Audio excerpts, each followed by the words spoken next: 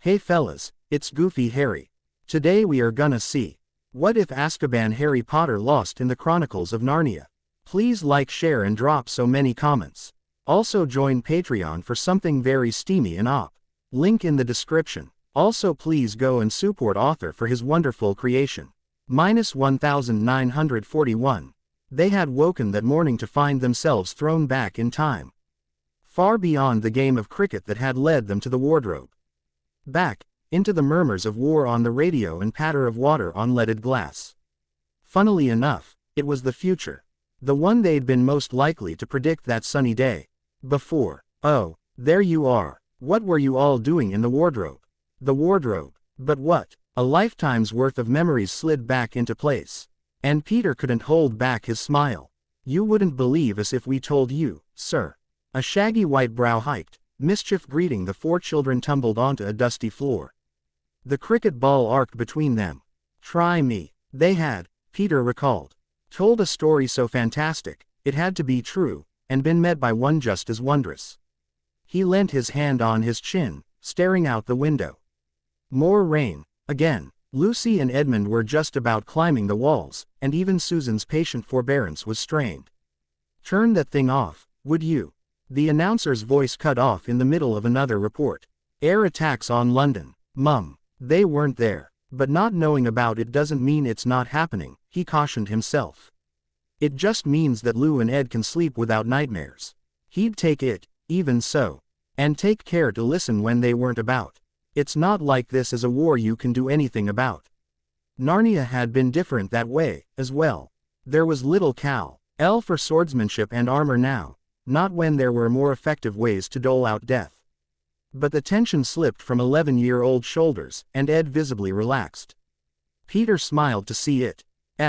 Strange how easy it was to accept that they were children again, after having grown so much in Narnia. But it was only flesh, after all. Remember the rain at Cair Paravel? Lucy asked. Of them all, each change from maiden to girl was most striking in her. Hair shorter than it had been in years. It's always been that way, Peter had to remind himself. Here, soft and clean, even when it was driving down into the sea. Not like it is here, Ed agreed. In him as well Peter couldn't help but notice the differences. The build and muscle of his prime were only a promise, now, but dark eyes still held a surprising depth of understanding and compassion. Positively dreary. Susan shrugged. It'll be gone soon enough. But we've nothing to do. Lou pouted. Peter grinned. And all she had left were 2, 3 white buttons. 5, a silver apple. 8, a butter churn. 9, something you have never seen. Lucy recognized Susan's precise handwriting, and her little nose scrunched in confusion. The older girl was usually quite down to earth. Where in Aslan's name am I to find a silver apple? Sue had seen it somewhere, to have listed it. As for something you have never seen before, there were quite a lot of those around. It was just a question of which one.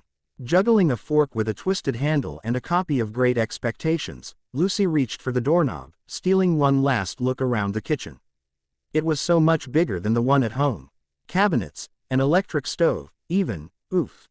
She gaped at the mess of boy and objects scattered over the floor. Edmund, Lou, he rubbed his head and winced. Heat crawled up her cheeks. And she knelt to help him. I'm so sorry, Ed, I didn't hear you coming. "'S'alright," he smiled at her, and she handed him a red pincushion. Whose list do you have?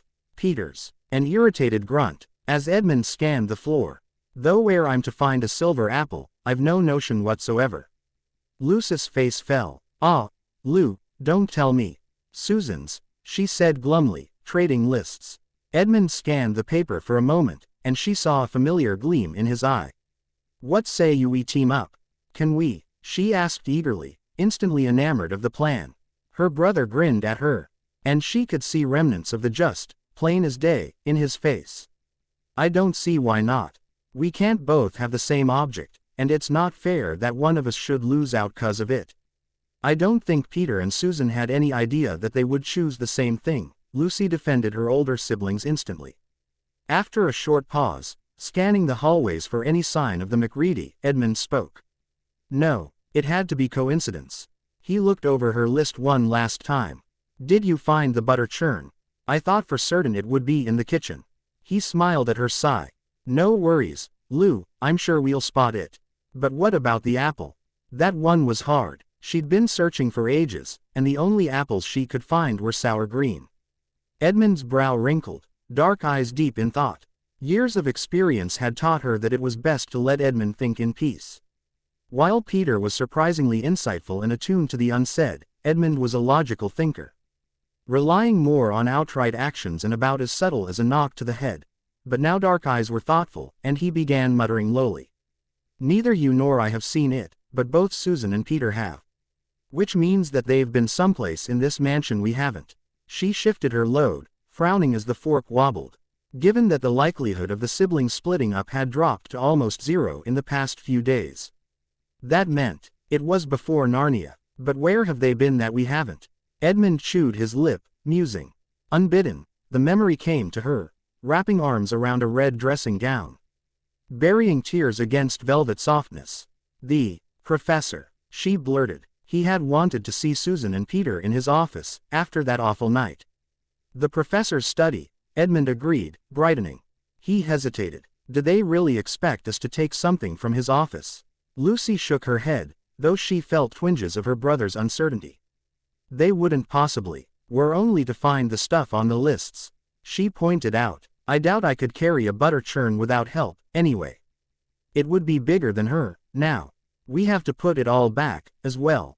A laugh bubbled up. Trust Edmund to always be practical. He grinned, one eye closing in a sly wink. Susan peered at her list, doing her best to make out the scrawl Edmund called handwriting. Years of practiced calligraphy had been abandoned in excited haste. But if that was AD and that was an O and not an A, if she held it to her nose, and turned her head like this, and squinted just so. A red sock. Yes, that must be it. She hoped. Well, if there was any chance of finding it, it wouldn't be in the mansion's foyer entrance. Upstairs. Most likely in her brother's suitcase still, if she had any luck at all. The artifacts bedecking the walls and corners ensnared her gaze, and Susan couldn't help but linger. Though if she didn't get moving, there would be no way she would beat Peter, or even Lucy. Oh, look at that. Fingers lifted to trace the sculpted nose, pulled back.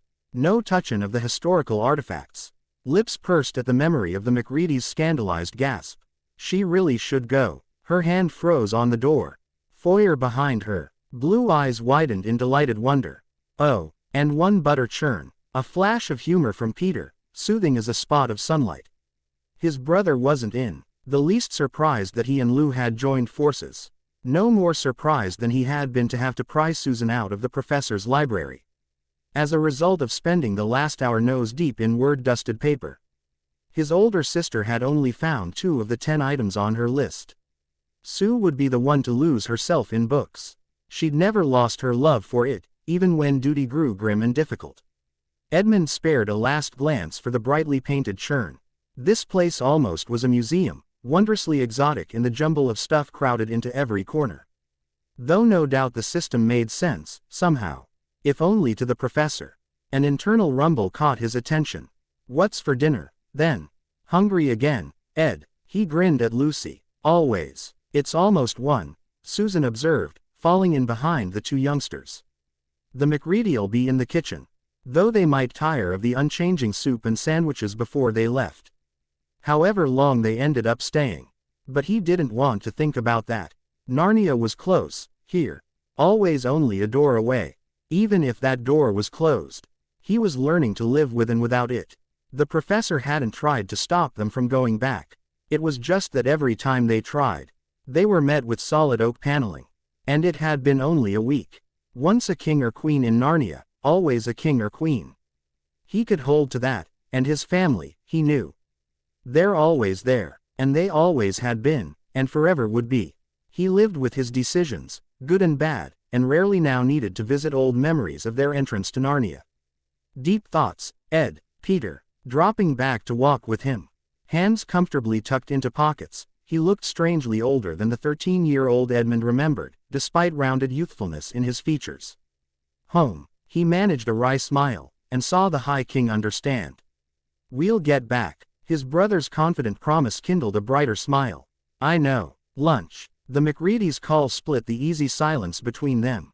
And Ed couldn't help it. Race you, children. HMPH. Hands plied a wet cloth, before sinking into floury dough. Well, the professor was a kind soul, for sure and certain. Lord knows she couldn't have done it, were it her home. But there was enough room here to accommodate them, and the professor wanted to do his duty to his country. There was nothing nobler, in God's sight, than caring for the weak. But 4 of them, Finola McReady needed, leaning her weight into the table. She had anticipated quite a few. They did have the room, after all. But these were such odd children. English, through and through, but that didn't account for all of it. She frowned, rubbing the pasty mixture. Too wet. A fistful of flour, then. Betty and Margaret had taken care of the cleaning and rearranging, preparing space for the young ones to sleep. The professor was a kind soul, bless him, but the man's head was in the clouds more often than not. He needed looking after. His servant girls were handy enough at keeping the mansion fit for the tour groups that still came round, war or no. But there was always something requiring her attention. And for the past few days, it had been children. After that one raucous night, they had calmed considerably. The eldest had finally stepped up to take his family in hand, and the younger siblings had accepted their new situation. It was a little strange, how quickly they had settled down, but she could only be grateful for it. They were out today, as the sun was shining as it hadn't in days. Even she was tired of the dreary rain. Long past time for the sun to show his face again, all the brighter for the grayness of days past. She'd heard no shrieks or crashes all morning. Finola loosed a relieved sigh. After one broken window, the children appeared to be taking care. But cabin fever had been weighing heavily on them. Yesterday, at lunch, she'd been sure the youngest girl would wriggle right out of her chair. A few words on her part had corrected the situation, though the constant fidgeting from all of them was enough to make her dizzy. And then she'd found the tarnished, decorative fork with the twisted handle in a pile of odds and ends that surely hadn't been lying along the hall floor that morning. She should have known that not hearing thumps and shouts didn't mean they weren't up to something. It was silver, and old. She'd been meaning to polish it for months, now, but what with everything, it had slipped her mind. The eldest girl, Susan, her name was. Finola was never sure, though they had been here nigh on 2 weeks now. The boys were easier to tell apart, the eldest with his blonde hair and blue eyes, the younger so solemn, dark of hair and eye and his skin so pale. Peter and Edmund, and the babe of the family was such a little girl. Lou, her family called her, though what sort of a name was that, Finola was certain she didn't know. It certainly didn't seem fitting. The dough was rounded now, and needed only to rise. She smiled. Time in a bowl, a damp cloth draped over, and then to the oven. Bread was so much simpler than children. No matter how you might mold them, nothing ever went as expected in the baking. You could end up with something you barely recognized at the end. But it was too new and beautiful a day for such old and harsh memories. She settled the heavy porcelain bowl on the counter, pushing it far out of the way. It would be ready in a few hours' time, and fresh for dinner. And then Oi asked, how long they was thinkin' to be out, and he said all day. From the crack o' dawn. Can you ever imagine? Liverpool accent, high and loud. Margaret, a sweet lass. Orange curls peeped out from under her kerchief, as she giggled to Betty. Though a bit empty-headed. Her beau loved her, though. And Finola supposed that was what was important. What are they doing out there in the forest, then? Betty was from Carlisle, much closer to the mansion than her friend. She was darker in coloring and more serious in countenance as well, though both girls shared the same sturdy frame. Finola herself had kin in Dumfries. The children were the furthest traveled of them all, though no one knew just where the professor had gone in his many journeys. Goodness knew, the man had probably seen the world twice over. All day, the giggling girls noticed her at last, and bobbed in quick curtsies. Margaret was the one to answer. Yes'm, I asked Peter, the oldest, that I did. He was wanting a kip for midday meal. When was this? Finola's mouth was a tight line. They certainly hadn't asked her for permission, thankful as she was to have them out from under her feet. She saw Margaret blanch at the question. This mornin', marm. Finola suppressed a sigh. she needn't be so hard on the girl. She supposed. Margaret might not have the sense God gave a goose, but the lass's heart was in the right place. Thank you, Margaret. Back to your chores, girls. A murmur of, yes'm, a bob of kerchiefed heads. And the lasses were gone in a whirl of skirts. Though the eldest should have waited and asked permission. There was nothing out there that wouldn't keep long enough for them to speak to her. They were past the age to begin taking responsibility for their actions. Green eyes narrowed behind thick lenses. She had a responsibility, after all. The housekeeper nodded her head firmly. She would have to speak with them then, when they came back. But the midday meal wouldn't take half as long to prepare, now, with only the professor to feed. Lord be praised for small blessings. Whose brilliant idea was this, anyway? Oh, do stop moaning, Edmund. Lucy stopped chiding her older brother long enough to slither past another patch of thick mud. It truly wasn't that wet out. Mostly. Oh, but she missed being tall. That would be the High King. And we all went along with it, Susan reminded him, stepping carefully around. Lucy giggled. Edmund's grousing was just a show, no matter the weather. He always preferred outdoors to in. Unless they were at Cair Paravel. But there was so much more to do there. She should be upset, she knew. But unlike Susan, Lucy didn't feel as if she'd lost anything. She would always carry Narnia with her, tucked away in the same place as the burning hope that they would get back one day. Until then, this was just another adventure. Yes, but honestly, did we have to leave before daybreak? If we wanted to get anywhere, yes, the High King himself answered blandly, a smirk begging to be released. But we don't even know where we're going. Lucy turned just in time to see her oldest brother's response to that protest. A gentle nudge at an unbalanced moment, and, hey, dark strands caught the wind as Susan shook her head fondly. Peter grinned, laughing aloud. Edmund tried to snarl, but the effect was ruined by the smile pulling at his own features. Ankle deep in mud, the 11-year-old let a wicked grin have the rule of his face. Lucy's eyes widened, hands coming up to cover her smile. Oh, you know what this means, don't you? The blond boy reached out a hand to help Edmund loose of the thick stuff. You'll be cleaning off your shoes for a week. War. The High King yelped as Edmund the just dragged him into the pool of squishy black sludge. He stumbled, and Edmund dodged. Lucy stared, as the loud sounds of surprise and chaos died into the forest. Giggles welled up, bursting free. She really couldn't help it. Oh, what a mess. Peter rose carefully, rueful smile replacing the grin. Mud coated his left knee and the opposite hand, where he'd managed to catch himself from sprawling full length in the stuff. Do you think you could hand me my shoe? Ever polite, was Edmund. Particularly when he wanted something. Peter snickered, dislodging the article in question from the sucking glop. Susan huffed a sigh, moving to brace her younger brother. The 11-year-old had managed to leap free of the mud entirely. And was balanced a surprising distance away. Thanks, Sue. Wobbling crazily in an effort to keep his socked foot from the ground, Edmund leant gratefully on his older sister. Do you need any help, Peter? Lucy stepped a little nearer. No, keep back, Lou. No sense in any more of us getting filthy. A few careful moments later, the eldest had freed himself. That bad? He asked wryly. Lucy nodded, gasping for breath amid laughter. She slowly surveyed her oldest brother, and broke down once more. Mud not only thickly coated his shoes, smeared knee and hand, but had spattered across his trousers and shirt as well. I haven't seen Peter this disheveled since. A day at Cair Paravel, at least a month ago.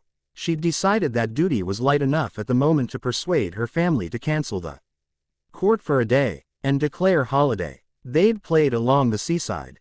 Not a month, she had to remind herself. Goodness, but it was tricky keeping it all straight. Time there was not time here. So perhaps she'd be better off thinking of it differently, as Narnia time, instead. I wonder how much time has passed there, since we went through the wardrobe. No use moaning over spilt milk, as her mother was fond of saying. All right there, Ed. Peter finished wiping his hands in the wet grass, plucking handfuls to scrub the worst of the mud off his clothes and shoes. Yeah, Edmund had followed suit, and was a little cleaner than before. But seriously, Peter, where are we going? Lou, would you get the map out of my shirt pocket? Peter held up damp and dirty hands. Map, she ratted a surprised look with Susan, though why, she had no idea. Peter was usually the conscientious one. The map was carefully traced, showing the mansion, the grounds, and the nearby forest, one of the few that was left from the countrywide logging of the Industrial Revolution. And it showed the nearby border to Scotland. Very near. Peter, are we in Scotland? Lucy glanced up, surprised at the tone of Susan's question. There was no need to be so aghast at the idea. They'd crossed borders before. In Narnia, she had to remind herself. Not the same. Here, they were just children, and might actually get in trouble for it. No matter that there were no fences barring the way. I can't tell, her brother admitted. I don't know exactly how far we've come. Lucy herself couldn't keep track. The measures she had used in Narnia were for an adult's stride, and Narnian figures didn't convert well besides. Susan always had the best head for math, anyway. Honestly, Lucy looked to older sister. Don't be upset, Susan. Her sister's blue eyes, the one thing she and Peter shared, refused to meet her gaze. It's not all that bad. We should go back. Susan was fretting again. She did it periodically. It had been the worst. The first time they had entered Narnia. Her siblings had endeavored to cure her of this habit, but even by the time the white stag had appeared, they hadn't fully succeeded.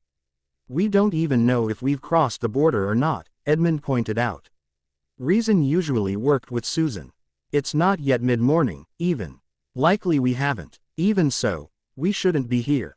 Lucy leant against her sister's coat, gazing up at her. Why was Susan so afraid? It truly wasn't as if they were violating a law, or some such. Scotland had been a part of Great Britain for a long time. Most maps only showed the border as a mark of courtesy, much like the borders of the Lone Islands. They had been a territory of Narnia, though far outside its borders. Peter's eyes narrowed, softened. If you truly want to turn back, Susan, we will. If it upsets you this much. Oh, no, but the look in Peter's eyes, as he gazed at the others, was decided. And they would follow him. How could they not? Please, Susan. Lucy clasped the larger hand. Please. Blue eyes met hers, and she smiled hopefully. A long moment, as Susan looked at each of her siblings, and then sighed. Lucy felt the tension slide out of her, pressed as she was to her sister's side. All right, but I don't think this is a good idea. 1993. Muggles. At Hogwarts. Surely you must be joking, Headmaster. On the contrary, Dumbledore replied cheerfully. I believe the students will benefit greatly from having them there. One must make allowances for elders, of course.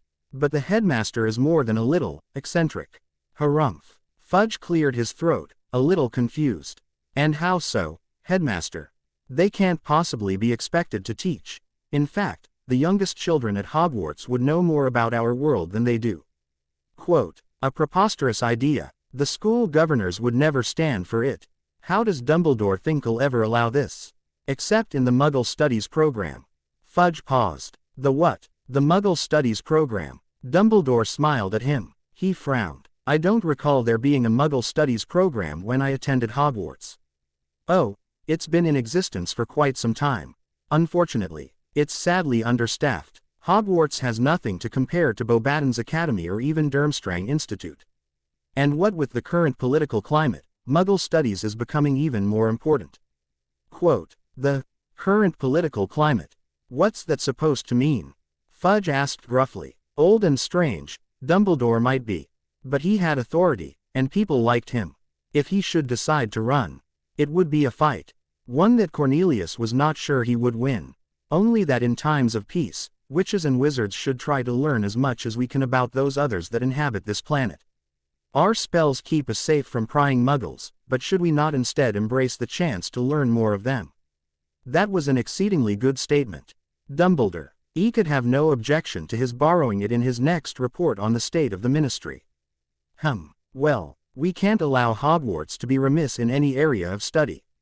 We wouldn't want to fall behind Durmstrang and Beauxbaton's, after all. British witches and wizards want to send their children to the best possible school, not some foreign place, Dumbledore. Of course, Minister. And you'll inform the governors of my decision, yes. After all, it wasn't the minister's job to get involved with the running of Hogwarts. Best leave that to the headmaster, and allow him to deal with the details. But of course, minister. Good, good. Can't have a British school falling behind some landlocked academy. Why, it would be a disgrace. All right, then, Albus. It's been good seeing you again. Mind why? Oh, you get them well settled in before the school year begins. He held out a hand. Dumbledore gripped his fingers congenially. Of course, Cornelius. Lean forward slightly, and touch back down. Good. Now even the littlest girl was back on the grass. Another first lesson over with, and no broken bones this year. Not bad at all. Rolanda smiled, feeling the wind ruffle her hair. That's it for today, she called, over the buzz of excited voices. One or two looked a little green, but that was only to be expected. Anyone with any questions, or who wants extra tutoring, come and see me. And this was a beautiful day for flying. One of the nicest so far. She did so dislike having to teach beginning flyers in the rain. So much more to go wrong, with low visibility and cold fingers that couldn't grip polished wood. Add to that, she really must talk to Dumbledore about getting new brooms. Nothing spectacular. Perhaps some of the Nimbus line now that their prices were dropping, what with the new Firebolt coming out. Madam Hooch, one of the young Ravenclaws was pointing. She turned to look, and Hawkeye's narrowed. Go to class, Bixby. But Madam Hooch, look at the Bixby class. I'm sure Professor Snape would like his students to be on time. All his students, she added. She understood Severus. He taught a class that could be just as dangerous as flying, in its own way. The children needed to learn care. But first, Bixby would learn punctuality. The boy blanched, and ran after the rest of the first years. Ravenclaws were generally a good bunch, but sometimes too smart for their own good. A challenge to teach, always asking questions. But at least her nerves were never as frazzled as when she had to instruct the Gryffindors. That lot were always much too daring, especially first time out.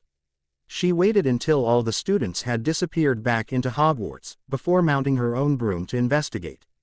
Leaving 20 broomsticks unattended screamed against all her safety instincts, but as she approached the lake, the giant squid sank back down beneath its waters.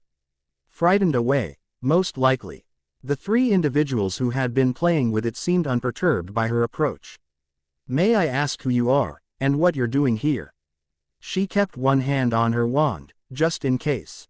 One of the two men stepped forward, holding out a letter. We've received a message from Albus Dumbledore.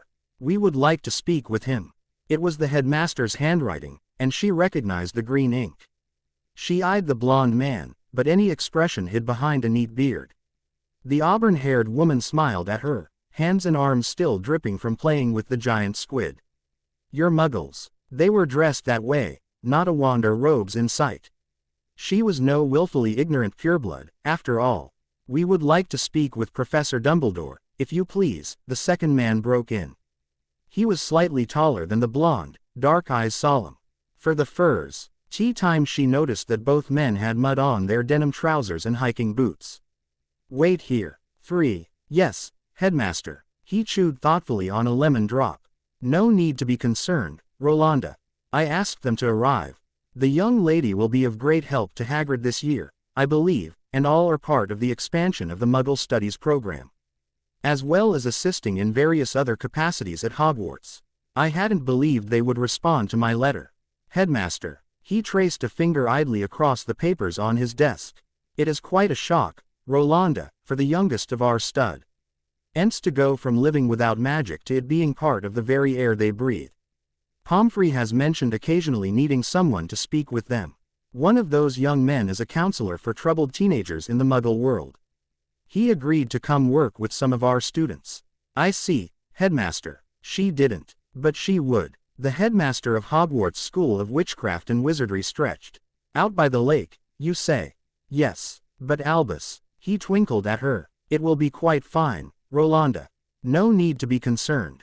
And I do believe that there are 20 or so broomsticks waiting on the lawn to be taken in. She never did let the students touch them outside of class, until they had reached second year. Training them to be responsible, and see the broomstick for what it was, a tool. But one as dangerous as any other if misused. He was truly blessed in his staff. Not only were they all competent people, but the greater majority of them were good, as well. They were waiting out by the lake. Just as Rolanda had said. The young lady tickled one of the giant squid's tentacles. One of the men was speaking quietly to the other, picking at the lawn. "Welcome, once more, to Hogwarts." 3 startled gazes snapped to his. "Professor." He laughed, fielding an armful of enthusiastic young lady. "Lucy, my dear, how are you?" "Quite fine," she answered pertly. Stepping back, dark eyes looked him over. "You are not so well as I expected." The headmaster managed a laugh, for all he was still surprised by how little she had changed. "Time may be kinder to wizards than muggles, but we still age." A bright peal of laughter. An unexpected side effect, according to someone I know. The dark-haired man stood from his relaxed sprawl on the grass. "You're looking well." A smile then, for this serious young man. "Thank you. And you." Edmund laughed. "Never better." And Albus could believe it. "Peter." The blonde shook his hand firmly, and Albus was surprised to note that his younger brother had passed him in height. "Thank you for your invitation." Dumbledore nodded. "Yes, we have much to speak about." He surveyed the young ones before him, pulled his beard absently. "Much, indeed, more than I suspected, when I first set out to find you." He hesitated. Susan, sorrow, on all 3 faces. "I see." "No." Peter, working past the grief to answer. "Changed in face and form they might be. But these ones were so like the children, had they been that, even then, he had met just over 50 years ago. It's not what you think." "Then I believe we all owe explanations." A short while later, seated in his office, he offered them each a lemon drop. Blue eyes scanned the changes in the room, and settled on him. "Dip it." "He passed on a short time after you knew him," Dumbledore said softly. "I have been headmaster here for 38 years, now." A moment of silence. The portraits on his walls were looking avidly on, at least, the ones that weren't snoring. "Susan is in America," Lucy said brightly. "She's become a scientist, has her PhD in biology. She's studying Hutchinson-Gilford progeria. Oh, he might be considered one of the most learned and eclectic individuals in the wizarding world. But medical knowledge had never been his strongest suit, especially Muggle medicine. Gerontology, Edmund cut in gently. Premature senescence, to be precise. Ah, that explained quite a lot. And you all miss her terribly, don't you? From what your letter said, I was under the impression that this Voldemort fellow was centered in Britain." Albus looked to Peter. 50 years had wrought invisible changes. "You were always the most expressive. But then, I never saw you before your court." "Yes, for now, he has a following, and it is growing. But in America, yes, Susan should be safe. For now." Edmund's concern was palpable, even through what wasn't being said. He could read the tension in them. One that came from more than physical distance. And perhaps that has more to do with her chosen career. Susan, who is Voldemort?" He met Peter's eyes, and bit back a smile. There was the familiar determination. "He is the scourge of our world, the Grindelwald of a new generation. How to explain the horror and pain?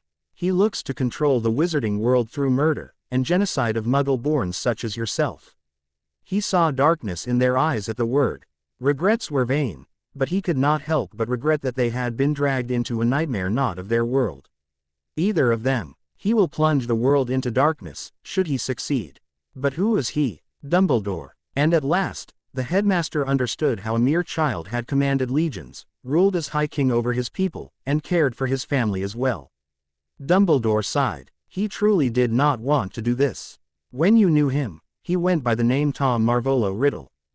Betrayal. It was his curse to always see it, and never be able to affect or be affected by it. Sins of omission. After his one great sin of commission. Edmund wondered why he wasn't surprised. He looked over the room he had been given. The strange creatures called house elves had come and gone, explaining how to set the password on the tower door, ensuring that none but the 3 Pevensies were granted access.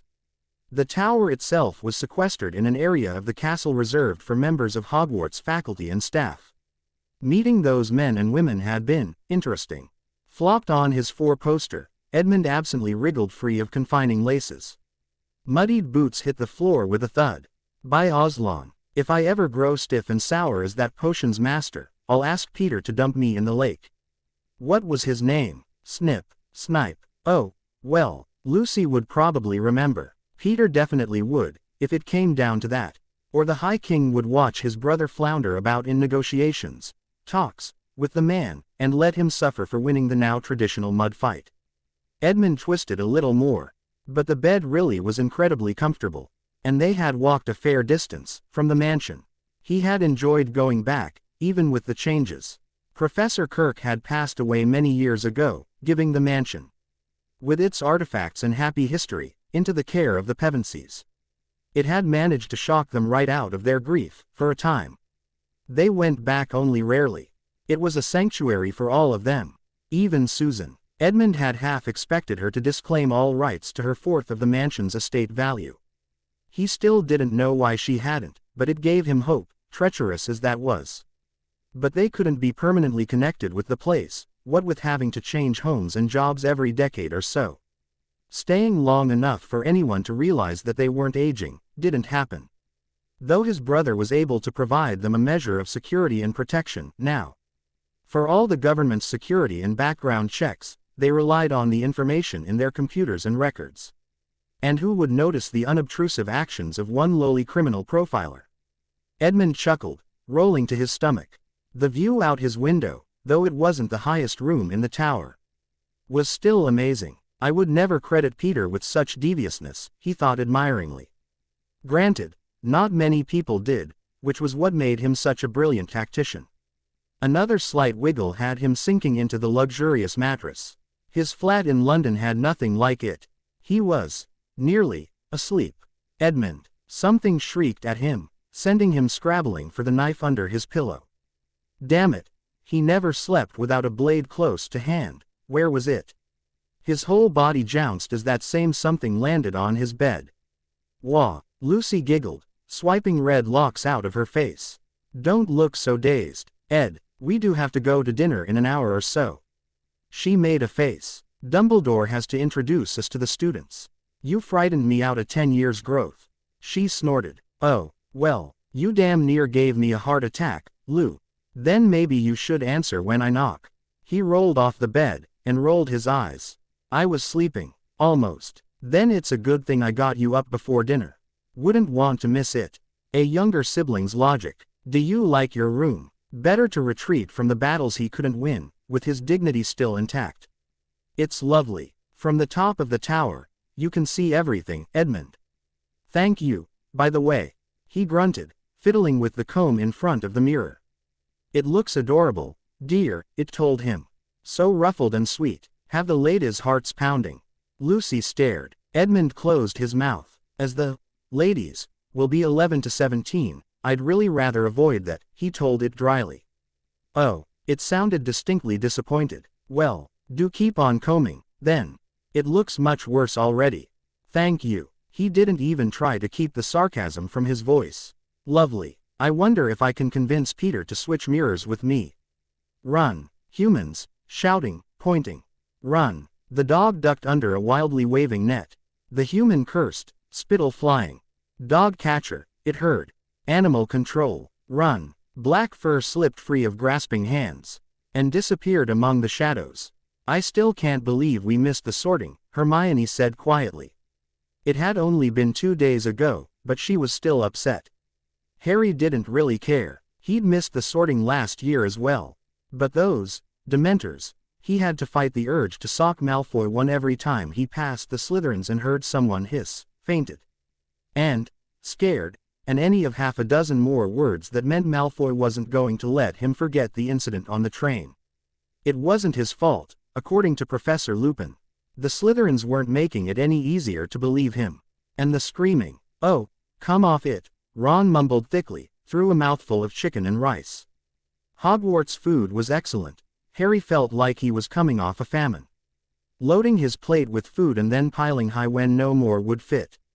Snot like you know any of the first years, anyway. Well, it would have been nice to see. Harry had to agree with that. He hadn't been to a sorting since his own. We'll make it next year, he said confidently. The look Hermione shot him wasn't exactly reassured. He turned back to his plate, looking over his schedule once more. He didn't want to admit it, but McGonagall's talk in Transfiguration had really soothed his nerves. Hermione's attitude toward the insect-like divination professor was also comforting. "I think it's a load of hogwash," she'd said, as soon as they got out. "A grim." Yes, it might have looked like a grim, if your eyes were half shut and you had the cup tilted at exactly 17 degrees from the vertical. Because at 18 degrees it was definitely a llama. Ron snickered. At least most of the class wasn't convinced now that he was going to drop dead on them in the next week. The more reasonable half of the class. He already had the sinking feeling that Lavender and Parvati weren't about to let go of the idea anytime soon. They were about halfway through their meal, listening to Seamus' impression of Trelawney on one side and fourth years enthusing about Lupin's first lecture on the other. "Can't believe Snape's already got it in for us," Dean moaned. "I can," Ron muttered. "Slimy Git's nose is always out of joint about something." "Harry, Ron, who are those people?" "Who?" "Hermione." Harry looked around the great hall, but he didn't see anything out of the norm. At the teacher's table, look, she wouldn't point, but she did jerk her head towards the front of the hall. Sitting on Lupin's other side. Those three. Ron frowned. Harry looked, forgetting his meal in his surprise. Where he'd noticed that wizards wore Muggle clothes under their robes, which marked them out from the rest of the world, these people weren't wearing robes at all. If he didn't know better, he'd think. "They're Muggles," Ron said, surprised. His fork, loaded with carrots, had halted halfway to his mouth. "Don't be silly, Ron," Hermione scoffed. "When will you two read Hogwarts, a history? There's so many anti-Muggle and Muggle-repelling charms on Hogwarts that no Muggle should be able to get within 10 miles of here. And even if they did, they wouldn't see anything. Muggles don't see magic, after all.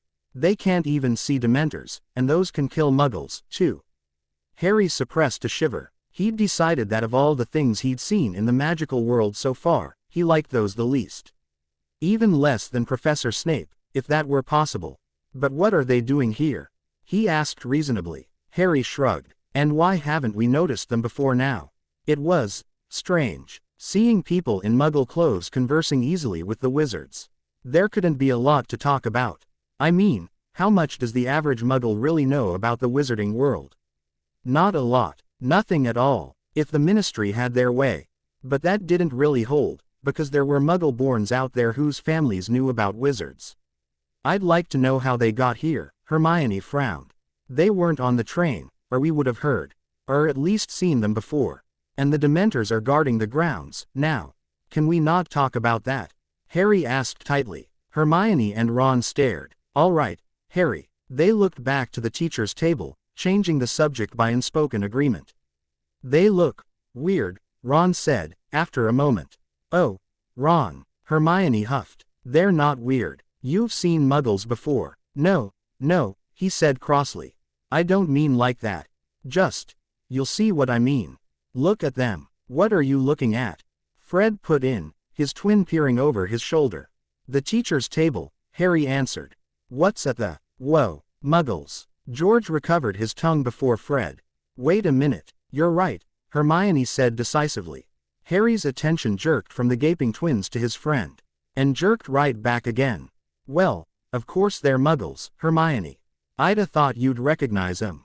She scowled at George. "Not you, Ron. There's something different about them. I don't know that they're really Muggles at all." Harry looked back to the table, concentrating for the first time. There were 3 of them. 2 men sitting on either side of the one woman, all in Muggle clothes without a wand in sight. They all seemed to be in their mid-20s, but the blonde man with the beard looked older than the rest. He was talking quietly to Professor Sprout on one side. The woman was slender, had long, dark reddish hair, and was very pretty.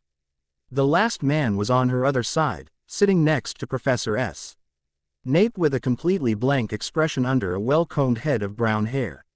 But there was something in the air around them, something that wasn't. "Feel sorry for him, sitting next to Snape. A Muggle and all," Ron muttered.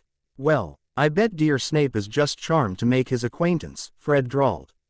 "Thrilled, enchanted, so very pleased," George falsettoed, a hand to his heart. Harry snickered as he fluttered his eyes. Snape looks like someone's pushed one of Seamus' old socks under his nose. It seemed that their distraction was enough to send more and more people's eyes toward the professor's table. The whispering started low, but was then hissing steadily under the noise of cutlery and conversation. "Isn't he going to tell us anything?" Hermione demanded, looking at her watch. The meal was almost over. "Eat your vegetables, Ron." The fork was still halfway to Ron's mouth, forgotten. "Yes, Mum," he muttered.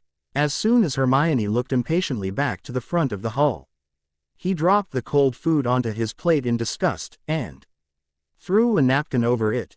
Harry had finished eating quite some time ago, so it came as no surprise when the plates vanished. The Muggles seemed to be taking all the wonders of Hogwarts in stride, as well. Clink, clink, clink. "May I have your attention?" McGonagall, a slight smile on her face as the noise died down. Dumbledore stood, his smile twinkling out at them. "Good evening. As I am sure many of you have noticed by now, we have a few guests here at Hogwarts. I am pleased to introduce to you Peter, Lucy and Edmund Pevensie, formerly of Finchley." As one, the three stood. "They're related?" Hermione asked. Harry was surprised as well. From here, they didn't look anything alike. Except, maybe, in the way they moved and held themselves. "Shish. As many of you have probably guessed, they are Muggles." At that, the whispering took on life of its own. The three exchanged somewhat wry and amused glances. Dumbledore waited only a moment for the noise to die down. "As a part of a new initiative for our Muggle Studies program, they have been invited to Hogwarts this year to assist the faculty in various capacities. I shall expect," and here his voice grew stern, "that you will show them the same respect and courtesy you give to your professors. I would like to remind you that you represent not only your school, but your families and indeed your very world. I anticipate nothing but your best behavior, from all of you." "Is he crazy?" Ron demanded. "The Slytherins'll hex them into next Monday. They are very vulnerable." Fred frowned. "Eunuch customedly serious. Defenseless," George agreed, glimmer of a trick in his eye.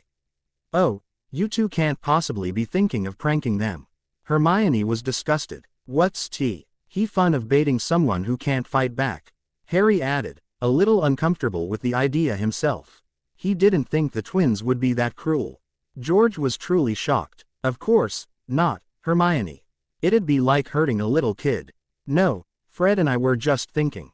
If there was some way we could head the Slytherins off, before they make us all look bad." "No kidding," Ron said quietly. "We can't always be around to look after them. I guess they're ours now," Harry thought wryly. "But they seem to be good people. They'd know more after they met them, of course. But to come to Hogwarts, and be amazed, rather than disgusted by what they saw, better people than the Dursleys." Though that wasn't exactly hard. Like a preemptive strike, Hermione was still skeptical. "Of course not. We're not looking to start a prank war here," Fred was offended. "Fun as that might be," George added. "Innocence in the crossfire is never fun," his twin corrected. "Detention," they chorused. With Filch, Harry winced. The worst kind, unless it was with Snape. Dessert had long since appeared and been eaten, almost thoughtlessly, in the buzz of startled conversation. Students left the great hall in drips and drabs, though the teachers remained. Harry pushed aside his plate and stood, Ron and Hermione coming with him. They left Fred and George plotting, having drawn a good deal of the older Gryffindors into their plans. It wasn't comforting to see a similar council of war taking place at the Slytherin table, but it was enough to see the Ravenclaws and Hufflepuffs similarly huddled.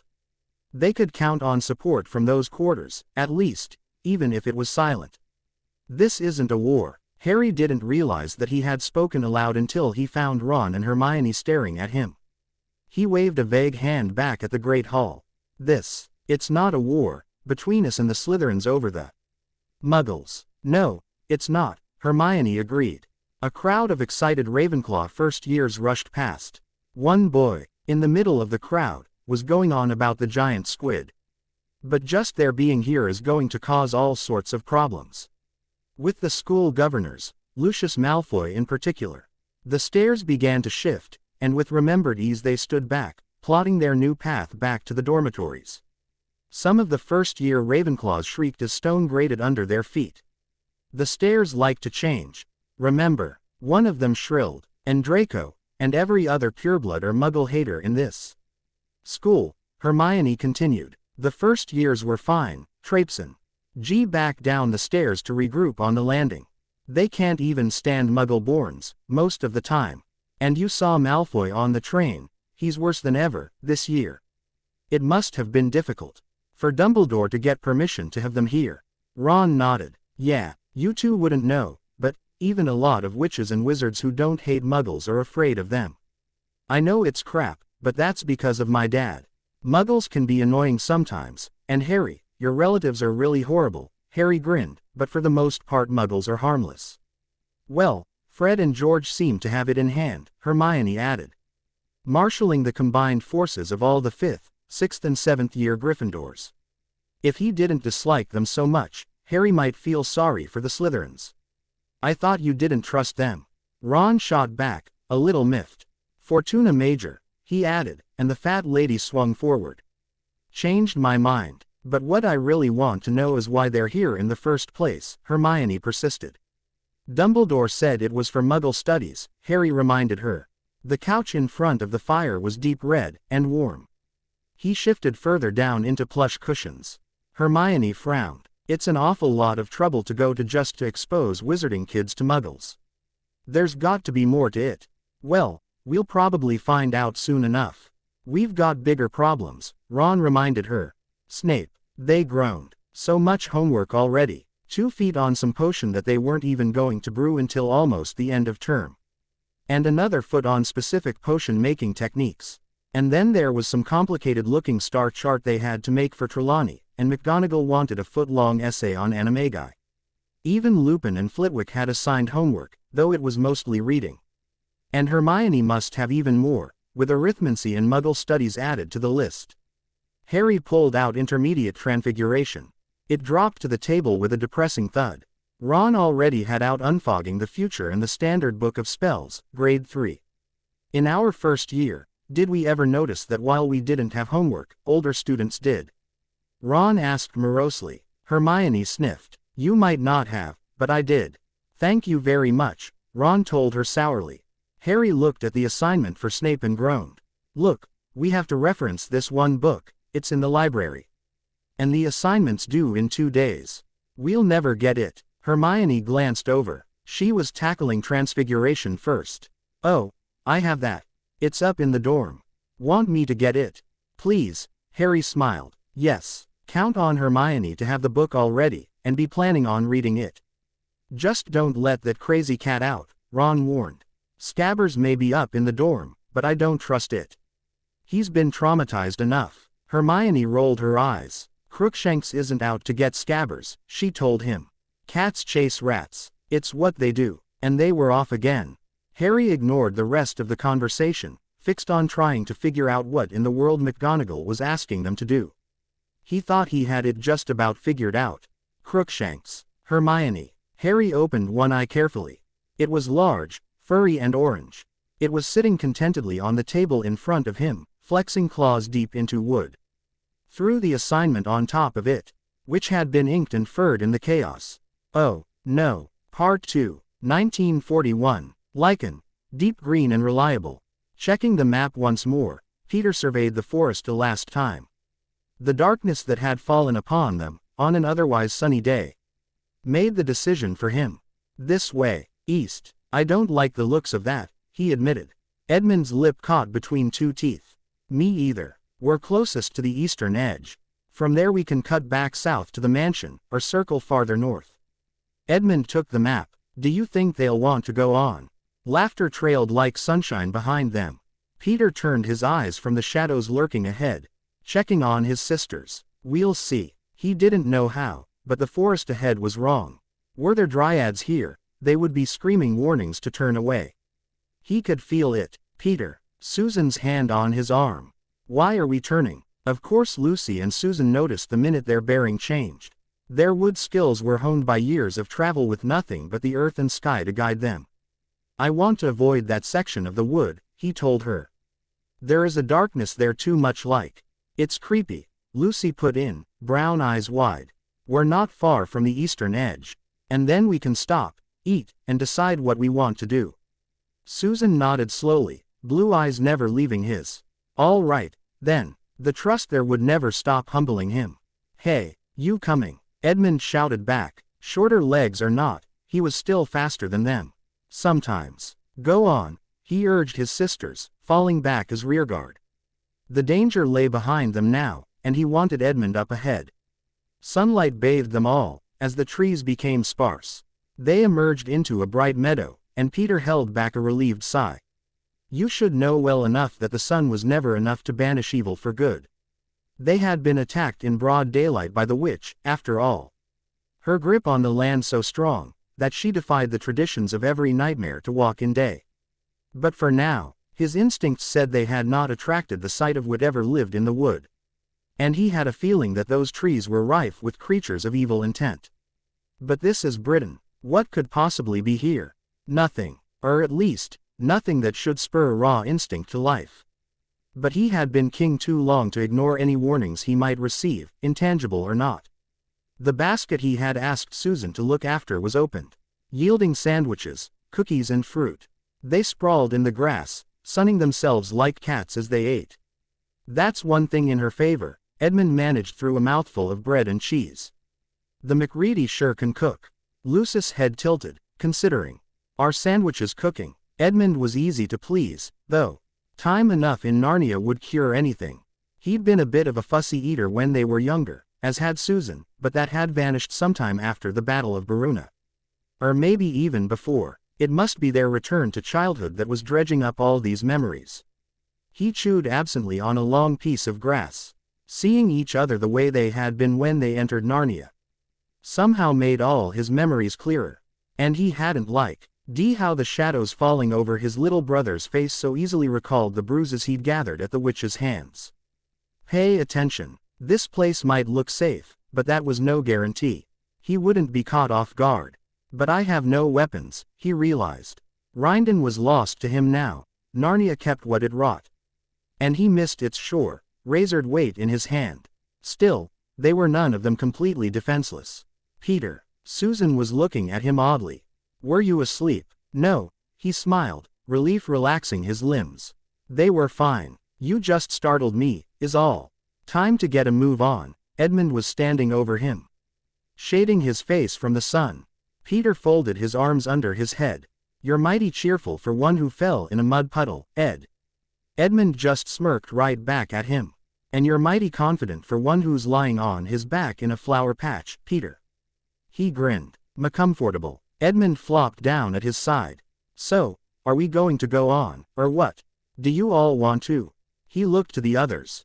Susan had relaxed considerably, and Lucy seemed energetic as ever. Edmund wasn't showing any signs of wanting to stop, either. And we do have to travel back, as well.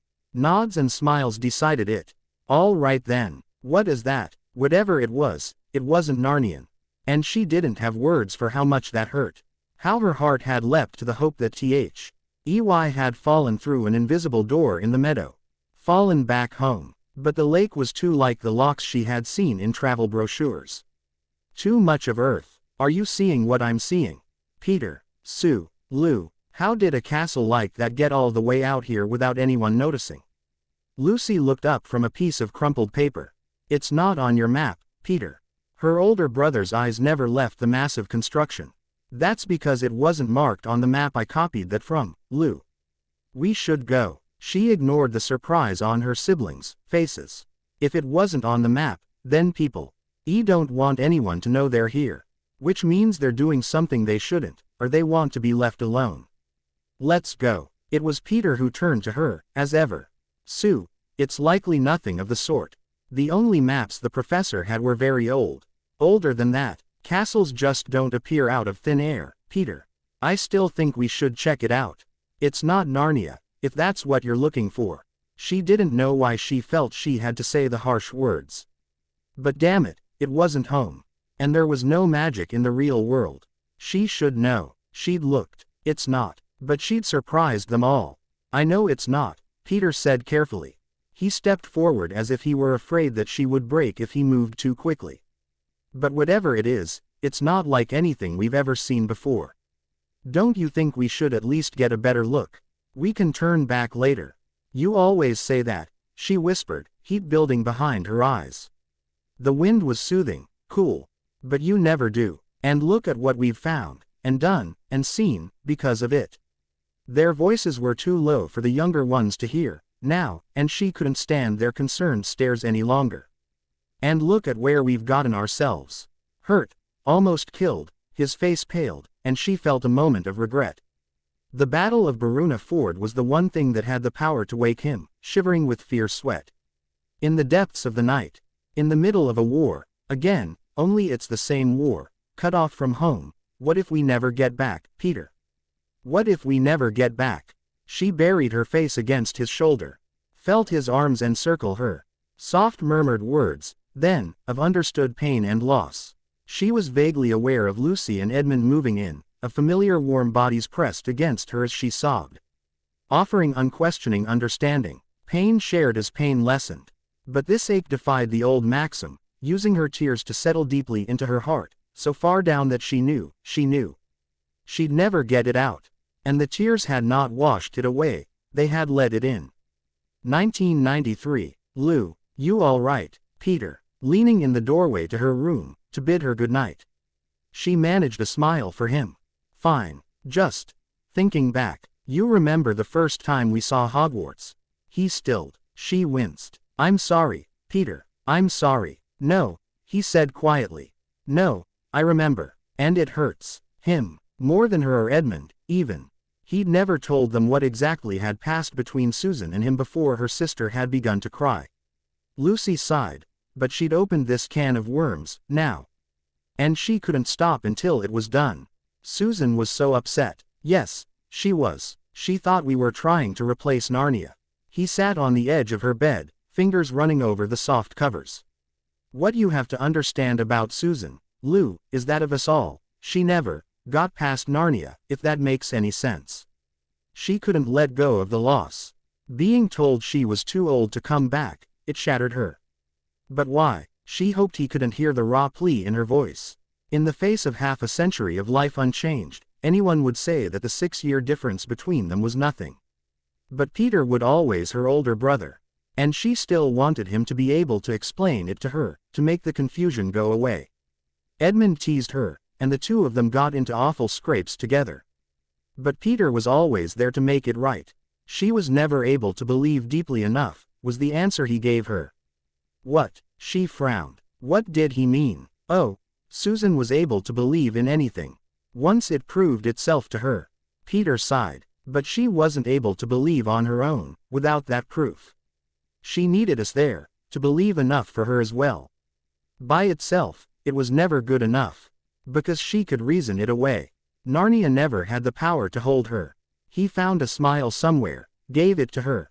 I will admit, he said softly, for a long time, your faith buoyed me as well. She stared. Peter was her brother, and no matter that she knew he had faults, he was still her hero. It was everything that made him her big brother that made him such a wonderful king. But he had needed her. I needed time to find my faith for myself, he admitted quietly. And your belief was always so absolute. I lent on it, sometimes, when I couldn't find my feet. Being told I could never go back was the hardest thing I ever had to hear. She understood. I'm glad I could help you, Peter. She touched his hand, even if I never knew. But why such heavy thoughts, tonight? Lips pursed, and she hiked a brow at him. The conversation with Dumbledore, her brother scowled. So you saw it as well. There's quite a lot he's not telling us, she confirmed, gaze straying to the many windows of this tower. And he wasn't very subtle about it. I wonder how much of it we'll suffer for not knowing. Such a grim outlook, he teased. I take it you saw this as well, then. She tossed a copy of the wizarding paper, the Daily Prophet, at him.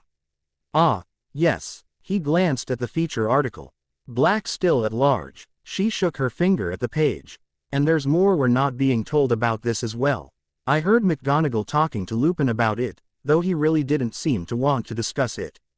But whatever else this Black did, why would he come here? Peter frowned at her. Here. She resettled the pillows behind her. I was under the impression they thought he might be after the student body. Because that makes sense, snorted a new voice. Ed, catch. Peter tossed the paper to the younger man as he crossed the room. Came to see what you two were up to. Saw few weeks old, he observed. The bed dipped under the added weight. Going after children is the fastest way to marshal your enemy's strongest attack, Peter mused. Not the smartest thing to do. Pisses him off, too. Edmund. He dropped the paper on the bed with an unrepentant smile. It's true. She rolled her eyes. So what can we do about it? About the fact that Albus Dumbledore's even more close-mouthed than he was 50 years ago, if that's even possible, or the fact that the witches and wizards of Hogwarts, students and staff, mind you, think we're no better than babes. Edmund, she growled. You are not helping. Time. Peter overrode them both. Just a bit of it. To prove that wizards and muggles, his distaste for the term was obvious, aren't as different as they all think. She didn't blame him. Muggles. The word didn't mean anything. And she had no liking for labels. They don't even think we have brains, Edmund felt constrained to point out. She'd seen that too. Had they thought they were being discreet? Probably. They are just children. They were looking at us like we're a different species. In your case, they'd be right. Lucy giggled. Edmund lunged at Peter, who ducked away, and in a moment she was witness to one of their periodic battles. Much like the one earlier today that had landed them both in the mud. Hey, where did you learn that? Edmund cried in surprise, as Peter suddenly closed with him, and in a few efficient moves had the younger man pinned on his stomach. Yield, I yield, I yield. Lucy waited until they were back on their feet once more. That looked like jujutsu, she commented. The same fluid motions, the speed. Felt like jujutsu, Edmund groaned. Dusting himself off. Teach me, course. And me. No way was she passing up a chance at learning that. You had to ask, Lou. Peter grinned. Now that you two are done, she added archly. Do we have a plan at all?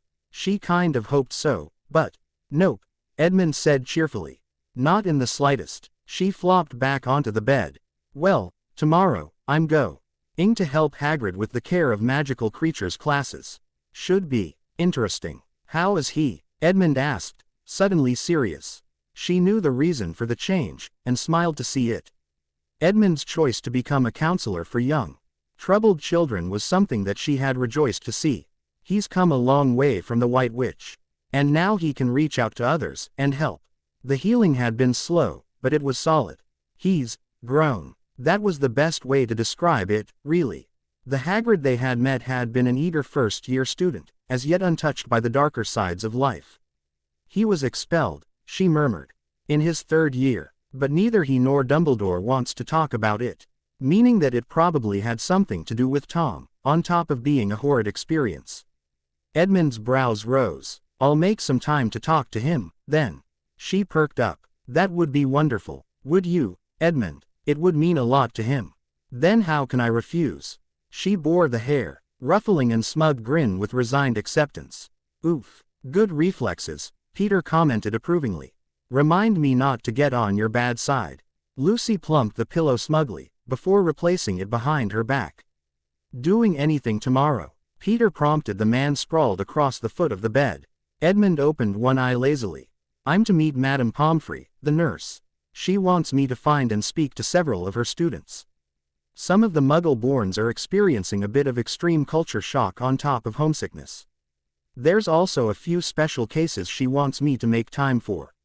One young man who's been effectively orphaned. His parents were tortured to insanity when he was an infant. Another boy, an orphan, who's living with relatives who, from all accounts, should be charged with negligence and locked away. A bunch that I think Dumbledore wants to try to save from falling to Voldemort. Some other cases as well, of a more sensitive nature. Abuse, then, Lucy thought soberly. The world was rarely a kind place. And incidentally, you're both leaving me stuck as the Muggle Studies representative of the day. But it sounds like a full day for you both, her oldest brother commented. And then comes the, I think it's time for bed, Edmund and Lucy chorused, matching Peter word for word. He grinned. It's late. I know, Edmund groused. She kissed her brothers goodnight. and they headed for their rooms. Tomorrow was going to be an interesting day, indeed. She wriggled under the covers, pleasantly surprised to find them cool in the early fall warmth. Peter paused in the doorway. "Lou, we will get back, even if it's not until the day we finally leave this world for good. And until then," she grinned, "it's just another adventure." Oh, she was going to be late. And all because she didn't quite have this whole time-turner mess down just yet. It was enough to make her want to scream, loudly, into the nearest handy pillow. Unfortunately, she'd have to settle for plowing her way through this crowd of second years. What were they all doing standing around in the corridor like this? Didn't they realize that they were blocking the hall? Pushing past a gaping Hufflepuff, Hermione set her eyes on her goal.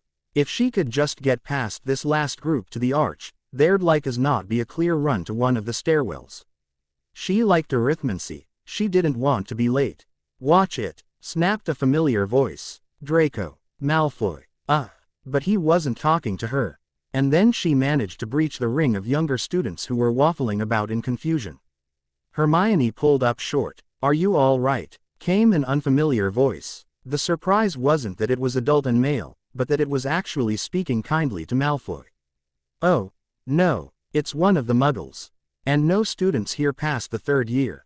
Fred, George, I'm going to have a talk with you about this. So much for your Muggle protection plan. My stuff isn't. Why don't you watch where you're going, Mudblood?" Hermione clenched her teeth. "You get, Malfoy." The students went silent. The blonde man straightened, holding the last of Draco's belongings. Sharp blue eyes raked the boy over. "So," he said quietly, "you were Lucius Malfoy's son." Draco was surprised. So was everyone else. Hermione's eyes narrowed. Who are these people, really? How does he know? What's it to you? Malfoy actually sounded a bit unsettled. Oh, she was definitely going to be late to class, but she wouldn't miss this for the world. The blonde man raised an eyebrow, unimpressed, and handed Malfoy's books to him. "I've met your father." Hermione almost snickered, and he obviously wasn't thrilled by the experience. "I can't say I think he'd be pleased to see the way his son comports himself in front of his peers." The Muggle's voice was bland, mild even. But the words weren't. Malfoy, being talked down to by a non-wizard. This was too good to be true. It didn't take Draco long to recover. "What do you know, Mudblood?" The blonde man's gaze went icy. "I am going to have to ask you not to use that term in my hearing again," he said evenly.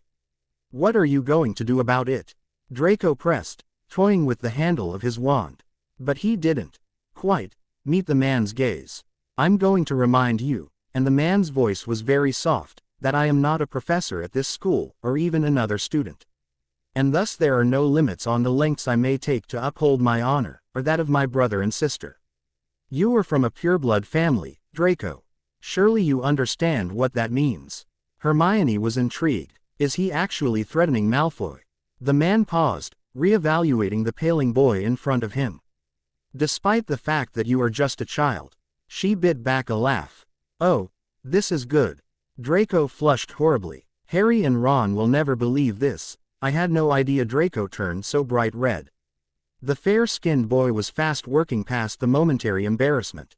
Malfoy opened his mouth. "When you write home next, tell your father that Peter Pevensies says hello. I'm certain he'll recognize the name." The man, Peter, turned his back on the sputtering boy, students rushing out of his way. Draco's wand came up. "Look out!" Hermione shrieked. He turned. Too late. Stupefy. Quote. Red shot through the air. "Oh, God, he's going to," and fizzled out of existence. What? Where did it? Spells just don't disappear. The hallway froze, everyone searching for the person taken out by Draco's spell. But it hadn't missed, or ricocheted. It had vanished. That's not possible. Everything he had learned about magic in the last 2 years told her that couldn't happen. It's magic. Energy. It has to go somewhere. Peter Pevensie was untouched. "Are you quite finished testing my patience, young Malfoy?" Draco Malfoy. The boy froze. What is going on here? "Professor McGonagall." Peter Pevensie greeted her courteously. "Throwing hexes in the halls." McGonagall was furious. And she cut herself off. "At a defenseless Muggle?" the man asked with a quiet, and somewhat wicked, smile. I leave this situation in your hands, Professor. I have no call to demand satisfaction from young Malfoy here. Yet, and he turned on his heel, and left. McGonagall leveled a thunderous expression on the blonde-haired boy. You, she bit out. Come with me. I believe the headmaster will want to see you. At the explosion of chatter that followed her statement, McGonagall glared impartially about the hall. All of you, to class. Now. Hermione slipped through the scattering of students, eyes gleaming with satisfaction. Wait till Harry and Ron hear about this. I am very disappointed in you, Draco. Yeah, am I supposed to care? Funnily enough, he did. Father might say that Albus Dumbledore was a doddering old fool, and Draco mostly agreed, but there was no denying the man had power. And, for no reason at all, he was kind to Draco. He couldn't understand it. I don't know if you understand the amount of trouble you could have gotten into, the headmaster mused. He was chewing on one of those dumb mudblood candies. A lemon drop, whatever that was. He insulted me, headmaster. Dumbledore lifted a bushy white brow. But not before you insulted him. He ran into me, knocked me and my stuff all over. At that, the headmaster laughed. Draco blinked. He was laughing. Why was he laughing? Draco smothered the urge to glower at him. And now, he was missing class, all because of that stupid mudblood. At least it was only history of magic. He really didn't need to see Potty, the Weasel, and Granger right now. Not to mention McGonagall, who was waiting outside the office to escort him back. Great. Just great. Accidents do happen, Draco. Dumbledore paused, sucking the candy. Maybe you don't understand. At that, normally he wouldn't let his attention wander in front of the headmaster, but he'd never been in the man's office before, and there was some interesting stuff here. If he could only get his hand on 100 points, I think, from Slytherin. What? Quote, he'd lost points from his house before, for foolishly going after those stupid Gryffindors. But at least he'd gotten the satisfaction of having that dragon sent away. What did that half-giant fool think he was doing, anyway? But 100 points. Headmaster. Dumbledore cut him off. You may believe that we only have rules so that students like you can break them, Draco, but I assure you that is not the case. He fought back a blush. He knew that rules were important, but some were more important than others. Especially if the others didn't make sense. I asked the students to treat our guests with courtesy. Not for their sake, but for yours. Draco, have you ever heard the term, aegis? Sanguinus. Who cares about some stupid mew? He caught himself just in time. Blue eyes narrowed. It is not a Muggle term. I suggest you look it up. Dumbledore's voice was very calm. Draco took a deep breath. Like father, before, in fact, it is considered one of the oldest wizarding magics known, but it is never invoked. You see, no wizard today has the power. That's ridiculous, Draco scoffed. Power is not just a thing of raw magic, Draco. I am sure you can understand this. Your own head of Slytherin House is one of the most powerful potions masters in the world. That does not require the use of a wand. Yet it is magic. He nodded slowly. Snape was the epitome of Slytherin cunning. None could say their head of house was not formidable, even though he favored potions making to wand waving. This is a power granted only to a select few, Draco. It is not something you can learn or even be taught. And while it may be one of the oldest known wizarding magics, it has never been granted to a witch or wizard. Perhaps the right wizard hasn't come along yet, Draco sneered. That couldn't be right. A power not granted to wizards. Father was right, the Muggle lover's brain was addled. But the headmaster smiled at him. You saw for yourself what your spell did, or should I rather say, didn't do to Mr. Pevensies. It was a trick of the light. And he would stick to that story, no matter what. You put protections on them, because they're Muggles. I did not. Yay, right. And if you believe that, I've got a piece of Azkaban to sell you. The bars are so lovely this time of year. And the Dementors only come out at night. I believe you would be well served by a week of detention with Professor McGonagall as well. That wasn't so bad, if it weren't for the fact that he'd probably just lost Slytherin the House Cup for the year. And I believe you have a free period in your schedule on Thursday afternoons. Slated for Quidditch practice right now, but Flint was pushing to move it to Tuesdays, which would really make his life hell since he had charms on Wednesdays. Mother insisted that hating a class was no reason not to do well in it. He'd pleaded, but when Father agreed, he knew he'd lost. It was his hide next summer if he got any less than perfect marks. Christmas holiday wouldn't be pleasant either. Yes, I'd like you to keep that time free. For the rest of the year. What the? He can't possibly be serious. Headmaster, I've decided that you'll be working with Edmund Pevensie during that hour. The counselor. Draco repeated numbly. The Muggle counselor. This is not happening. Dumbledore couldn't have devised a better torture if he'd tried. Much as Draco would love to attribute malicious intent to the old man, he knew the deck. Repet Fool was just doing what he thought best. Whatever little that was worth. And there was nothing he could do about it. He was a little reassured by the fact that bad as this was, it would be much worse if the man hated him. And the only people Dumbledore actively disliked, rumor had it, were Grindelwald, Volume, the Dark Lord, and Fudge. Though why the Minister of Magic ranked on there at all was a mystery to him. Father despised Fudge, too, but had rejoiced when he'd been elected. We have the freedom, finally, with that moron in office, he'd said. But there was one thing that was really bothering him. All year, I am going light on you, Draco. Dumbledore's eyes twinkled. You were very lucky, though you do not yet realize it. You only insulted Peter, should you be so foolish as to do the same to his brother and sister, he would avenge himself to the fullest extent upon you. What's he gonna do? Draco couldn't believe it. The man was a mudblood, for Slytherin's sake. He would take the right of first blood from you. But since you are a child, he would probably not take your life. Tried to hex you. A concerned woman's voice, as the staff room door opened. Lucius Malfoy's kid, a man. He didn't recognize either of them, and hidden in this chair, he couldn't see, someone snickered. Like father, like son. Yes, well, despite his calm, the second man sounded vaguely embarrassed. Oh, the Muggles. He hadn't been exactly avoiding them. He was just busy, and the rest of the staff had no need to be more than professionally courteous towards their newest addition. He hadn't yet decided if he was grateful for it.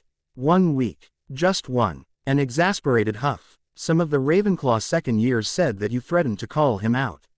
You didn't, Peter. I wouldn't have done it, Lou. He's only a child. The first man snorted. If he's anything like his father, it's about time someone put the fear of Aslan into him. Aslan. The word felt comfortably warm in his mind. Strange, but pleasant nonetheless. Edmund. The calm voice broke in. He is very like his father. But I'm afraid, Ed, that you'll be left with the fallout on this. The noise of a body throwing itself onto the purple couch. A deep sigh. Yes, I already heard.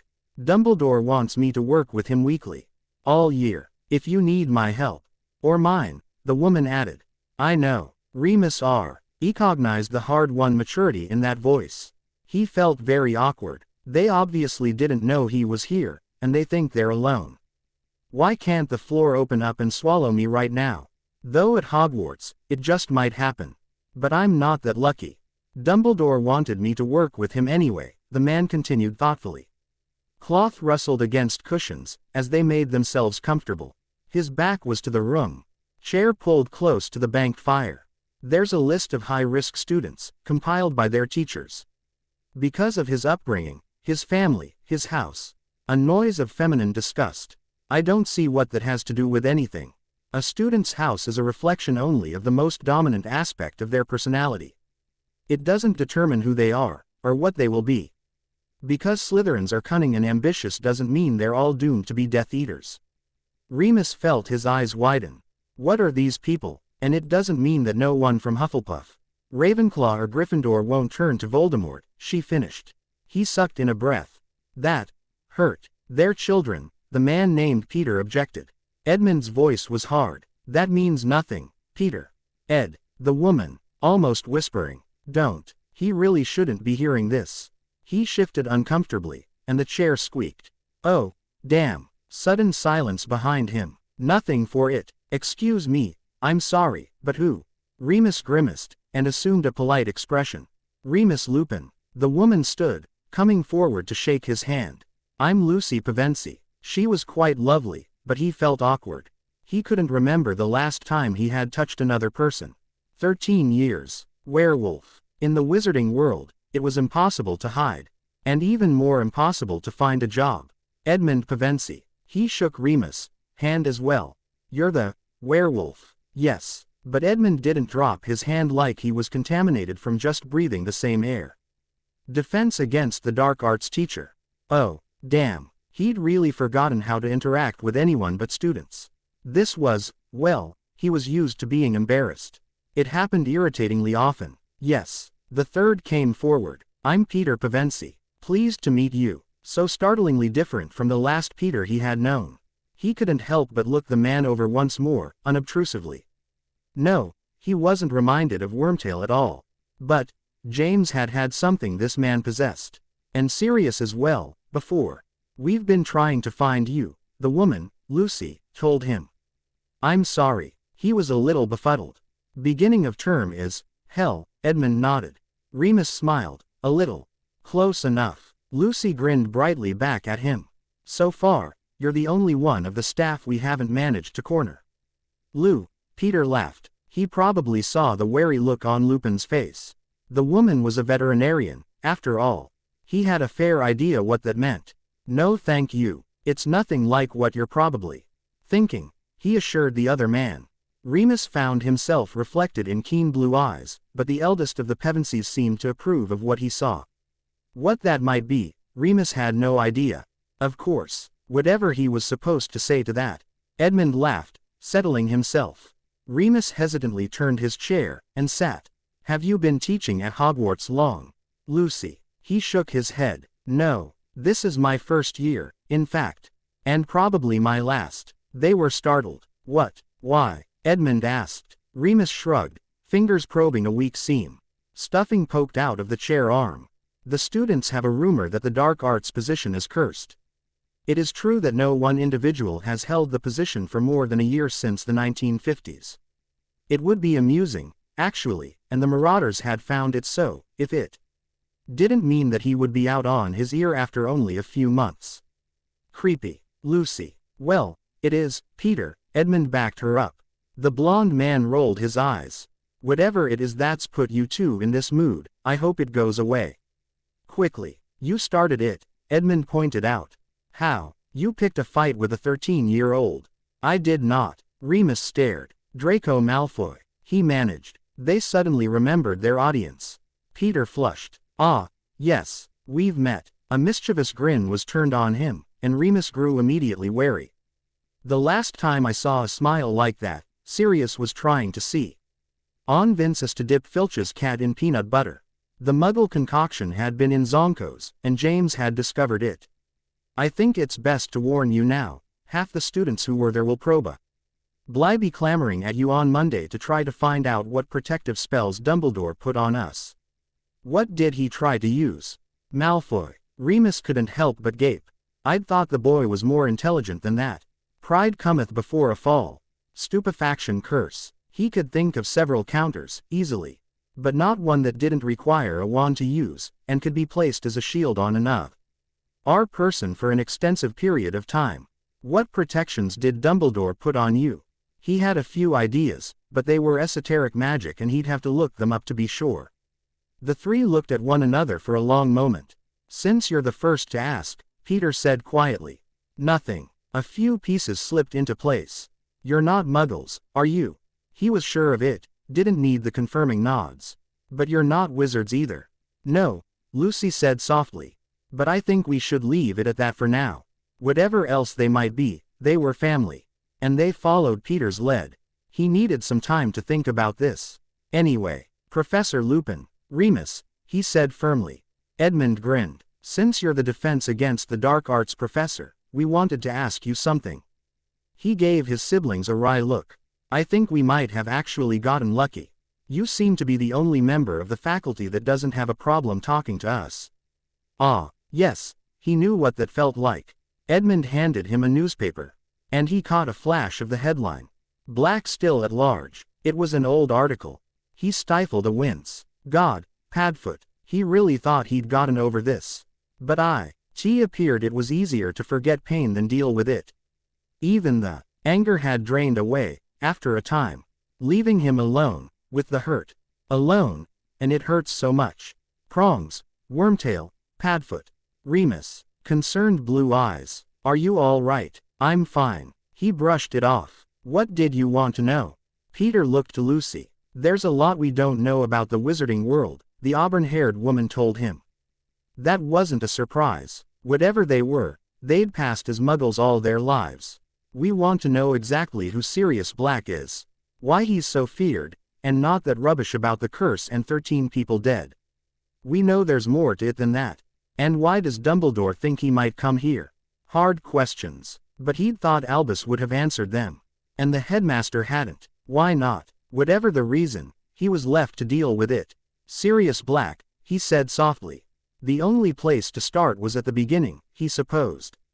He was born in 1959, to Orion and Walburga Black. His family is one of the darkest pureblood lineages in the wizarding world. Togers pure. He almost sneered it. Took a deep breath. Always pure. If he just kept his voice calm, and told himself he was teaching, he could get through every painful detail. He stared into banked coals. His parents were followers of Voldemort, and before his death, Black's younger brother Regulus was a Death Eater as well. In all their line, I know of only 3 Blacks who were ever brave enough to go against their heritage.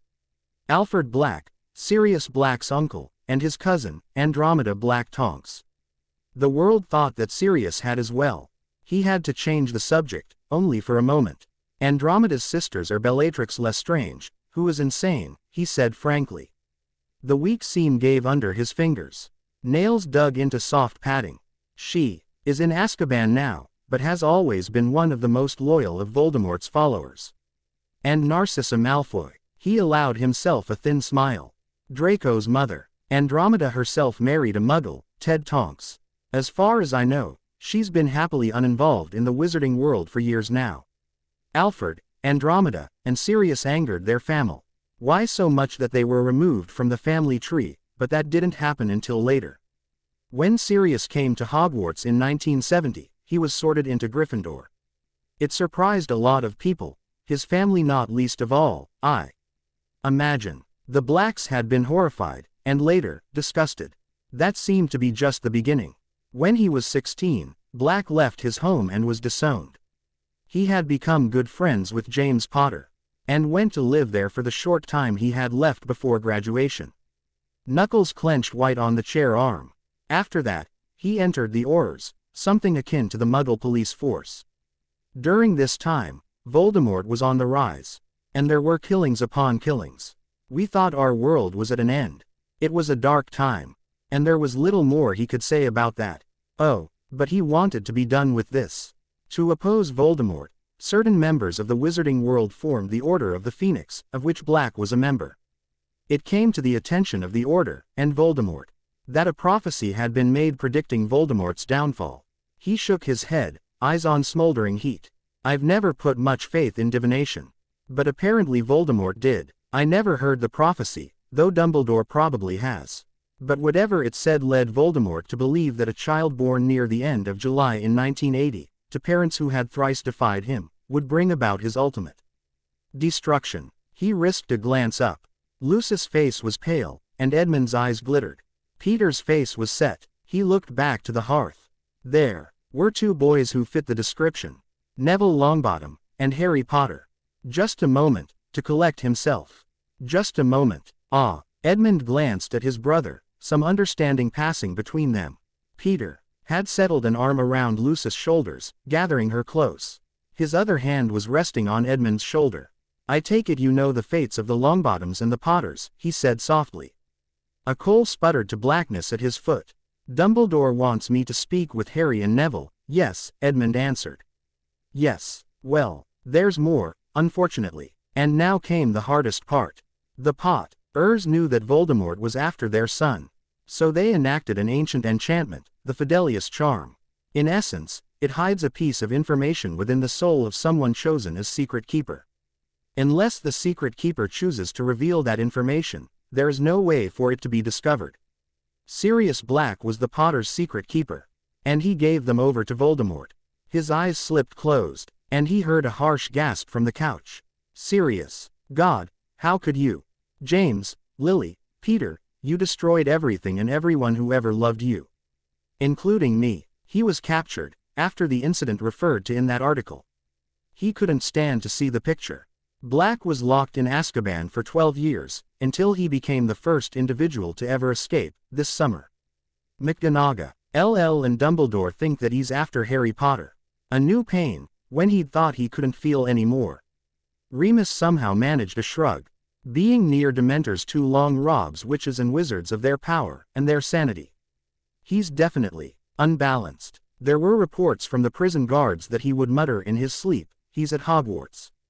Who else could he be referring to? There was no response from the three seated across from him. The wizarding world fears him because he is, an extraordinarily powerful wizard. Because he fooled so many, for so long, and delivered the hope of our world up for destruction. Voldemort's defeat was a miracle. As for who Sirius Black was, Remus's attention was held fast by the last of dying embers. He was one of my best friends. What am I doing here? Smooth move, Potter. Could you possibly be a little more childish? But the silence was really getting to him. Edmund Pevensie just looked at him. What do you think you're doing here? What kind of an answer is that? But it was his only free time on Monday, and Dumbledore had asked him, so. I don't know, he said honestly. It could be worse. He could be working on his potions assignment. I should be working on the potions assignment, he thought glumly. But that was Hermione talking. Why his conscience used her voice, he didn't want to know. He still had 2 days to finish. Which wouldn't be a problem. If he'd started. But there was more than enough time. Think about it later. From what I've heard from the headmaster and your teachers, you're an orphan, Harry. Yes, it was easy to say. Oh, I really don't want to talk about this. Don't tell me he's going to bring up the. You live with your mother's sister and her family in Little Whinging. The Dursleys. Yes, and I don't even want to think about them. Can we change the subject? Please. Edmund shrugged, brown eyes kind. No one's ever talked to you about what happened, have they? There's a lot you should know. About your rights as a ward of the government, Muggle and magical. His voice was soft, gentle. Harry was out of the habit of expecting that from people. And the headmaster thought it might be good for you. That's why you're here. But I don't even know you, he protested. I think I'd definitely rather be working on potions. Sometimes that can help. Harry's shoe really was very interesting. With that stain from the mud that was a remnant of the season's first Quidditch practice. I never knew them. What? When had he decided to open his mouth and, it shouldn't make any difference. I was only a year old when they died. It's okay that it hurts, Harry. He sounds like he knows. But that didn't matter. The man was listening, and he'd promised not to judge, yeah. He swallowed. His throat was tight. Maybe he needed to drink more juice in the morning, or something. My best friend, Ron Weasley. It came out in a rush. He's got loads of older brothers, even a little sister, and parents.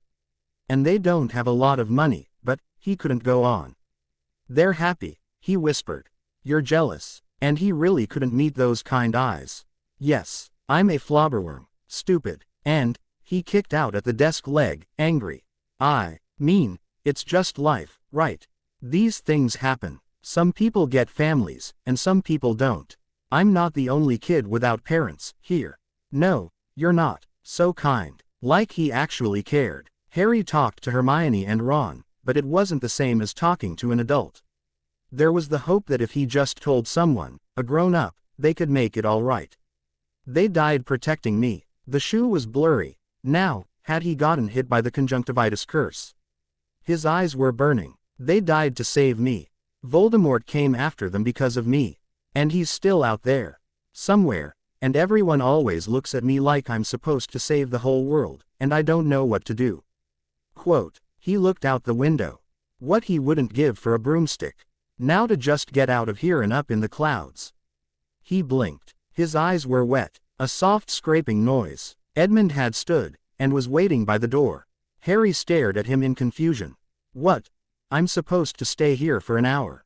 Come on, Edmund said with an easy smile. What say we go outside? Clang. You have got to be joking. Harry stared. He'd only just met Edmund, but he'd heard about the man's older brother from Hermione. Even knowing how Peter Pevensie had verbally gutted Malfoy didn't prepare him for this.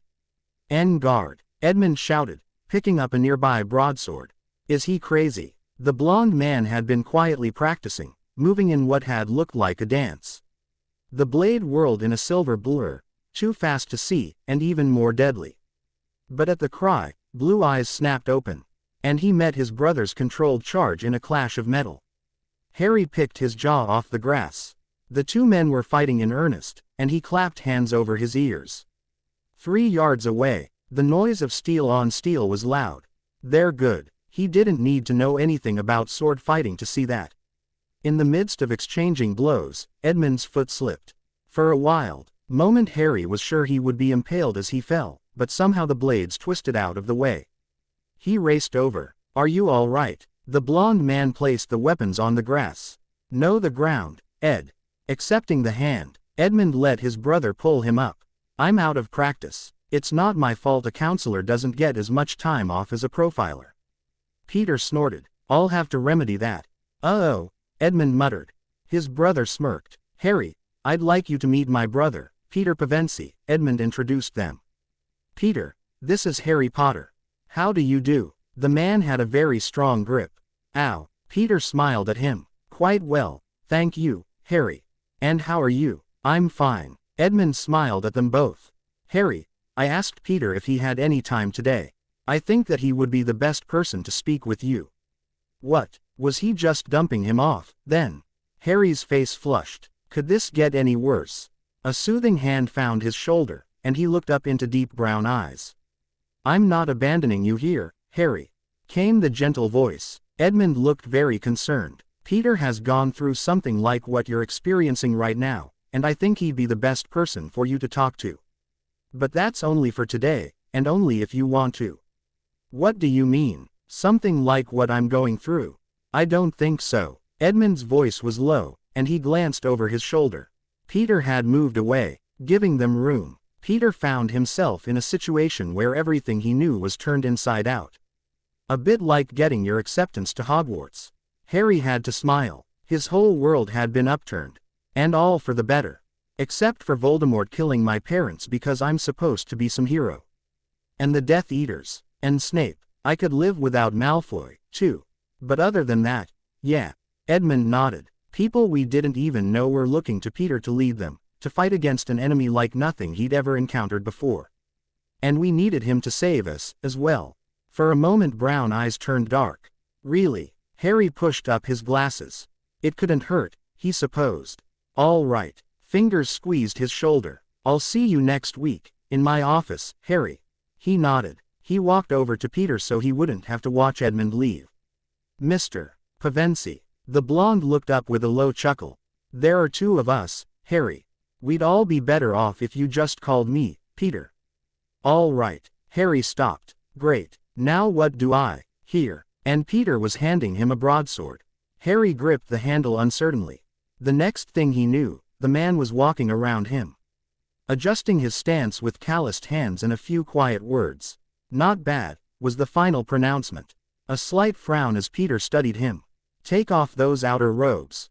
And your shoes. You might want to get rid of the sweater and tie, as well. Puzzled, Harry removed the offending items and was left standing in trousers and shirt, much like Peter. Better. En garde. Quote. Harry's eyes widened, and he fumbled for the stance he'd just been shown. Why hadn't Peter told him to take off the robes before showing him what to do? Relax, Harry. I'm not going to attack you. He later thought it was the most physically taxing half-hour of his life to date. Peter was a good teacher, always willing to demonstrate, kind, but relentless. By the time he said, I think that's enough, Harry was dripping sweat and it felt like every muscle he had was aching. As if Quidditch weren't enough, he was now taking up the broadsword.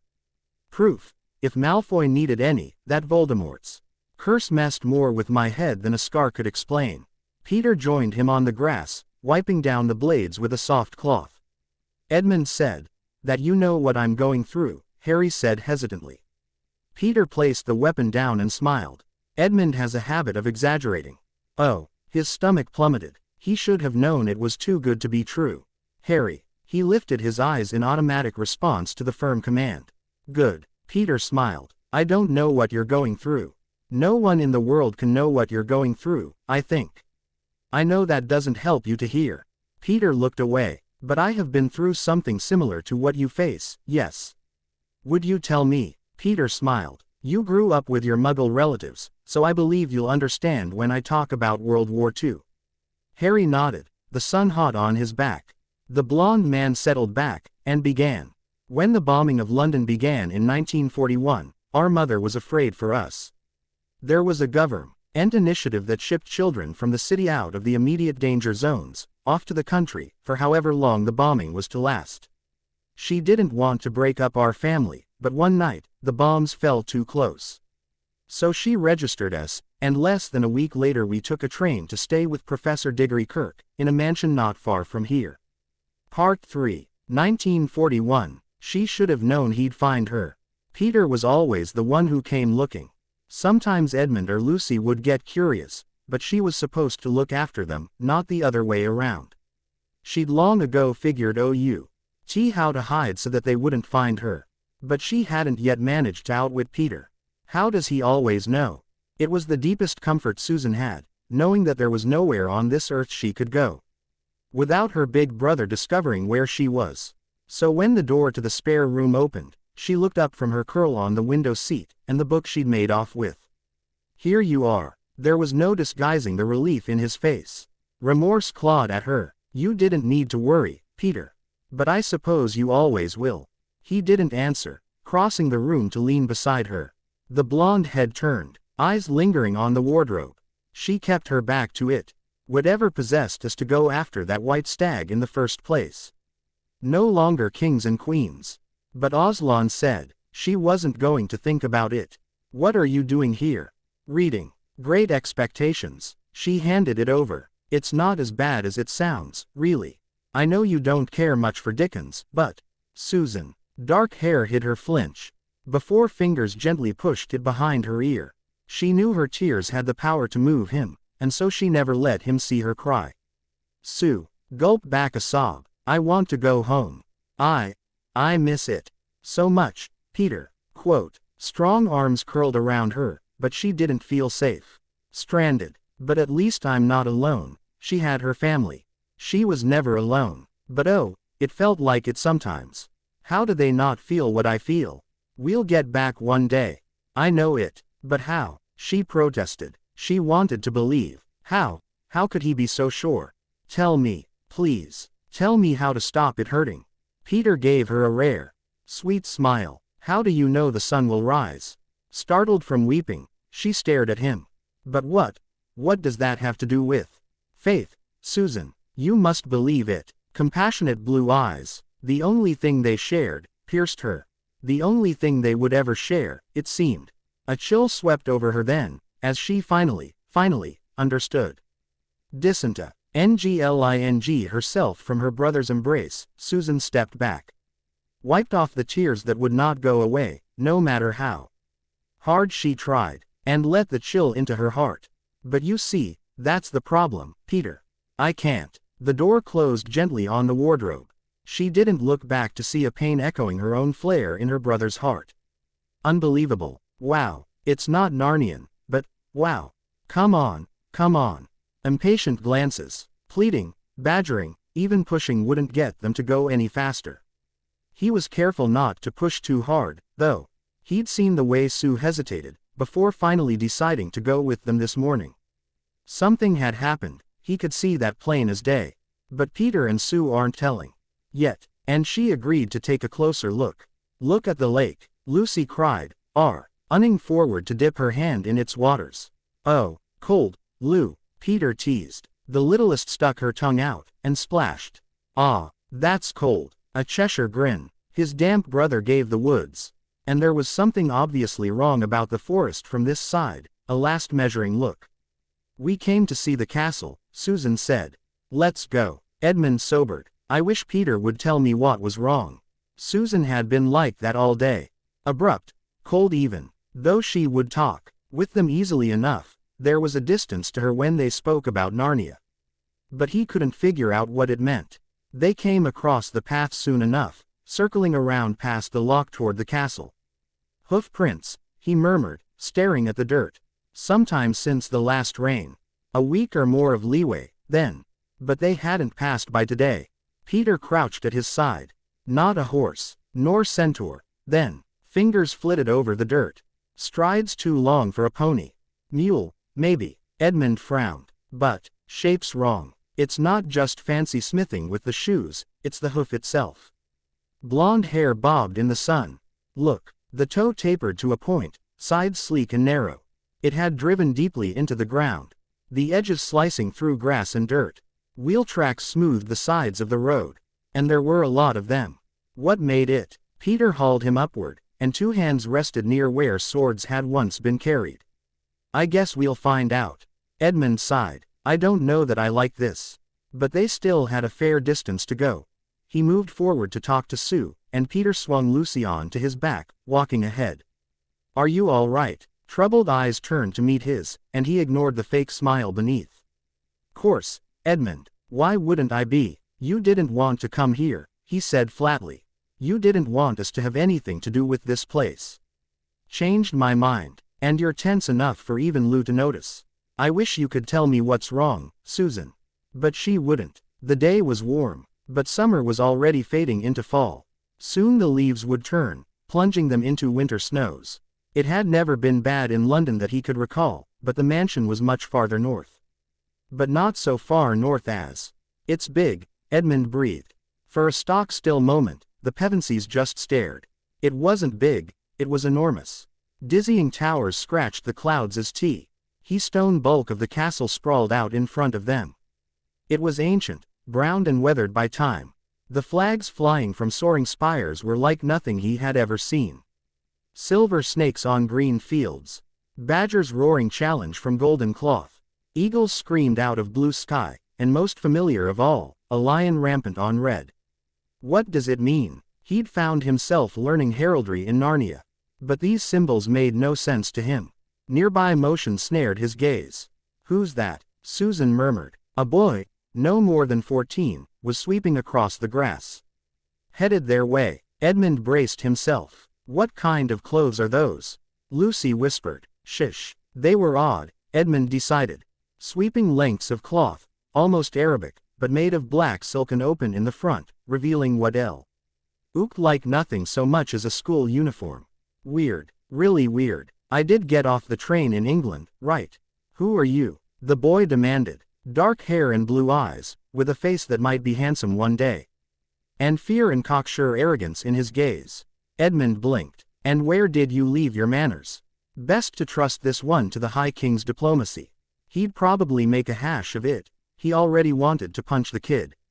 My name is Peter. His brother stepped forward cautiously. We walked here from beyond the forest. We were wondering if you could tell us what this castle is. Blue eyes darkened, the young face drawing down into a sneer. You're muggles. But that's not possible. What's a muggle? Burning eyes focused on him, and in that depthless gaze, he saw the witch. Edmund felt himself shoved aside, as his brother's body came between them. A stick of wood in the other boy's hand, pointed at them. Obliviate. Quote, Mr. Riddle, may I ask what you are doing out here?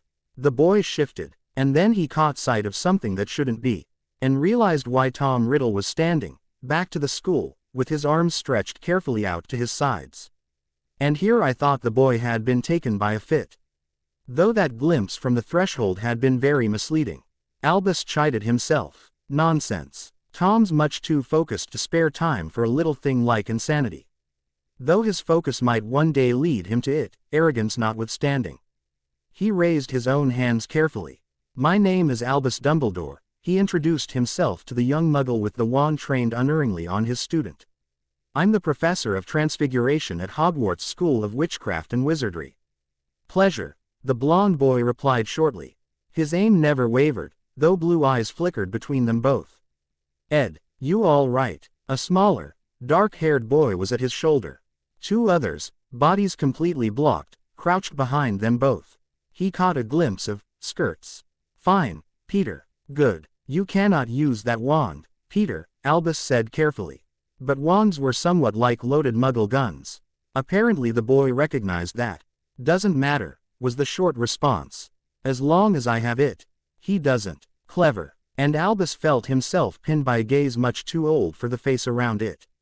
Would you care to explain, Professor, why your student attacked us? Tom. His voice was sharper than he intended. They're muggles, was the response. They shouldn't even be here. I tried to use the memory charm on them, Professor. It didn't work, and the disgust in that tone told him that he'd find Riddle after hours in a classroom with a basic spellbook. Practicing, and practicing, until he knew exactly what had gone wrong. Relentless didn't even begin to describe it. Though obsessive came close. Did you not think that perhaps this was an event the headmaster should be informed about? A careless shrug. I thought I could handle it. Which you clearly could not, Dumbledore said icily. No matter the front the boy put on for Dippet and the rest of the staff, he knew the pleasure Tom took in causing others pain. He felt a moment of relief that he'd paused for a breath of air. No telling what might have happened to these muggle children if he hadn't, though they seemed to be taking the situation in stride. Most unusual. I still don't trust him. Perhaps next time you will consider the ramifications of any unusual events you encounter. If muggles were able to simply walk past the protections of Hogwarts, then something more serious is amiss. Though I wouldn't put it past Grindelwald to begin using children, especially expendable, non-magical children, to achieve his ends. Peter, Dumbledore remained calm. The boy refused to wave. And they were locked in this standoff. Unless he could get Riddle out, to go for help. I would like to trade places with my student. No give in that voice. He's of age with the fourth-year students, Dumbledore thought. Including Tom. So why do his eyes remind me of? Why not? Tom was outraged. He clearly wanted to be as far from the danger and humiliation of his defeat as he could get. I may not trust either of you, the boy said evenly, eyes settling on Riddle. But I trust you less. And you won't let him out of your sights, to where he could stab you in the back. Albus was surprised by the child's instincts. The younger boy, his brother, had half turned, gripping a very small hand in his own. But dark eyes never stopped moving, flicking over all of them and their surroundings. The rearguard. Why is that? Dumbledore asked, risking a step forward. Don't move. The younger boy spoke, clear and calm through a tension that tightened his shoulders and thinned his lips. Because while neither of you have explained yourselves or your actions to my satisfaction, at least you haven't attacked us.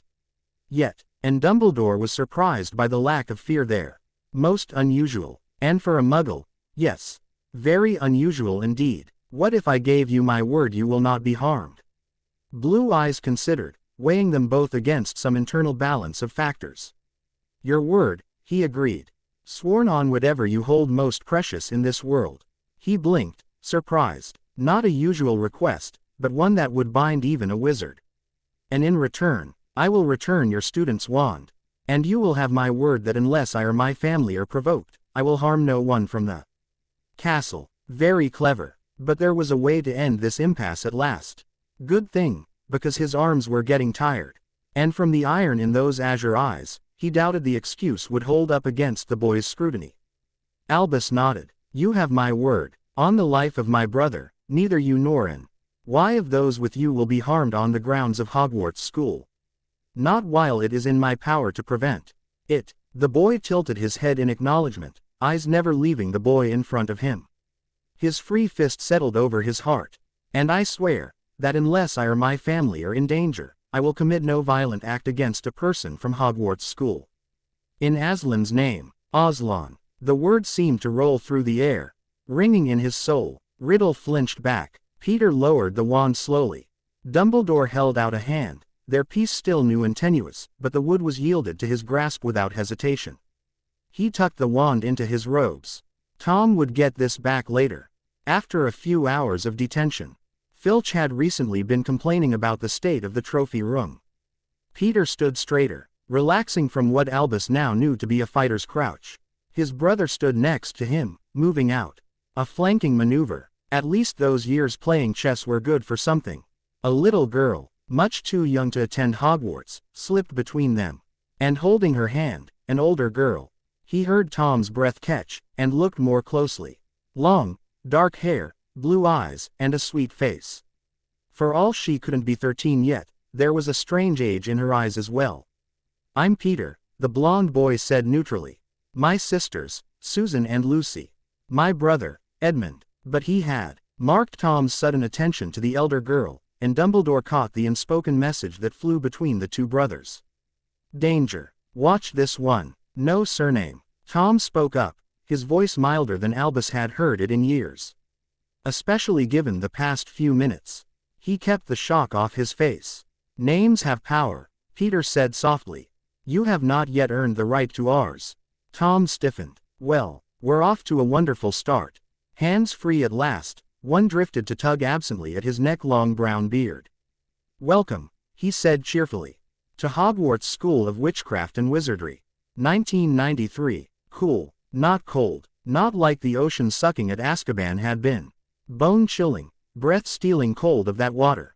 Crisp air against his nose. No longer summer, less food, but he had made it to Hogwarts. The Forbidden Forest had been their refuge, and it was his once more. Before winter set in for certain, and he needed to find a warm hole. Maybe in Hogsmeade, not tonight. Filthy black fur wriggled between roots, seeking shelter. The dog normally would never have fit, but it was sorrowfully skinny, and slipped through. Not easily, but then predators would have a hard time getting in as well. The black dog, which could have been mistaken for a grim had it not been so unkempt and emaciated, heaved a sigh. Freedom. It longed for pack play and pack hunt. Motley pack, of wolf scent and deer stag and small rat. There was not enough energy to growl at that last. Deer stag was gone. The dog might not know past and future as clearly as the human, but it knew pain, and pack lost. It knew pack traitor. "He's at Hogwarts." The dog slept. "Hagrid," she called. "They're coming." Perched on the fence, Lucy swung her heels against wooden logs.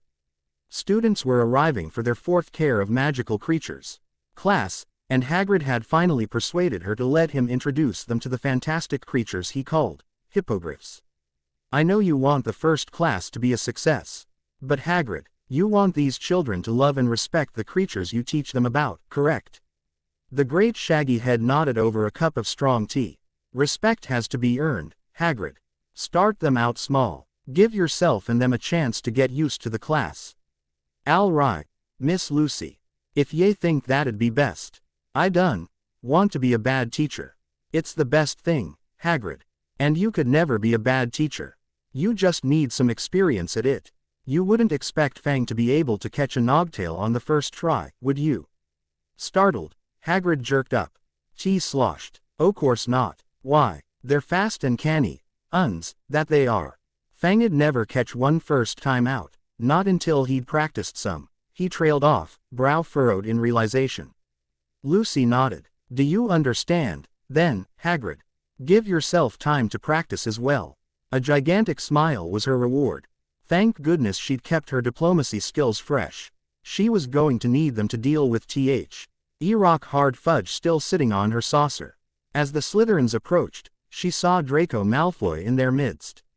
The Gryffindors had already gathered by the hut, and were eyeing their fellow students with resigned dislike.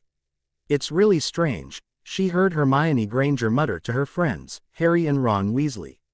"I saw him in the library a few days ago, and he wasn't making nasty comments with all his Slytherin friends. He had a book, and he was reading, and when he didn't find what he was looking for, he asked Madame Pants for help.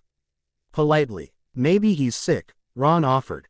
"Are house differences really that drastic?" She'd seen a little of it 50 years ago, but either she hadn't been exposed to the students enough or it hadn't been as strong, because it jarred her now. The boy was standing quietly in their midst. For once not talking at all. No sly remarks, no scathing insults designed to humiliate and hurt feelings. Edmund had only had him for a few weeks, but no one had ever said he wasn't good at what he did. And for what they feared Draco might become, her brother was the best person to stop it. She hopped from her perch. "Good afternoon, class." "Good afternoon, Miss Pevensie," scattered back to her. "Hagrid should be out shortly," she told them. "In the meantime, I suggest you place your satchels against the sides of his hut." Today will be like 2 weeks ago, a practical class. Excitement buzzed through the group, and Hagrid came out just as the last of them were dropping their books. Come on, now, get a move on. Got a real treat for ye today. Great lesson coming up, everyone here, right, follow me. A few moments of bustle and chatter later, Lucy was watching over the class as Hagrid moved into the forest to collect the day's lesson. Beautiful, she decided. The hindquarters and tails were of horses, but the front of the animal's body was pure giant eagle, feathered and with gleaming talons. Gee up, there, hippogriffs, Hagrid explained to the class, beaming. Beautiful, Aaron, they. Quote, Lucy smiled at their hesitation. Perhaps that first lecture about care and responsibility had sunk in some. That, or they're wishing themselves back to cleaning the kennels they were groaning over 3 weeks ago. Now, the furs, thing ye gotta know aboo, hippogriffs is, they're proud, Hagrid was saying. Lucy scanned the children, eyes narrowing. Crabbe and Goyle, 2 young boys who didn't seem to have first names, were rumbling at one another in the midst of the Slytherins. Malfoy, however, was ignoring them. Edmund, she thought admiringly. What did you say to him? Easily offended, hippogriffs are. Don't never insult one, 'cause it might be the last thing ye do. Her own copy of Fantastic Beasts and Where to Find Them had emphasized that, though it was in general too lacking in information to be anything other than a rough guide. Lucy watched carefully as Hagrid talked Harry through greeting Buckbeak. Though he was bound to be nervous, he worked through it well. Seeing his success relaxed the rest of the class. After the first week, Edmund had turned Harry, along with a few of his other students, into Peter's care. He always did the best he could for those who came to him for help, even if it meant that someone else could help them better. And quite frankly, Edmund was busy enough as it was dealing with the high-risk list, ridiculous as that is. Thinking they can determine the fate of others, especially when they're just children, and the more delicate cases. He turned a few of the youngest over to her as well sometimes, but didn't leave her to deal with anything more than culture shock. And that was easily cured. Some time walking about the lake and talking, or playing cards or doing something normal. She saw it before it happened. Goyle, who clearly hadn't been paying attention, was snorting something to Crabbe, something nasty, from the sounds of it. Golden eyes of the beast they were ignoring narrowed. Talons flashed. She yanked the boy out of the way. No, screaming challenge, the creature, Buckbeak, reared, slashing out with razored claws. Halt, quote. The hippogriff quieted, dropping to its feet. Knees and head bent. Rise, she commanded. Go into the forest, and wait there. In a flash of feathers and tail, Buckbeak had gone. Lucy turned, to find the entire class had frozen, and were now eyeing the hippogriffs near them with renewed fear. Detention, Hagrid snapped at Goyle. The half-giant's face was white. Ye weren't paying attention. Ye could have been hurt. There were curious whispers, eyes on her. But while she might not be the professor of this class, she wasn't without her own authority. As for the rest of you, she snapped, nerves raw.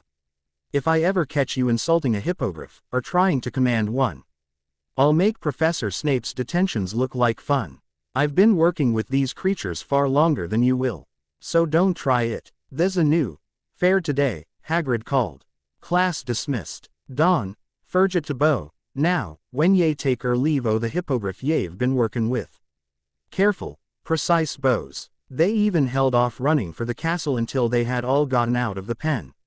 And the gate was closed. Fool boy, Hagrid growled, herding the 11 remaining hippogriffs back to the forest. These things happen, Hagrid, she said quietly. If I hadn't gotten there in time. Ye were right to wait, Miss Lucy. If that had happened first lesson, he had the confidence in himself now to move past it. But she knew, they'd be studying flobberworms for the rest of the year. Hagrid let out a rough chuckle. They might, at that. We have to stop meeting like this, Edmund joked, settling himself onto the horrid purple couch. People will talk. Remus smiled. The staff room was almost empty, Dumbledore in the chair by the fire that Remus had been picking at. Though judicious application of a sewing spell had contained the furthest extents of the damage. It had been a difficult conversation. But the effects had been worthwhile.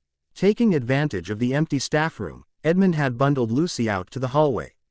And then Peter had spoken quietly for many minutes. About betrayal. And forgiveness. For the first time in years, there were people Remus Lupin counted as friends. The defense against the dark arts professor had spread the next month. H's lesson plans on the table in front of him. He needed to adjust all the curriculums. And his arrangements for during the full moon. This month's episode had shown him just how easy it was to get behind. And Severus didn't help any. By assigning all my students essays on werewolves, he thought sourly. At least he'd varied the length in proportion to the students' levels of education. He might just not grade them, at that. How are you? Edmund asked, looking him over carefully. I'm fine. Looks worse than it is. But it always hurts like hell after, came the grim thought. Wolfsbane potion can only do so much. Though at least the transformations aren't so bad now. Brown Eyes didn't buy his excuse, and he was reminded of inflexible Hazel that hadn't stood for such prevarication either.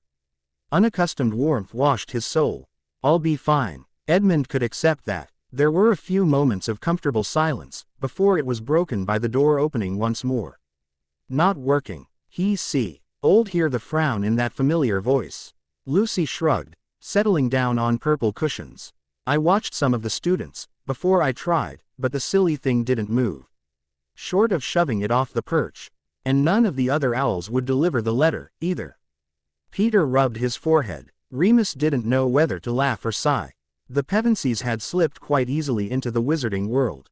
If not for their strange manner of dress, it would be easy to believe they had been born to it. No, he'd caught some of his students making that very mistake. A good sign. Perhaps now why see that we're not so different after all. Maybe I'll just take it to regular post, then. The mansion's not 15 kilometers away, and the town just a bit beyond that. You'll be gone all day, Edmund pointed out. Peter shrugged. It's not right that we've gone all this time and not contacted Sue at all. Who? Curiosity killed the werewolf. But Edmund answered before he could kick himself. He indicated himself and Lucy. Older sister, Susan. Peter has almost 2 years on her. So there's 4 of them. Why hadn't he heard about this before? Don't be ridiculous, he scolded himself. There must be a reason why they're here, and she's not, close as they all are. And if they haven't spoken of it before now. It is a difficult road to travel, Dumbledore broke in. Remus calmed his racing heart. Sneaky. Despite the pure presence of the old man, he could be unobtrusive as a bowtruckle if he put his mind to it. And there are many perils along the way. Remus's brow furrowed. What is that supposed to mean? I have traveled it before, Peter said evenly. But his face was strangely set, his attention leveled on the headmaster. And I do not fear Dementors. Albus shook his head. That is not what I meant, Peter. Quote, what is he up to? The white-haired wizard sighed. None of the owls will take any message to Susan. Why? And why does even Lucy sound suspicious now? I sent your sister a letter. Dumbledore told them calmly. Remus's stomach sank. This is not going to be good, the headmaster's voice softened. To keep her from coming here, and walking into danger. I told her that you had all been killed. In the Muggle train wreck that took place 2 weeks ago, outside London. You what? A strong hand dragged Edmund back, halting his lunge for the headmaster. Luke. Wise dark eyes were large in her pale face.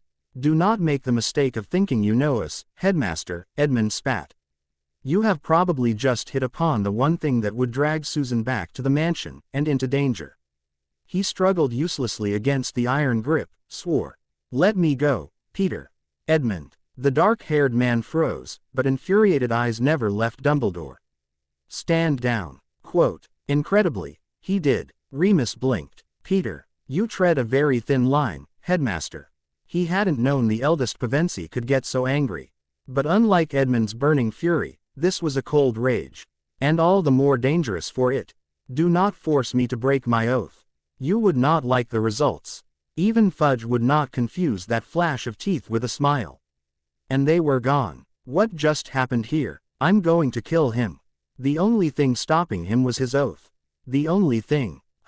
Albus Dumbledore seemed to have forgotten. But Peter's word was his bond. He had given his oath, but by Aslan. Dumbledore may not have broken the word of his own promise, but the spirit of the agreement had been so thoroughly violated, Peter was tempted to. For what he's done to Susan. But, I'll not become an oath breaker for the likes of him. Forgiveness was something Peter had had to learn the hard way, and he'd learned it well.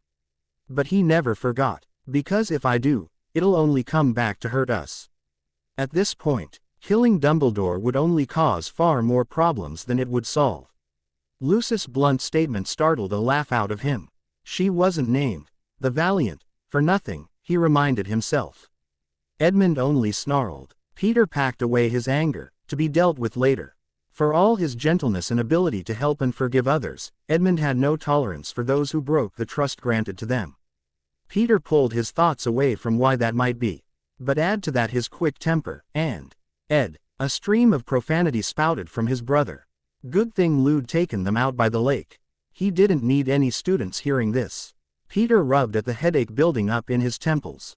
Come on, Lu, back me up here. But for once, Lucy didn't chastise him. Is that even physically possible? And, of course, Dumbledore's managed to enrage her as well. I don't know. I think the headmaster should help us find out, Edmund snapped back. Toe met dirt, kicking up a rock. Edmund hurled it into the lake. Lucy snickered. At least they've calmed down some. He tried again. Edmund. What? Quote. His temper, frayed and worn, snapped. By the lion's mane. Edmund jumped. Peter. Hands pressed to Lucius' mouth in shock. Peter never swears. He never said so, but Edmund knew his older brother thought it was distasteful. And it set a bad example. Not that he'll ever admit that he's still looking after us. But now, Edmund could see that their sister queen's distress left the High King unmoved. And at that moment, Peter was every inch the ruler of Narnia, from the blazing fury in blue eyes to the firm, subtle fighting stance. The veneer of normalcy had cracked, and royal anger blazed bright underneath. But there was no one here to fight. Slowly, the anger drained away, leaving behind the man in place of the monarch. Sorry, Lu, he sighed. Like Lucy, his own temper flashed and died. But Peter had always been slow to anger. Once roused, his fury burned behind why action until the source was eliminated. So that anger wasn't gone. Just banked, until it could be put to use. And I didn't help any. I'm sorry, Peter. His big brother dropped to the grass next to him, rubbing at a headache. I'm sorry too, Ed. There was no call for me to lose it like that. I'd say there was more than enough reason, he murmured. The only sound in hearing, for many minutes, was the gentle lapping of the lake. When the breeze blew from the south, he caught gusts of mer song. So strangely different from what he was used to. What can we do about it? Years ago Lucy was eager for deeds over words. Time had tempered the impulsiveness. Only so far as to drag us all with her when she runs headlong into what is, more often not, danger. At least she pauses long enough to let us try to form a plan, now. Sometimes. The blonde head shook in the negative. For now, there's nothing to be done. We can only hope that the rift that's grown between us these last few years is wide enough to keep Sue away. At least until we can resolve this. It was a bitter thing to admit. Life goes on, his sister asked sadly. I hate it too, Lu. No doubt Peter does most of all. It has to. Something beeped. No kidding. Edmund swore at his watch. I'm going to be late. He's late. Whatever. Free time, he guessed. A part of him was honestly curious. Doesn't matter what some stupid muggle gets up to, he told it.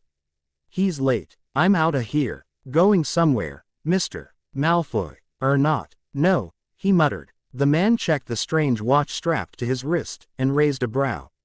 You waited a whole 15 minutes before deciding to clear out.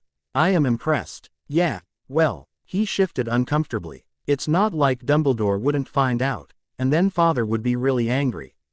His parents didn't send howlers. It was crass to parade their disagreements out in public, and howlers weren't exactly subtle. You should be, but it was a little too late to save face. Muggle or not, Edmund wasn't stupid. He'd found that out really fast. So what's today's torture? He tried to sound disgruntled, but he was actually starting to like these meetings. Goyle and Crabbe might be good at taking orders, but he'd yet to find anyone in Slytherin who could match him when it came to sheer cunning. It was to his house's disgrace that a muggle could. The smile Edmund gave him set him on edge. The man was usually very easygoing, and the switch to this caustic manner was a bad sign. "We're going outside for a bit." He smoothly buried his excitement, following the man from his office. It wouldn't do to be caught liking any of this. It was punishment, after all.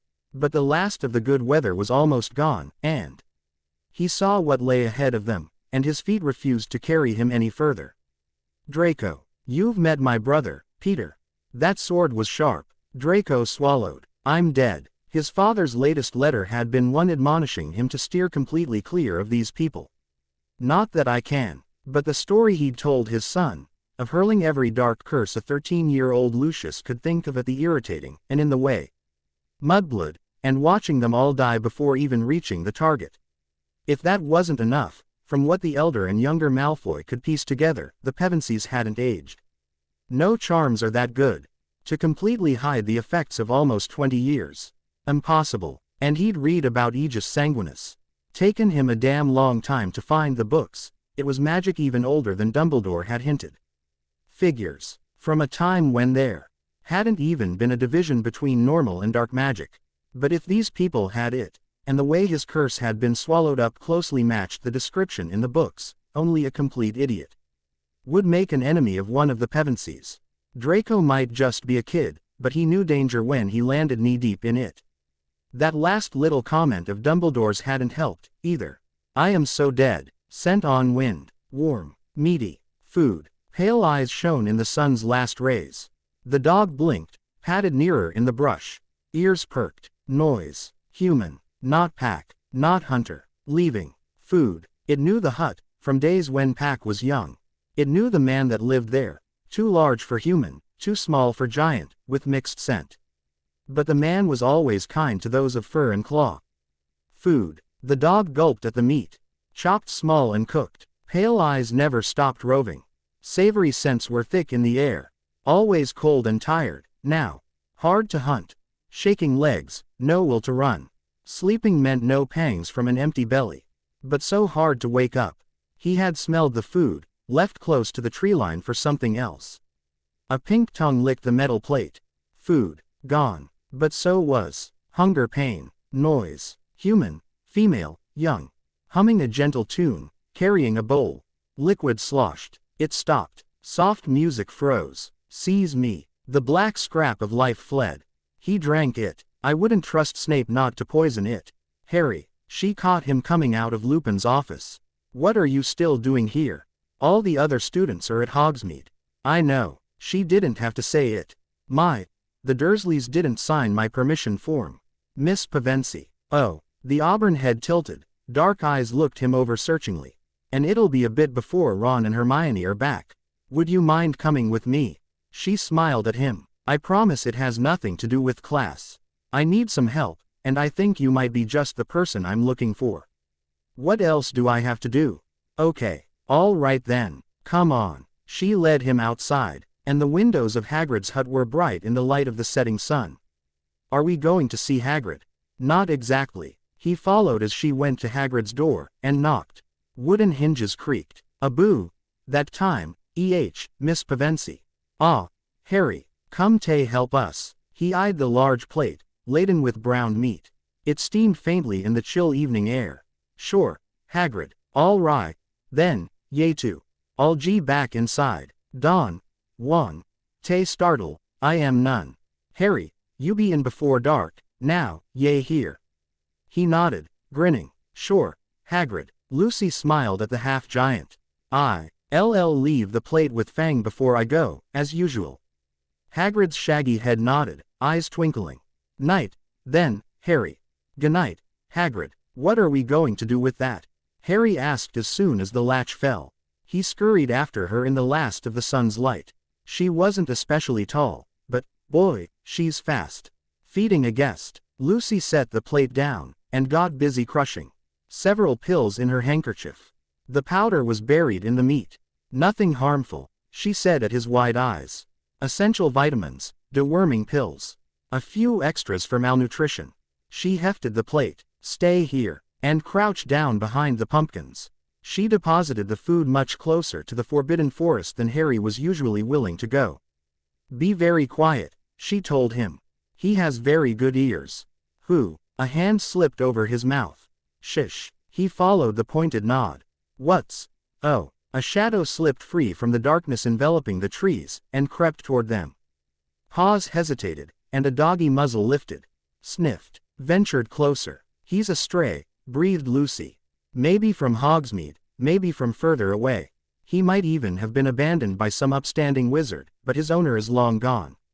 An echo of her anger flared in him. The poor thing. It's eating like he did at the Dursleys' table, as if it knew the plate might be snatched from under its nose at any moment. But he was still confused. What makes you think he's a wizard's pet? He could almost hear the shrug. To survive in the Forbidden Forest, he'd have to be. A hand squeezed his shoulder. Harry, I want you to stand up, slowly. Make a few noises, nothing loud. Try calling him. What? But I'll scare him. He needs the food. It's all right. He's eaten enough to get by until tomorrow night, and gotten the medicines down too. And he won't spook unless you move quickly, or loudly. Harry nodded, still unsure. But if I can handle a broadsword, at least a little, I can do this. He made a few throat-clearing noises. Careful to move slowly out from behind the massive pumpkin. The dog's eyes gleamed pale in the low light, but it never stopped gulping down meat. Good dog, he said quietly, taking a few small, careful steps. The animal left off eating, looking up at him. He froze. Good dog, he breathed quietly. Good dog, don't run away. I'm not going to hurt you. Good dog. A black tail lifted, wagged uncertainly. What do you do? What do you do? Harry remembered a Muggle book he had read about dogs once. It had been one of Dudley's cast-offs, but the smiling canine on the front had looked so happy that he'd slipped it out of the trash, and hidden it under his mattress in the cupboard under the stairs. Dudley obviously had never read it, because he'd taunted all the animals on the street mercilessly. Slowly lowering himself to a crouch, Harry turned so the animal could see him in profile.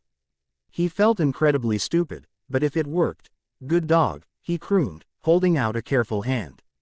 Good dog. It patted closer, looking at him carefully. Harry held his breath. Come on, good dog, come on, it's all right. A cold nose bumped his fingers, sniffing cautiously. Good dog, he whispered. It's all right, no one's going to hurt you.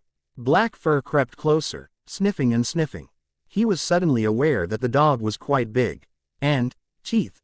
But he leant back, just a little, and the animal flinched away. No, but it didn't run, and Harry held the sigh of relief, letting it get close again. The animal seemed content to just sniff him. A spot of warm wetness, a brief lick to his hand. Careful, careful, but the dog easily accepted his palm on its neck, so he softly stroked Black Fur. Quiet steps, every move measured, approached from behind. But the dog, snuffling at Harry's sweater, didn't seem to notice. Harry risked a name. Miss Pevensie. Looks like I was right, she smiled. He seems quite taken with you. Harry gently stroked the animal, moving back to the plate so the dog could eat. Since it didn't seem to want to leave him. A ratty tail waved happily. Black Nose bent to food once more. I first saw him about a month ago. He's filled out quite a lot since then. But winter's coming and I'm getting concerned. Filled out. But he's so thin. Harry jerked toward her. You think he'll die? Solemn eyes met his. I think we're in for a hard winter this year, Harry. And the Forbidden Forest is not the place I'd want to spend it. Students can't have dogs in the dorms, but he had Hedwig. Why would he want to keep this dog? My brothers and I have been given quite a lot of space to live in. There's plenty of room for one more. If you're willing to help me, that is. It will be a big responsibility, Harry. But, will he even come with us? Harry said doubtfully. He never stopped petting the shaggy black fur. It was matted, nettles tangled so deeply that most would have to be cut out. Lucy smiled at him. Now, with the students gone for another hour, is the best time to try. The first Quidditch match of the season. He never managed to get near a broomstick without somehow breaking something, but that didn't mean he didn't love the sport. Gryffindor versus Hufflepuff. Gran wrote that this was one of the coldest and wettest Octobers in years, so he was wearing his hat, and his scarf, and he'd asked Hermione to cast some water-repelling charms on his coat, just in case. Neville almost bounced. Ron and Hermione were next to him, and Seamus and Dean on his other side. Ginny was there too, all of them, screaming their lungs out as blurs of color whizzed past. "Yeah, go Fred, George, go Harry," Ron shouted. Hermione shrieked in his ear as a bludger almost didn't miss the Gryffindor keeper, Oliver Wood. "Yeah," Neville yelled. A shout rose up from the stands. Look, it was Diggory. They could barely see through the pelting rain, but he was zooming across the pitch, headed for something, the snitch. But it was suddenly cold, so cold. Inside, and Neville gasped. Gray cloaks, nearly invisible in the rain, swarmed onto the pitch. Dementors. They were getting closer. "Hello, Mum." Neville tried to smile, stumbled into a chair. Gran had left him, just for a few moments. To go to the ladies' loo, he thought. Wasn't sure, though, didn't matter. Happy Christmas. His fingers gripped the lax hand, wishing, just once, for a return squeeze. Second year's been really great so far. Professor McGonagall says that if I can practice more with her after hours, I'll get above average marks in her class. He lifted a handkerchief, tenderly wiped the chin under her open mouth. She was just sleeping, he told himself. Neville turned to his other side, scraping up a shaking smile for sightless eyes. "Dad, Professor Snape's really awful. I'm lucky Hermione's my friend. She helps me a lot. I think I'd be failing if she didn't." His voice broke on the confession. But the eyes didn't turn his way, didn't blink. If his father's chest wasn't rising and falling with each breath, it would be easy to think that. Neville gasped, suddenly able to breathe. Gone. They're gone. What? How? Ginny's face was bone white. Her fingers clamped to his arm. What spell was that? Hermione, behind him. She sounded exhausted. Dunno. Ron's voice cracked, and they could finally see, teachers, down on the pitch. Facing off against the Dementors, who had been frightened back but still lingered, loath to leave the feast of feeling trembling just beyond their grasp. The students were clearing out, rushing back to the safety of the castle. Harry, at Ginny's shout, Neville looked. The Gryffindor Seeker was being lifted onto a stretcher by Dumbledore, McGonagall at his side. He'll be all right, he heard Hermione say. Her voice was shaking. Dumbledore's there. He has to be okay. Neville licked dry lips, looked back to the teachers, and stared. Come on. Ron, at his side. The stands were nearly empty. But, "'Scuse us, Neville." He managed a word. Look, out. In front of the grim line of teachers, stood three figures, the only ones not wearing robes. The Muggles. He squinted, aware that they were the only ones left in the stands. The wind whipped past them, carrying shreds of words and voices. "Will be gone," and the Dementors fled before them. Part 4, 1941. Happy Halloween, children. Surprise on the young faces, it even reached the old eyes. Professor Diggory Kirk smiled. I do believe I've startled the legendary kings and queens of Narnia. What more could he ask for? They'd been given a second chance at childhood, but had forgotten how to live it. They just need a little help. Finola, you have really outdone yourself. He praised. His housekeeper blushed at the compliment. Thank you, Professor. Well, dig in, dig in. He seated himself grandly, and the children eagerly pulled up their chairs. A veritable feast, and it was. He'd asked Ed Finola to cook something special for them. Since the weather had palled, the children were able to go out less and less. They'd begun by spending hours, days, even, in the woods. The looming inability to do so for much longer was grating on them. Peter had told him of the castle, and the strange people they'd discovered there. And the war that world was waging, one which mirrored the war in their own. It's not as if I can truly stop them from going. But, he didn't have a good feeling about this. While they might be adults in young bodies, as far as this world knew, they were only children. And he had a responsibility to care for them, one placed upon him by Helen Pevensie. A woman he had never met. Their mother. He looked around the room, noticed an absence. Where's Susan? The eldest frowned. She told me she was going to the library. The professor shook his head. I was there all this afternoon, and I assure you, I was the only one there. Peter looked to the others. You haven't seen her? No. Lucy shook her head. Peter's chair scraped back from the table. Peter. The boy stopped at the threshold, still buttoning his coat. I'm sorry, Professor. An apology, but no compromise, in that voice. I'm afraid Susan's gone out. He looked to the dark windows, lashed by rain. In that, where? Peter's expression was grim. The castle, and to the young man there. Tom, his name was. Peter hadn't tried to hide his concern from the professor. I'm worried, he admitted, back straight. The High King met his gaze levelly, but the fear was evident. This boy, there is something wrong about him. He doesn't care for your sister as much as she believes him to. Things like this, one could only treat them delicately. And ignore that although Susan might be older, this boy was in reality 14. Both of them. I believe he believes he cares for her. But, sus not one to lose her head over a suitor, Peter said frankly. Outside of that, it's not a situation we're unfamiliar with. But she clings to him, beyond reason. And beyond that, he bit his tongue. Beyond that, a whisper, I know evil, when I see it. When it smiles at me, and tries to soothe my fears with honeyed words. Blue eyes, troubled, caught his. I cannot trust him. He's invited her, us, to the castle for the Halloween feast next week. We're not going. And was the decision unanimous? He had to ask, before the problem could spiral out of control. Not quite. Diplomacy, tempering the boy's blunt honesty. Diggory nodded. Take the mare. You came. A brilliant smile, one that punched out his breath. Yes. Through all that, Tom frowned at the rain. He knew she had a long way to travel, but he'd thought she would start out earlier, not get caught in it. You're soaked. Laughter, bright and wonderful. Like nothing he'd ever heard before in his life.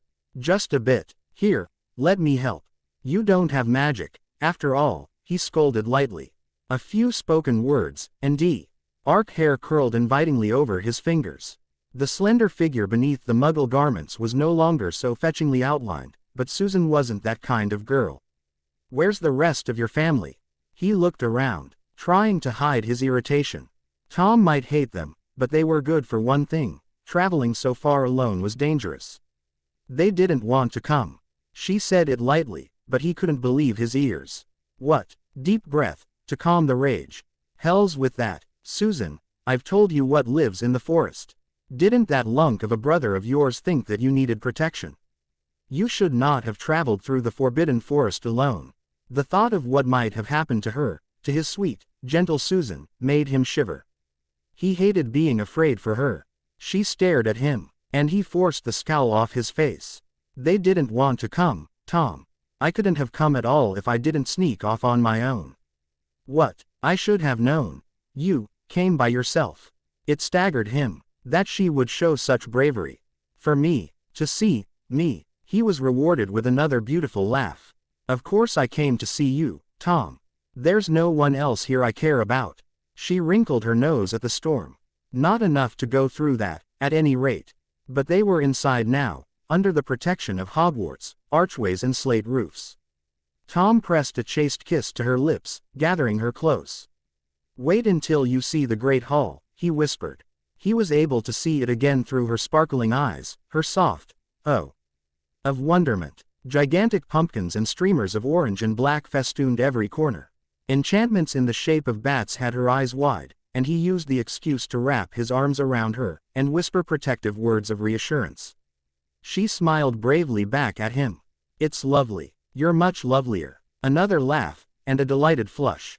Tom. The food was excellent, and he and Susan sat together at the end of the Slytherin table. Speaking lightly of what they would do when the weather cleared, and other plans. For the future. It couldn't last. The spell was broken when they left the Great Hall, lingering far longer than anyone else. Long enough that Dumbledore, irritating as he was, came up to them with a smile and suggested that it was late, Susan really should be getting home now. Interfering fool. Her brother, soaked and expressionless, was waiting. You ran off without telling us where you were going. She started, saw him, paled. I left a note, to come and see him. There was no accusation in her brother's voice that he could hear. But in the face of what he wasn't saying, Tom's fists clenched. Susan bristled. Peter, Tom's not like that. He's different. He'd changed himself, for her. Because she deserves the best. And he could become it. But Tom could see the other boy didn't believe her. And that enraged him. Do you think she would lie to you? He hissed. Susan loved her brother. Why? He didn't know. But Tom wouldn't hurt him unless Peter gave him no other choice. He half hoped the other boy would. Peter's eyes narrowed. Outside. Now. He looked at Susan. We're leaving. And his prayers were answered. Gladly. Tom snarled. But maybe you should let her decide where and when she goes. Blue eyes burned fire at him. Tom smirked. No, Peter. Susan. Stay back. No, Susan. She rushed toward them anyway. The rain caught his hair, whipped into his eyes. He cried a frantic spell, to put a wall up and keep her away, keep her safe, but like her brothers and sister, his magic had no effect. She threw herself between them, and was hit by a blow meant for him. Susan, quote, you will not touch her. He'd, I wasn't going to hurt her. His enraged gaze locked on the other, but he was taken aback by the power of the fury that met him there. The blonde boy lifted Susan onto the mare's back. I'm taking her home. Without a backward glance, he clucked to the horse. The storm swallowed them whole. And he knew, he would never see her again. Muggles. They brought nothing but pain. It filled his soul, burning, raging torrents of breath-stealing agony. Memories of torment in the orphanage, of family that disowned him. And now, the only person he would ever love, who ever loved me. She was torn from him. Forever. I will destroy them all. He had no reason to hold back any longer. No reason to resist the temptation waiting in the night. Why should he keep to the path others walked, when it would not bring him Susan? Tonight, Tom Riddle dies. And any love he might feel died with him. Tom Riddle was a fool, anyway. I am Lord Voldemort. Alone but for the storm, he raised his head to the ravaging heavens. And in one last act of love and pain, Tom Marvolo Riddle held out the death cry of the boy he had been. 1993. He had forgotten things, over the years. The transformations demanded much of him. Blood measured out in precious ruby drops, pounds of flesh seared from his body. The body that had been gone long enough for him to forget the familiarity of limbs, of walking upright. To know the slither of scales, as he had known the fit of his skin. And pieces of his soul. He had given it all. And almost achieved everything. But for the boy, and he would give it all again, and more, for complete victory. I will have his body broken at my feet. But for some reason, the image in his mind was not that of the messy-haired brat prophesied to be his end. Though that one was dead, and just didn't know it yet.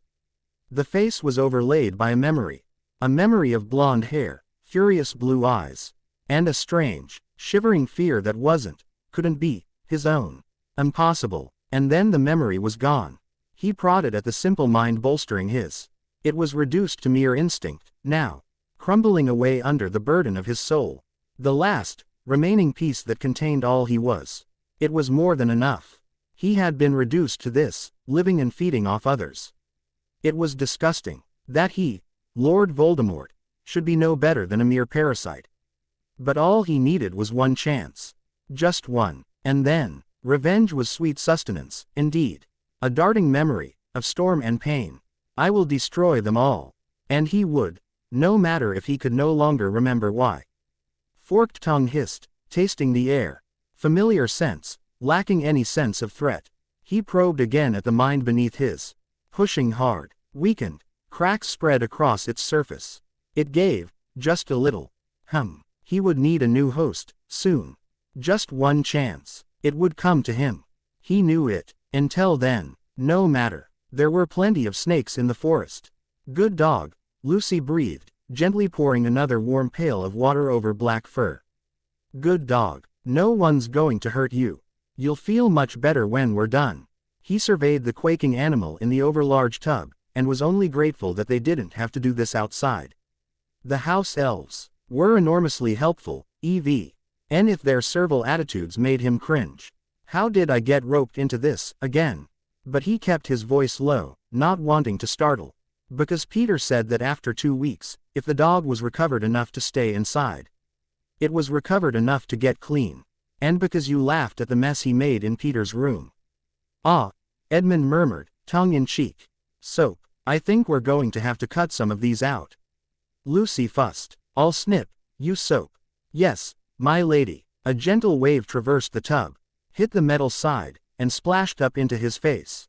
Edmund spat, sputtered. Dog water. Ugh. Gross.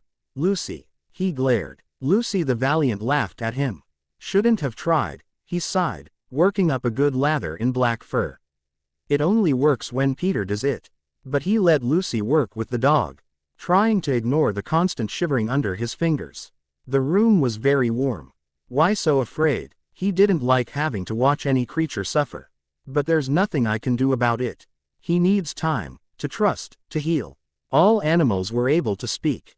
The ones on Earth didn't do so as plainly as those in Narnia, but all that meant was that you had to learn how to listen. He was someone's once, Lou, Edmund murmured quietly. He's such a good dog. I don't understand. How could someone? But he did understand. His lips tightened. I think he was mistreated, before his owners abandoned him. The soothing tone never faltered. He's quiet, hasn't tried to bite. Well behaved, Edmund added. But if his spirit hasn't been crushed, it's only by the grace of Aslan. Soft snipping, as Lou Sai turned her attention to the brambles lodged deeply into black fur. A quiet whine, so low it went almost unheard, as she touched the water's sleek neck. Lucy frowned. Edmund watched warily, ready to move if the animal shied. He'd looked on in amazement the night his sister had coaxed the filthy, hesitant mutt through the portrait guarding the entrance to what he had privately named the Pevensie Tower. Some food, a few discreet pills, and once it was asleep, she'd thoroughly examined it for any sign of injury. All she had found were scars. Edmund had distracted Harry from her findings with conversation. The boys seemed to be doing well, despite the disaster of the first Quidditch match of the season. And the Dementors. The loss of his broomstick was hitting him hard, as it was one of the few things he'd ever owned. But only a few days later, the promise of lessons in magical defense against the cowled creatures had buoyed his spirits. Edmund had thanked Lupin for agreeing to it. Other than that, Harry had never been to this part of the castle before, but as Hogwarts was huge, that wasn't so surprising. Switch sides. They were always careful of how they moved around the dog. If voices were too loud, movements too sudden, it would freeze, and begin to tremble, and bolt at the next motion or sound. But slowly, surely, it was beginning to lose these reflexes.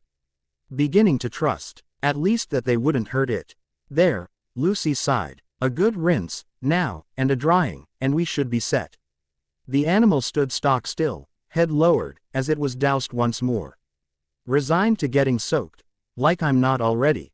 He gave us no trouble. It was all Lucy. I should have known.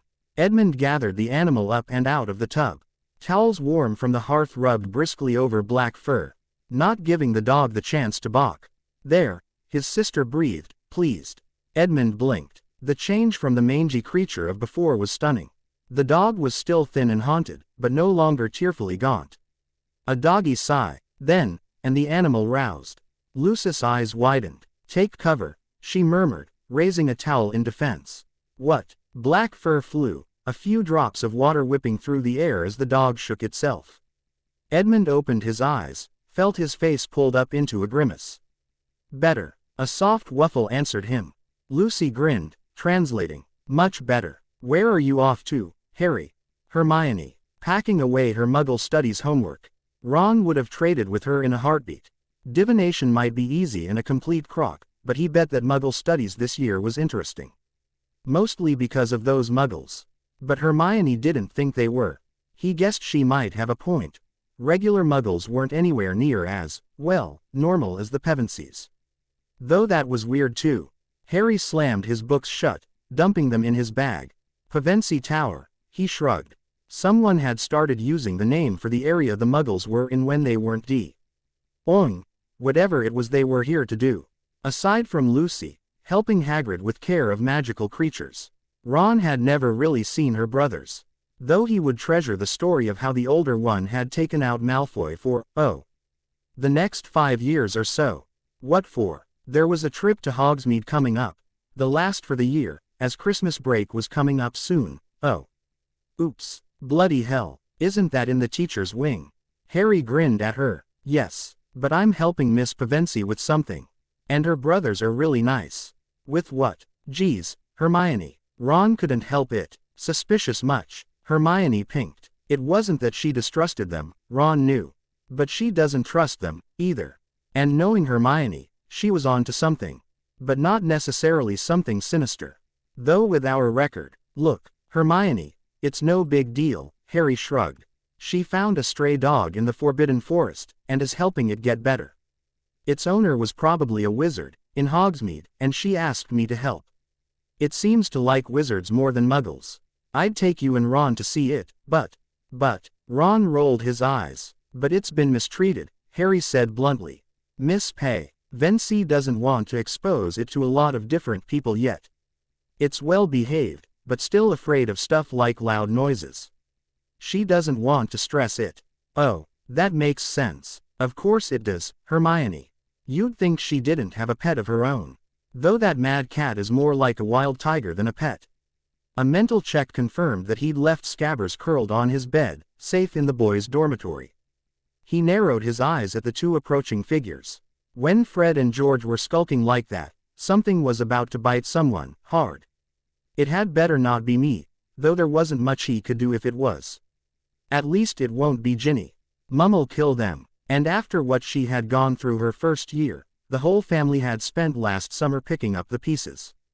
Fred and George included. Harry, Fred murmured, eyes darting around the common room. It was empty but for them. He and Hermione hung back a bit before getting ready to go to Hogsmeade. But why are Fred and George still here? We've come to give you a bit of festive cheer before we go, said Fred, with a mysterious wink.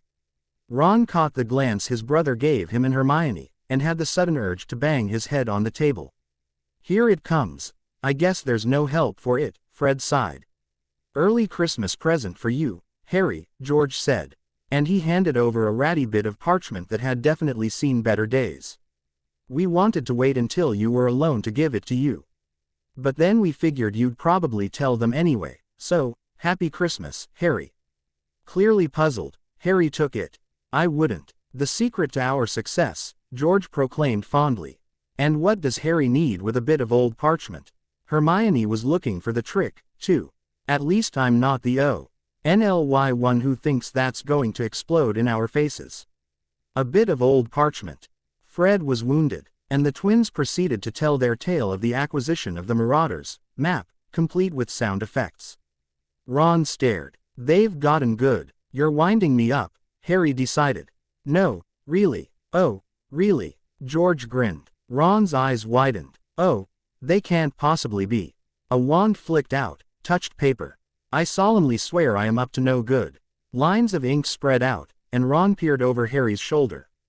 Telling the truth. Whoa, Messrs. Mooney, Wormtail, Padfoot and Prongs purveyors of aid. To magical mischief makers are proud to present. The Marauders map, and every detail of Hogwarts Castle, minute and perfect, was laid out on the paper in front of them. Ron goggled. Why didn't you ever tell me about this? I'm your brother. Fred shrugged. George smirked at him. Ron scowled. They are so dead. Just as soon as I figure out how. And how to keep them from retaliating. He hadn't lived with them this long to get killed in a prank war now. Unless they went out first. Hermione's face was stern. You're not going to use that, Harry. Course he is, Hermione, George said briskly. That's why we gave it to him. Don't forget to wipe it when you're done, Harry. Or anyone can read it, Fred said warningly. Just tap it again and say, mischief managed. And it'll go blank. So, young Harry, said Fred. In an uncanny impersonation of Percy, mind you behave yourself. See you in Honeydukes, George said, winking. You can't possibly be thinking of going. Hermione barely waited for the portrait hole to swing closed behind his brothers. Oh, come on, Harry. Look, some of the tunnels lead out of Hogwarts, right into Hogsmeade. And if he was Harry, I'd do it. Definitely. But his best friend was looking very uncomfortable, and he tapped the paper with his wand.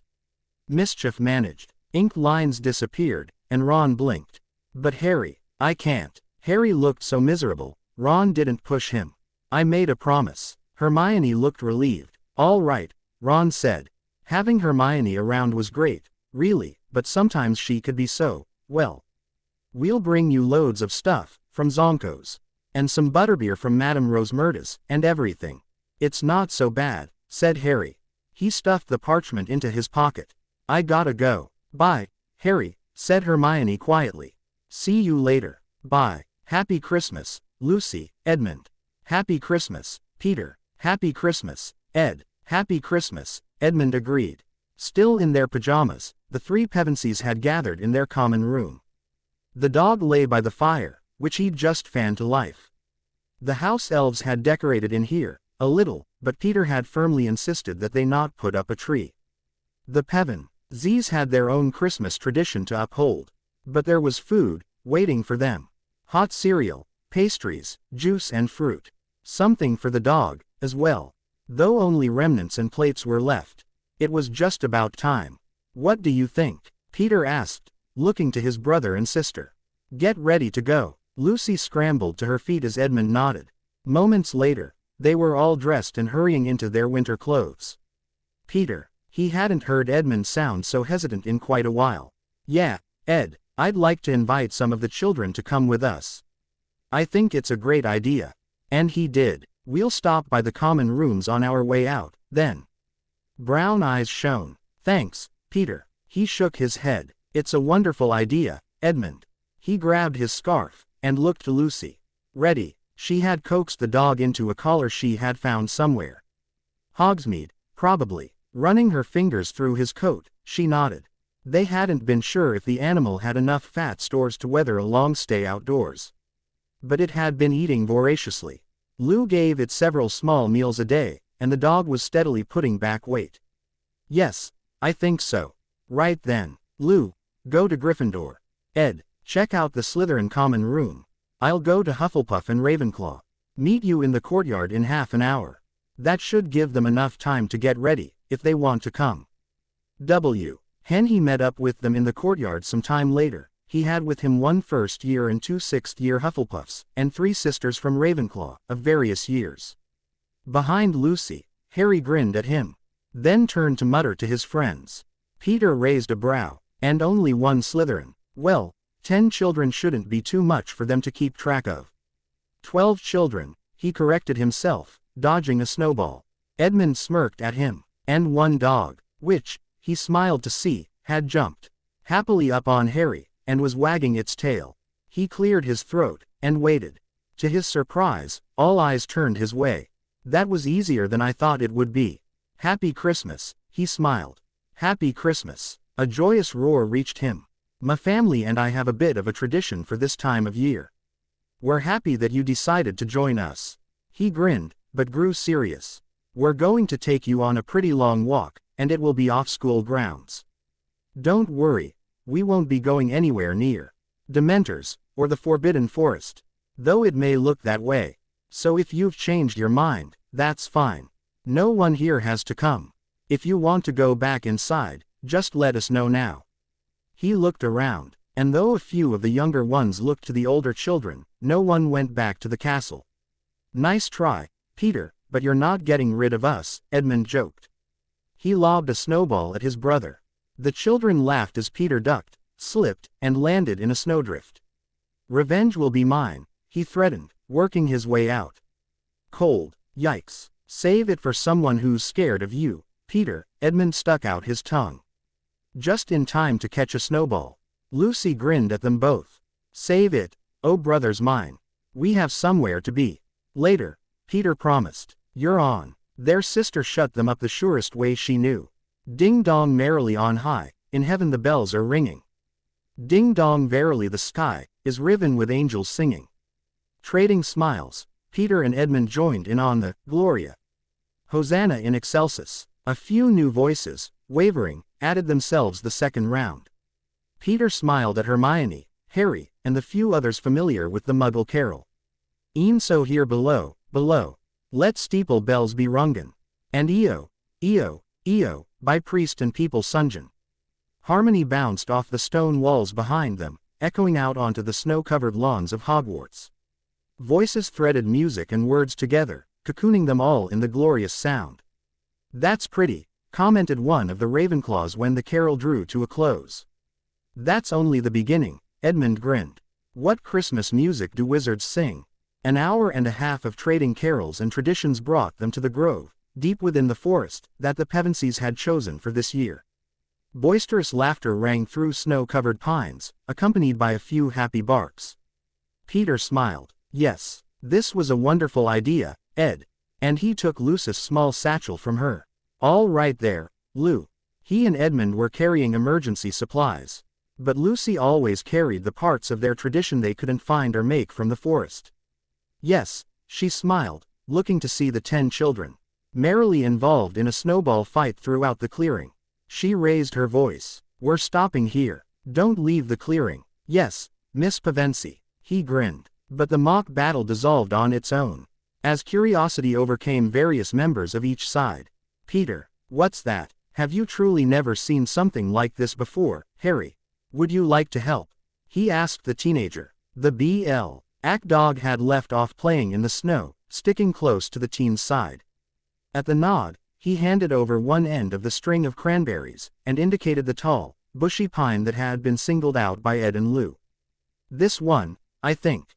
Soon, Ron and Hermione and the Slytherin, a 5th year named Cecily, were winding strands of popcorn and cranberries as high as they could reach. Pine cones, Edmund announced, returning triumphantly from his foray into the forest with the Ravenclaw sisters. The young Hufflepuff, Derek, was clinging to his back like a monkey. And in no time, the tree was decorated. Not glitteringly magnificent like the trees in the Great Hall, but beautiful in its own way. And that was more than enough. We have just enough, Lucy murmured. And each child received a white candle. The 3 Pevensies only needed one, anyway. Peter looked at the young faces. Where we're from, he began quietly, all life is precious, especially life that we take for granted. So we do not cut down trees at Christmas time. Instead, we come to the forest, and bedeck one tree, in observance of the holiday. It is our gift to the woods, and the creatures in it. When we returned to England, Edmund picked up the thread. We were your age. The people were at war, and there were shortages. For several years, there were no Christmas trees in London. On Christmas Eve, we would light a candle for our loved ones.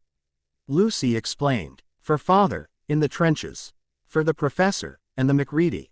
For Tumnus, and Philip, for our people and our friends. For Aslan, to remind ourselves of what we had been given.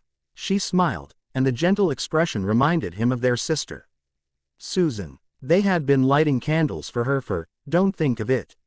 We would be honored if you would join us. But if you're not comfortable, or don't wish to take part, that's fine. From the interested gazes, Peter doubted that. Fire flared against his fingers. Susan, Lucy murmured, as Edmund set the candle firmly in the snow. Susan. He wrapped an arm around his little sister where she leant between them. Aslan, watch over her. Until I can take up my duty to my family once more, please, Alsan. Protect her. But the tradition wasn't over yet. 'Twas in the moon of wintertime, when all the birds had fled, that God the Lord of all the earth sent angel choirs instead. Before their light the stars grew dim, and wandering hunters heard the hymn. Jesus, your King, is born. Jesus is born. In excelsis Gloria, the youngest child came forward first. Then Harry and the dog, and Hermione, and Ron. One by one, lit candles joined the lone wick burning in the cold. The song ended, Lucy's clear voice fading into the afternoon. In its wake came a haunting sound, beautifully, painfully familiar. Edmund. Where he had acquired the duduk, Peter had the feeling he'd never know. But it was the one instrument they'd found on this earth whose music reminded them of home. And as he added his voice to that of his sister, it felt like home. I wonder where they went. Edmund had gotten Albus permission for the short trip without going into specifics. I doubt they'd tell me, at that. Oh, Peter hadn't let the disagreement between them stand for long. But it was made very clear that he had broken trust with them, and had yet to earn it back. Under his beard, he grimaced. It had seemed like a good idea at the time. But Albus had become very aware that they were not the individuals he remembered from 50 years ago. Those children had been just as changed by time as he, only it barely shows. Something to keep in mind. I overstepped my bounds. But the children had come back happy, and thoughtful, and looking at the Great Hall's Christmas decorations with new eyes. Bringing the Pevensies here was the right decision, especially since he'd heard more disturbing news about the increased activities of the Death Eaters in recent weeks. Rumors weren't enough to go on last year, but now, there've been sightings. And it won't be long before they grow bold enough to attack. The only place for Voldemort to go, after his ignominious defeat 2 years ago, was the Forbidden Forest. He was certain of it. It is the only place he can truly hide. And he is trapped there, for now. Hagrid told him of the many dead snakes he encountered, and Dumbledore was very aware of Voldemort's affinity for serpents. A Parseltongue. The situation seemed clear enough, but it was only in stasis. And with the breakout, and subsequent disappearance, of Sirius Black, Voldemort's most faithful servant is free to seek him out. If he has not already discovered him. But the Dementors knew their orders concerning Black. And he had heard nothing. And for today, it is Christmas. More students than he expected had stayed this Christmas. Usually there are only a few, but perhaps our guests have something to do with that. One of the 2 first years here was a Muggle born from a broken home, who had been working with Edmund and his sister since the beginning of the year. Most of the others knew the Pevensies a little more than in passing, with the exception of the one Slytherin. Sybil, this is a pleasant surprise. He pushed himself out of his chair. The Pevensies were exchanging curious looks as the glitteringly green, sequined dress glided toward them. I have been crystal gazing, Headmaster. He smiled into his beard at the misty, vague response, and to my astonishment, I saw myself abandoning my solitary luncheon and coming to join you. Who am I to refuse the promptings of fate? I at once hastened from my tower. And I do beg you to forgive my lateness. Certainly, certainly, let me draw you up a chair. Some small magic later, he managed to head off the impending argument between Minerva and Sybil. There was good reason why the two avoided one another. But where is dear Professor Lupin? Out of the corner of his eye, he saw the Pevensies exchange glances. So he told you. Good. I'm glad for you, Remus. The man had been shattered by the destruction of his childhood friendships. It was past time for healing.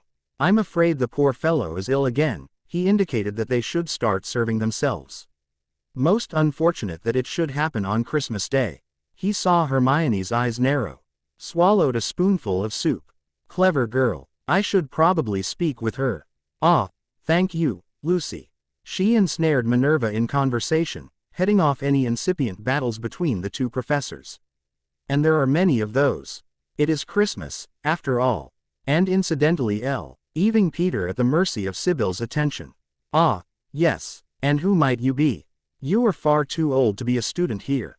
My name is Peter Pevensie, Professor. Yes, she interrupted.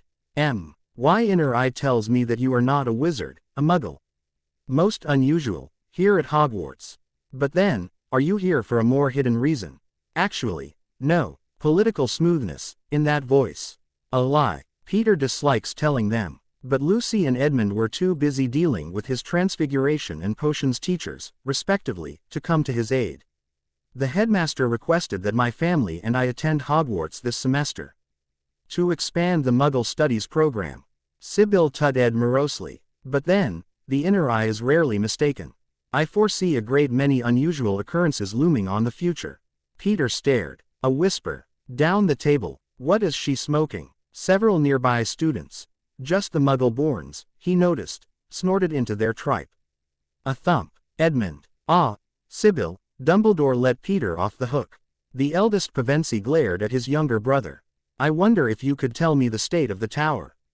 Filch has said that you were having problems with a few of the heat spells. Hi. Tail wagging. The black dog jumped up on him as Edmund led him through the portrait. How are you, Harry? He managed a small smile. I'm okay. He saw that Edmund was wearing shoes, and a sweater. Where are you going? Edmund smiled. Just going to see Professor Lupin. Go right on in, Peter's in the common room. Peter looked up from where he was sprawled on the couch. What's wrong, Harry? He rubbed his hands in black fur. A warm lick to his hand gave him courage. Peter made room on the couch, putting aside Hogwarts, a history. I thought only Hermione had ever read that, he said after a bit. Peter laughed. No, I'd actually just gotten through the section on the Chamber of Secrets. Amiable blue eyes glanced at the text. I'd say, they need to update that in the next edition. At least, from what I've heard from Ginny. Harry perked up, still rubbing black fur. You know Ginny Weasley? Peter shrugged. A little. She went through a lot, last year. Edmund and Lucy are trying to help.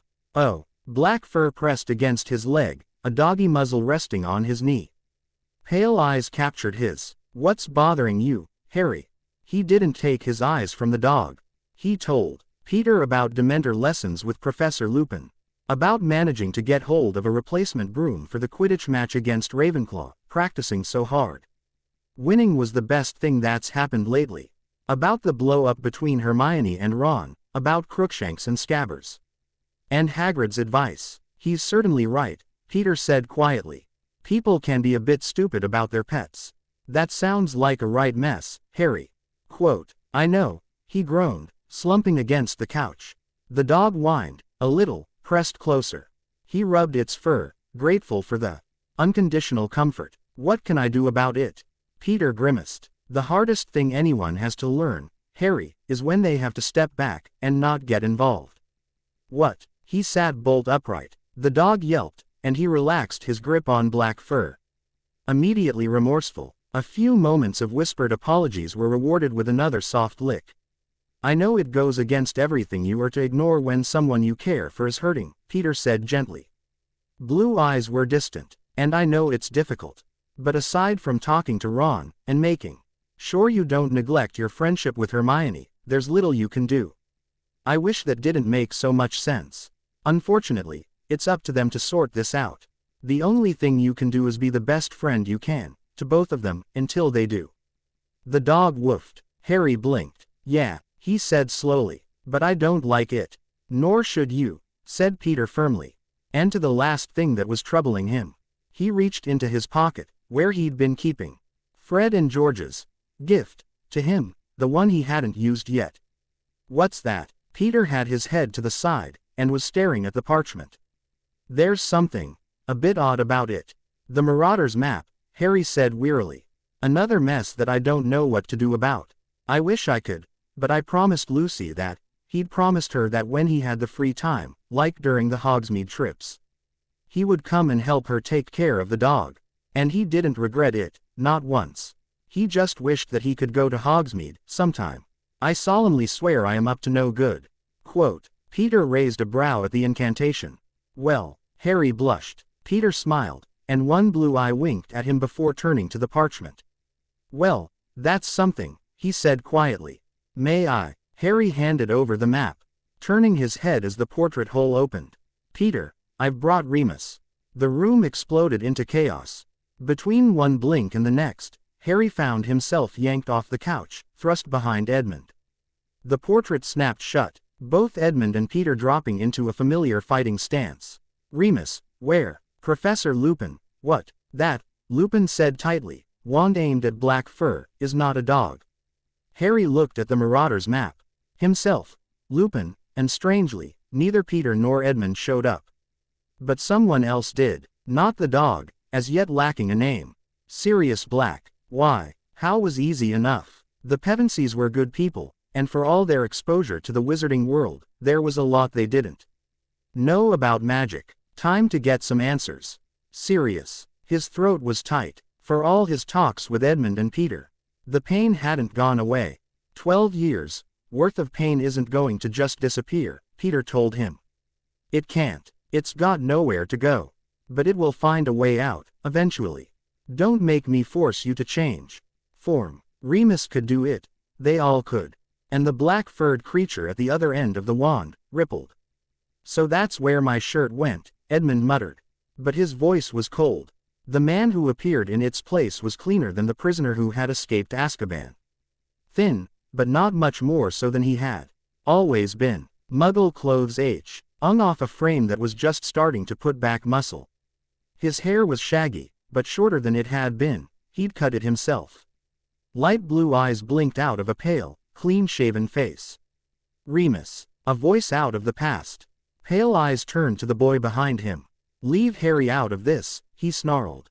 Remus. A pained whisper. Sirius was always a good actor. Had to have been, to have betrayed them. Black seemed to brace himself. And met his gaze without flinching. It's not what you think. It's not. He took a calming breath, but couldn't stop shaking from rage. How dare he? Because hink that you turned Lily and James over to Voldemort to die. I think you gave Harry over to him, that you killed Peter Pettigrew when he chased you down. No. He opened his mouth. No spells. Peter, with a carefully expressionless face and a white-knuckled grip on his brother's arm. Edmund looked ready to jump on Sirius, and his face was drawn with rage. Edmund, he murmured. The man didn't take his eyes off them. Lock the portrait. No one comes in or out.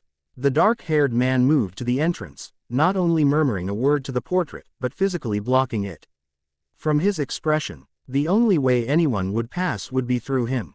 You killed my parents. Remus winced at the thin voice. Harry had his own wand out, and trained on Black. You were their best friend, and you killed them. Quote. Black stood firm, but pure agony flared in pale eyes. No, he murmured, more loudly. No, I didn't. Remus snorted. The eyes found his. The same blue from memory, though pain had replaced the laughter he was accustomed to seeing there. He could find no trace of madness, try as he might. I did not betray James and Lily. Really? Remus sneered. Then who? Peter. The honesty stole his thoughts. Stole whatever he had been about to say. He looked, but he couldn't see the lie. Only emptiness, and soul-crushing pain under thin defiance. But that doesn't make any sense. Unless you switched, he murmured. Awful realization engulfed him. Without telling me. Sirius looked away, swallowed hard, nodded. I thought it was the perfect plan. A bluff. Voldemort was sure to come after me. Would never dream they'd use Peter as secret keeper. Oh my God. Memories raced through his brain, tinged with this speck of knowledge, and events long past shown in different light. And everything he'd thought he'd known about the last 13 years came crashing in. Because you thought I was the spy. How am I so calm?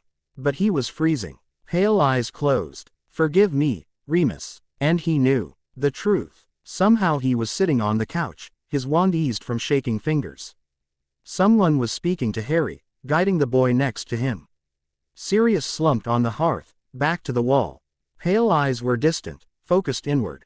Why come here? Peter Pevensie, who had collected their wands and was holding them, out of everyone's reach. Just in case. Pettigrew, Sirius said wearily.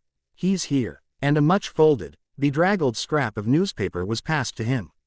A picture of the boy Ron Weasley's family, and his pet rat, clutching Ron's shoulder and squeaking in distress.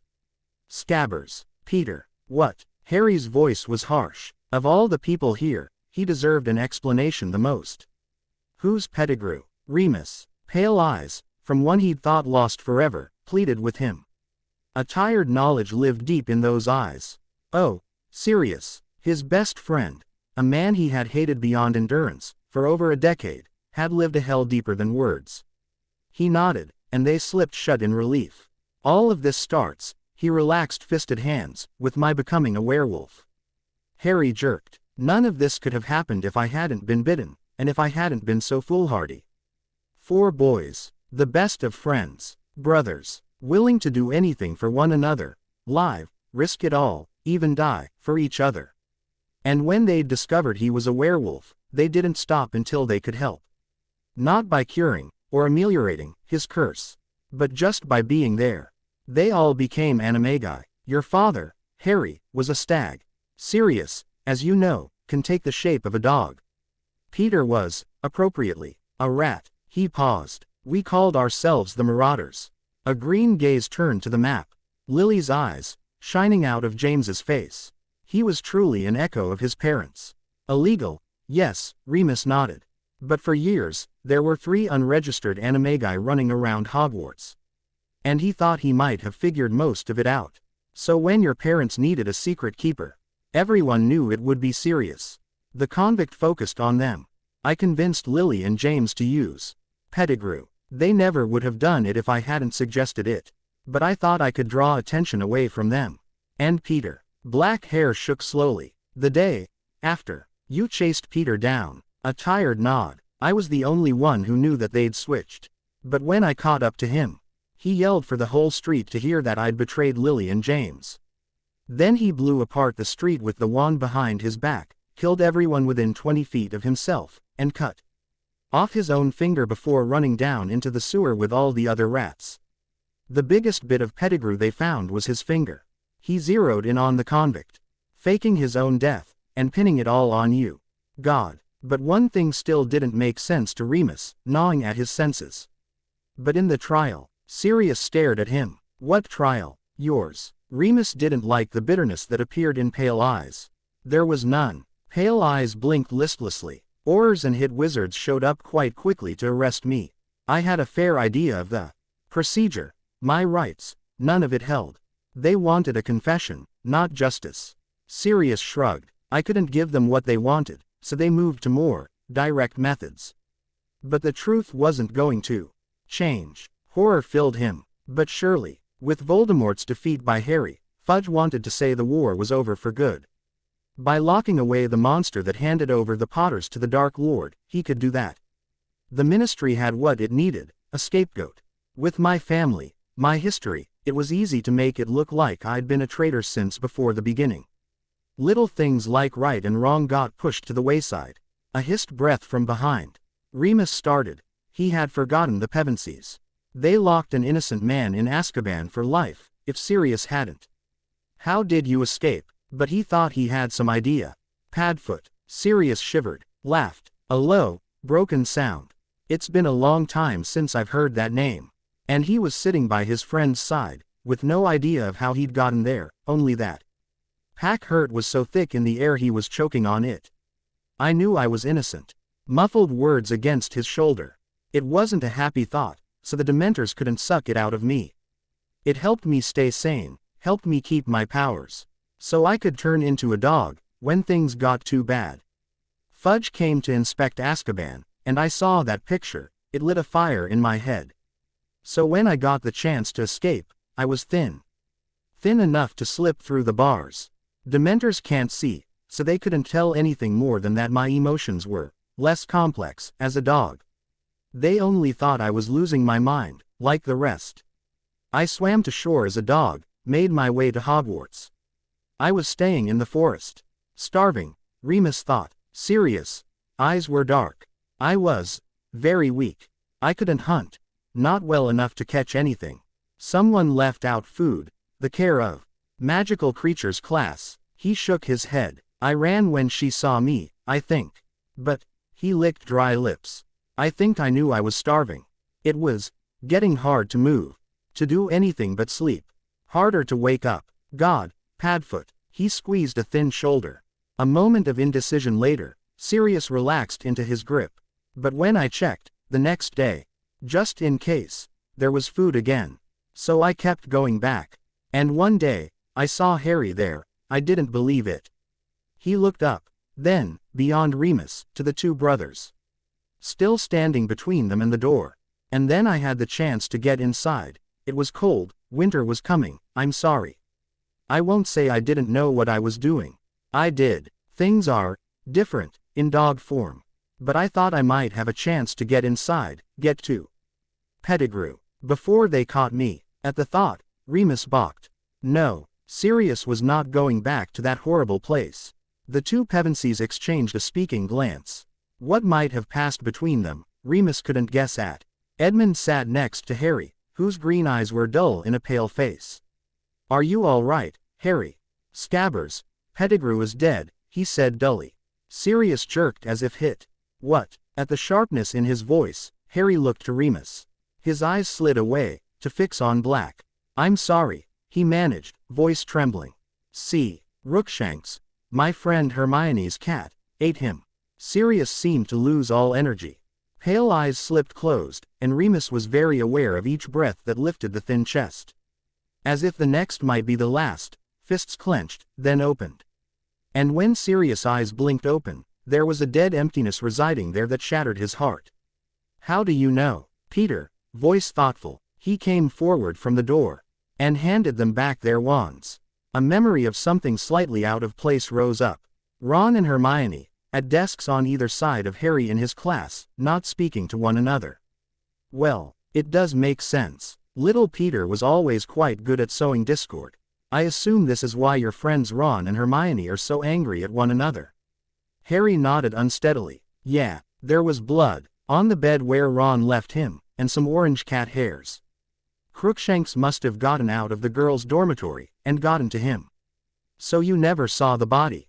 Peter, blue eyes intent, one hand on a blonde bearded chin. Remus wondered at his line of questioning.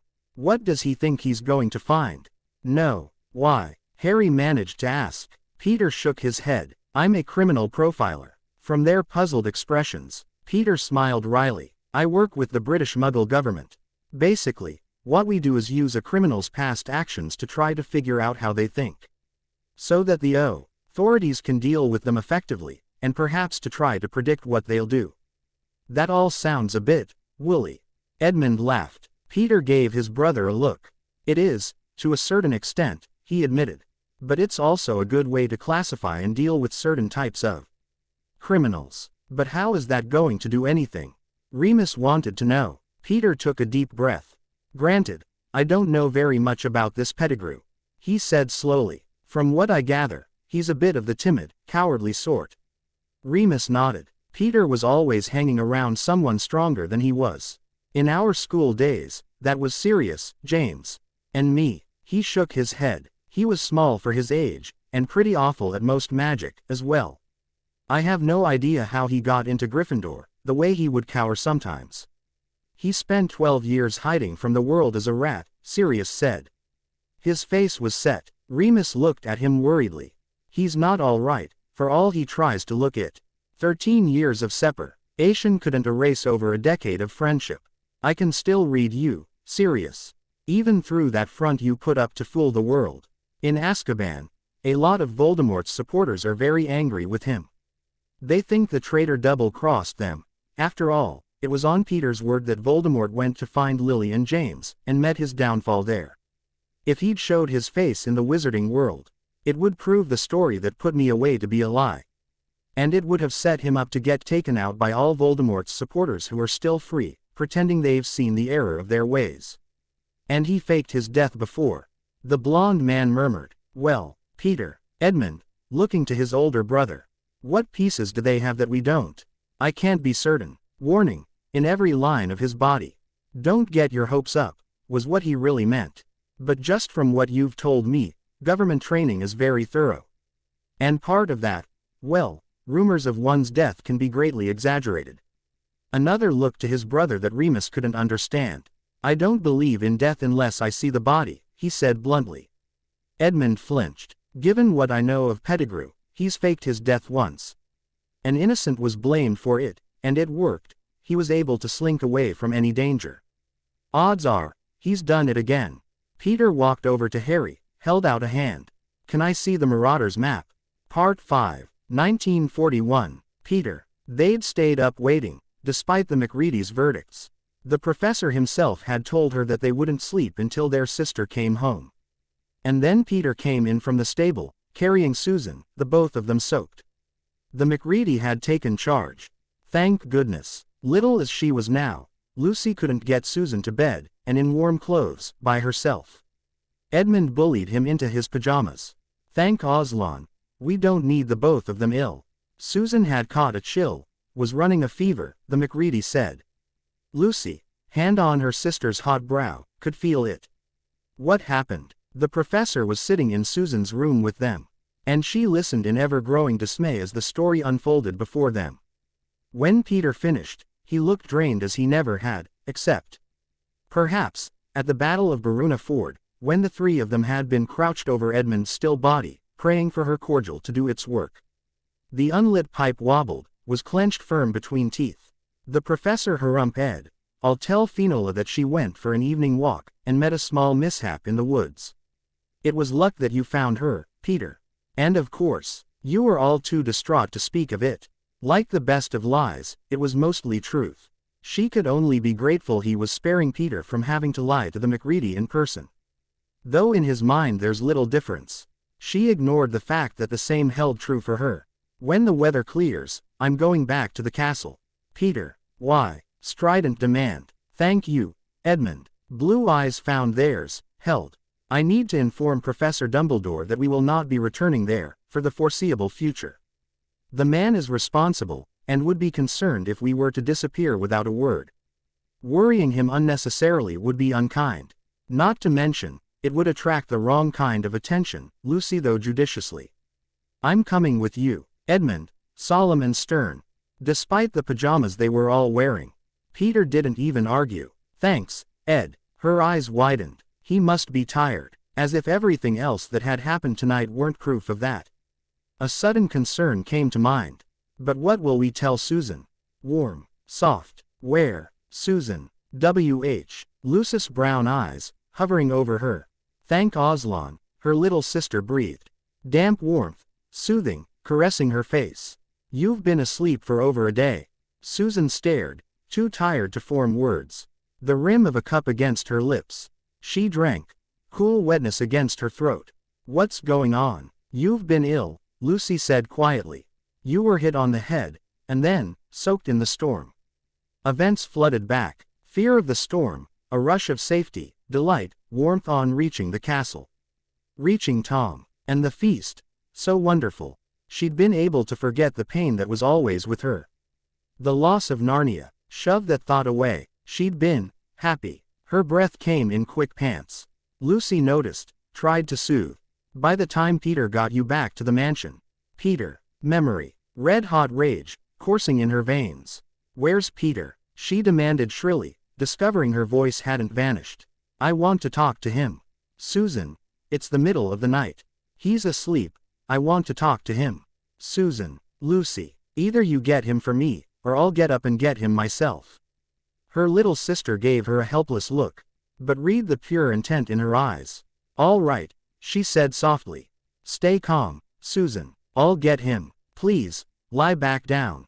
Peter, she insisted stubbornly. I need to talk to him. Oh, yes, I need to talk to him. The nerve. First, to practically forbid me to go, and then, to chase me down, fight with Tom. Rage robbed her of every coherent thought but one. What's he playing at? He's not High King anymore. Her eyes flew to the opening door. Her brother, blonde hair on end, fingers resting on the handle. Just what did you think you were doing? A long silence. Peter met her gaze levelly, but didn't say anything. She had no patience for this. Answer me, Peter. Blue eyes looked at her.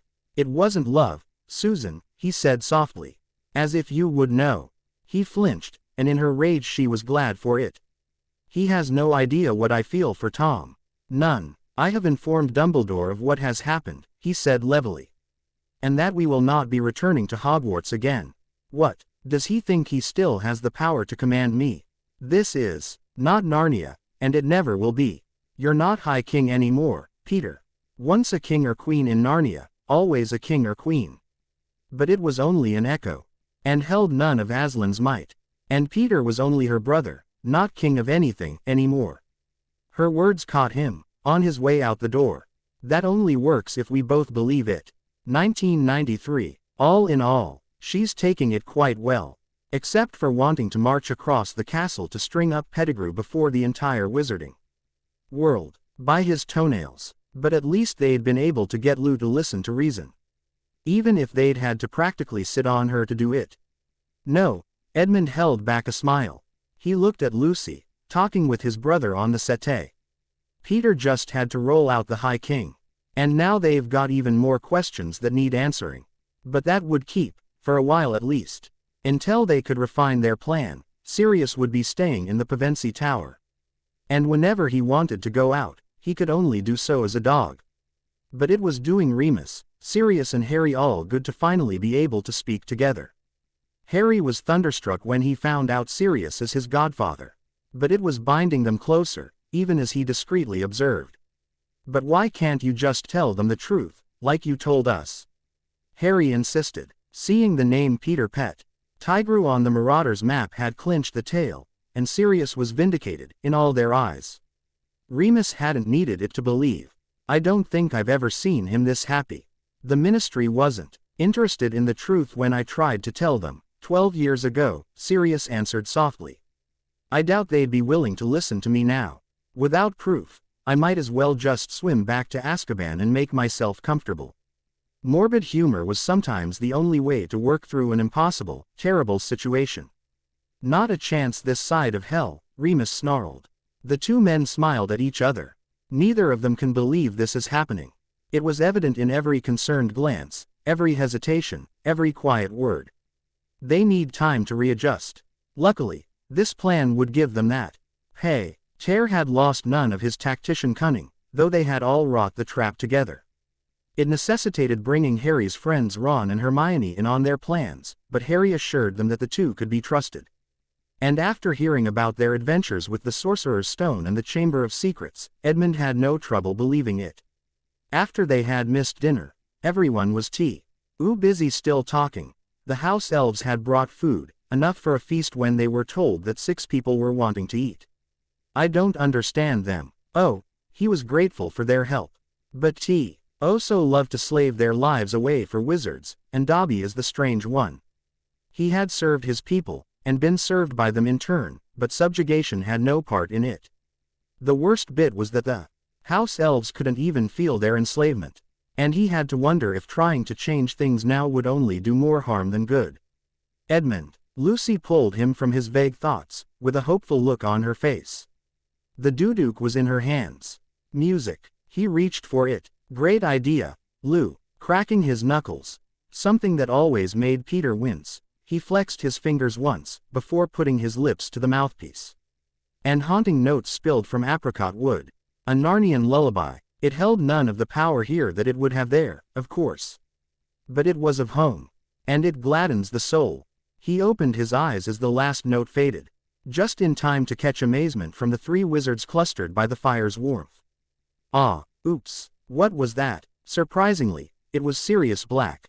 And from the look in his eyes, maybe the power of Narnia is not diminished in this world, after all. Tumnus taught you that, didn't he?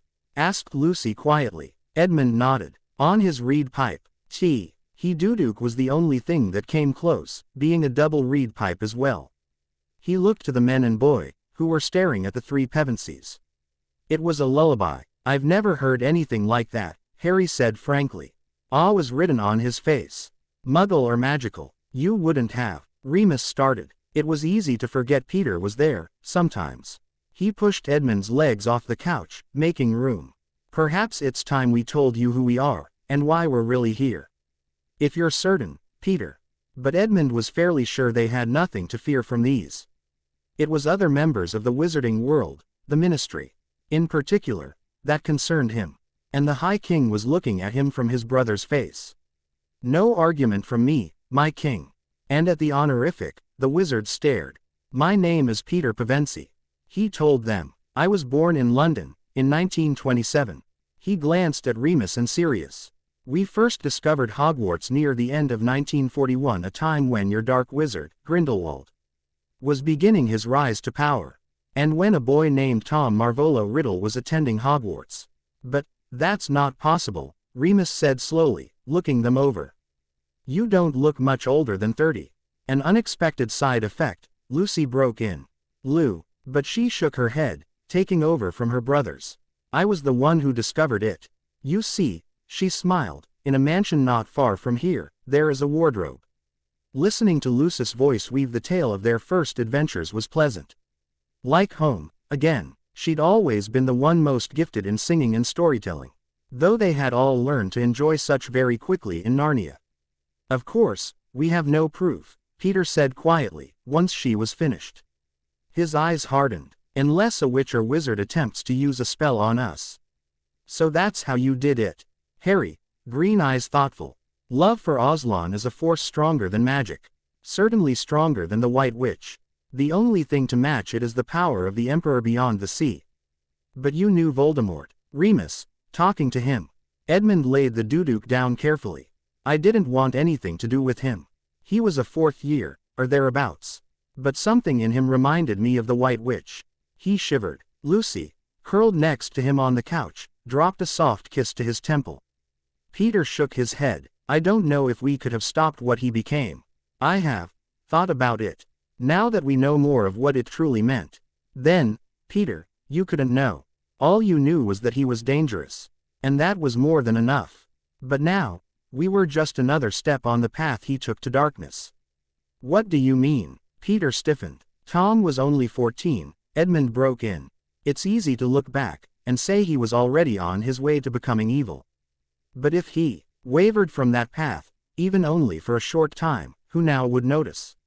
Tom fancied himself in love with our sister, Susan, Peter said tightly. I still have only suspicions as to why she believed him, and appeared to return the feeling. But one thing I know for certain.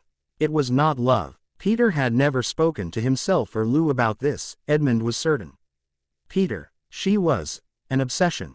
To him, he may have believed that he cared for her, but it was rooted in what we are, and we are not muggles. He was fascinated by what he could discern of Narnia, within us all.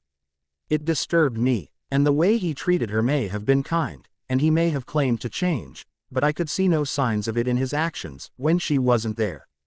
The body at his side was tense, unhappy. How could I never have seen all this? But he had been shocked, as Lucy had, on finding himself a young child once again.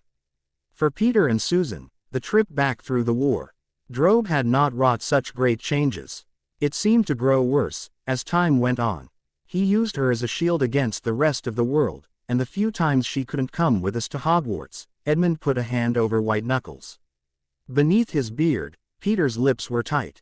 He tried to separate her out from her family. And that frightened me. Dark eyes met Edmund's in mute shock. I had no idea, Lucy murmured. Some of that was natural, I think. Susan was ever quiet about these things. As for the rest, I'll bet that Peter had a hand in that. Overprotective to a fault. I was relieved when it finally ended. His older brother admitted. For the benefit of their friends, he explained. Susan ran off to meet him. At the Halloween feast, through a storm. When I found out she was missing, I went to get her. I have no idea how she was planning on getting back. I think Tom would have persuaded her to stay the night. What? But she was 13. Remus was aghast. The one thing you have to understand, Peter said quietly, is that when we returned from Narnia, we were no longer children. We may have looked to be so, but inside, we had ruled a country for over a decade. We had grown, lived lives that were suddenly reversed, as if they had never happened. What happened? Harry asked, soberly. I told her she was coming home, Peter responded slowly. Tom attacked me, dragged us both outside, tried to throw me out of Hogwarts. I had promised Dumbledore that I would not harm anyone in the school, unless one of mine was in danger. But I fought back. Susan got between us, took a blow that was meant for me, a shrug, too emotionless to be casual. Tom was shocked by that, I think. It gave me the chance to get her, and get us away. Back to the mansion. Susan has never forgiven me for it, though I doubt that she remembers anymore. And that's why Dumbledore brought you here, Harry reasoned out. In part, Edmund assured him. Tom, Voldemort, holds a grudge. When he reappeared 2 years ago, Dumbledore apparently set agents from the Order of the Phoenix to find us. Convinced, Lucy added dryly, that old muggles would be an easy target for him.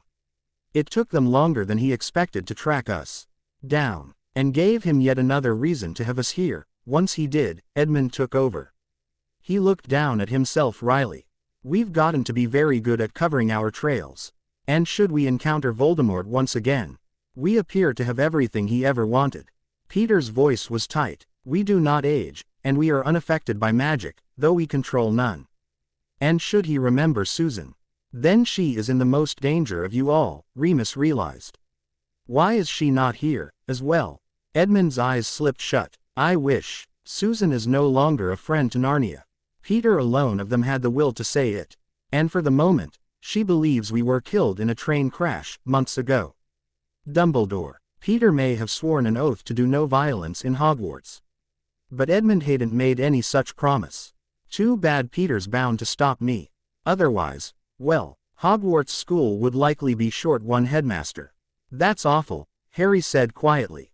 Yes, Edmund nodded, still angry. It is. I take it this wasn't your idea, then. No, Edmund smiled tightly at Remus. We had no idea until it was already done. And perhaps we should just leave this subject there for now. Of course. Sirius. Voice and eyes understanding. They sat in uncomfortable silence for several moments, until Harry hesitantly cleared his throat. Edmund. Yes, Harry, would you play some more music? Edmund found that smiling wasn't as difficult as he'd thought it might be. Sure. And, how are ye, then? Doin'? Well, hey, Hagrid. Harry was still beaming over winning the Quidditch Cup. I'm good. And, why shouldn't he? As good a player as his dad, and a sight better, I wager. Then the half-giant saw the two other figures on his step, and beamed. Ron. Hermione. It's good to see ye. Once he had them settled in with a nice cuppa, and the fudge he'd made yesterday, he looked them over carefully. So, ye finally made up, then? Ron reddened. Yeah, well, he muttered. Cats chase rats. Scabbers was old, and he was a bit useless. You never know. Mum and Dad might get me an owl, now. He sipped, turned even redder, and swallowed. Hot, he whimpered. Oh, I forgot. Milk fairer tea, then. The milk bottle was in the cupboard, just there, and Hermione's eyes widened. No, thanks, Hagrid. Ron and Harry don't want any either. Do you? No, Hagrid, thanks. Looking at the sudden bright smiles on every face, Hagrid blinked. Ye three are actin' mighty strange, he mused. Ah, well, nothin' a cup o' wan, here. Are ye sure ye don't want any milk? It's just exams, Hermione said quickly. They're coming up soon, and we're worried, Harry jumped in. Really worried, Ron added. I mean, Snape's going to be awful, I just know it. And divination's bound to be a nightmare, Trelawney said something about crystal balls. And they were off, chatterin' away about what they were expectin', exams comin' up in less than a month. And care of magical creatures. He was the sudden recipient of a trio of hopeful looks. It's not going to be too bad, is it, Hagrid? Harry wheedled. Hagrid shook his head. None o' that now, ye three. I'm professor, and ye'll fin out a boo the exam when ye get to it. Ye won. Get it out o' me like ye did your first year, with Nicholas Flamel and the Sorcerer's Stone. Ah, Hagrid, it wouldn't be fair, and ye know it, he said firmly, and I'm not sayin' any more. Great, loony bat. Father had insisted he take divination for the first year. He'd said there was a lesson in this that Draco would do well to learn. No kidding. He rolled his eyes, but he supposed his father's point had been well and truly proven by the insectoid Professor Trelawney. I make my own fate, and no one else does it for me. Especially not some feather-brained, ditzy woman who wandered around, Draco was convinced, half-drugged. Tea leaves. Yeah, right, but at least he'd taken the final now, and there was no reason his father wouldn't let him drop this class and get the hell out of here. But he thought, instead, he might just take Muggle studies. He could pass it off as another one of those know thy enemy things. But it actually might be interesting. Edmund said that he doesn't know his family's plans, but it's likely that they'll be here next year. He couldn't help but wonder why that was. Didn't they have, well, lives to get back to in the Muggle world? Regardless, he could think now that attacking Peter had been the best thing that had ever happened to him. His year would probably have gone much differently, been much worse, he corrected himself, if he hadn't. Thank you, Professor Trelawney, he used his most polite manner. It was sweltering in the tower, and with the Professor's vague and irritating manner on top of the smothering fumes, I might just throw up. An internal sneer, reserved for the tower and its drifting, misty occupant. Very well, dear, she sighed mistily, waving a floaty hand. I foresee a lovely summer ahead, do enjoy yourself. Right, he bent for his bag. It will happen tonight, he frowned. Her voice was harsh, different. Sorry, but Trelawney didn't seem to hear him. White shone from her eyes. Draco stared. She's having a seizure, or something. I've gotta get someone. Pomfrey, though probably by the time he got there and back, it'd be too late to do anything anyway, and she'd have recovered, or not. But before he could move one way or the other, her mouth opened again, and that same, hoarse rasp emerged. The Dark Lord lies alone and friendless, abandoned by his followers. His servant has been chained these 12 years. Tonight, before midnight, the servant will break free and set out to rejoin his master. The Dark Lord will rise again with his servant's aid, greater and more terrible than ever he was. Tonight, before midnight, the servant will set out to rejoin his master. Her head fell forward onto her chest, and she grunted. Draco stared. Was that a? Her head snapped up. I'm so sorry, dear boy, she said dreamily.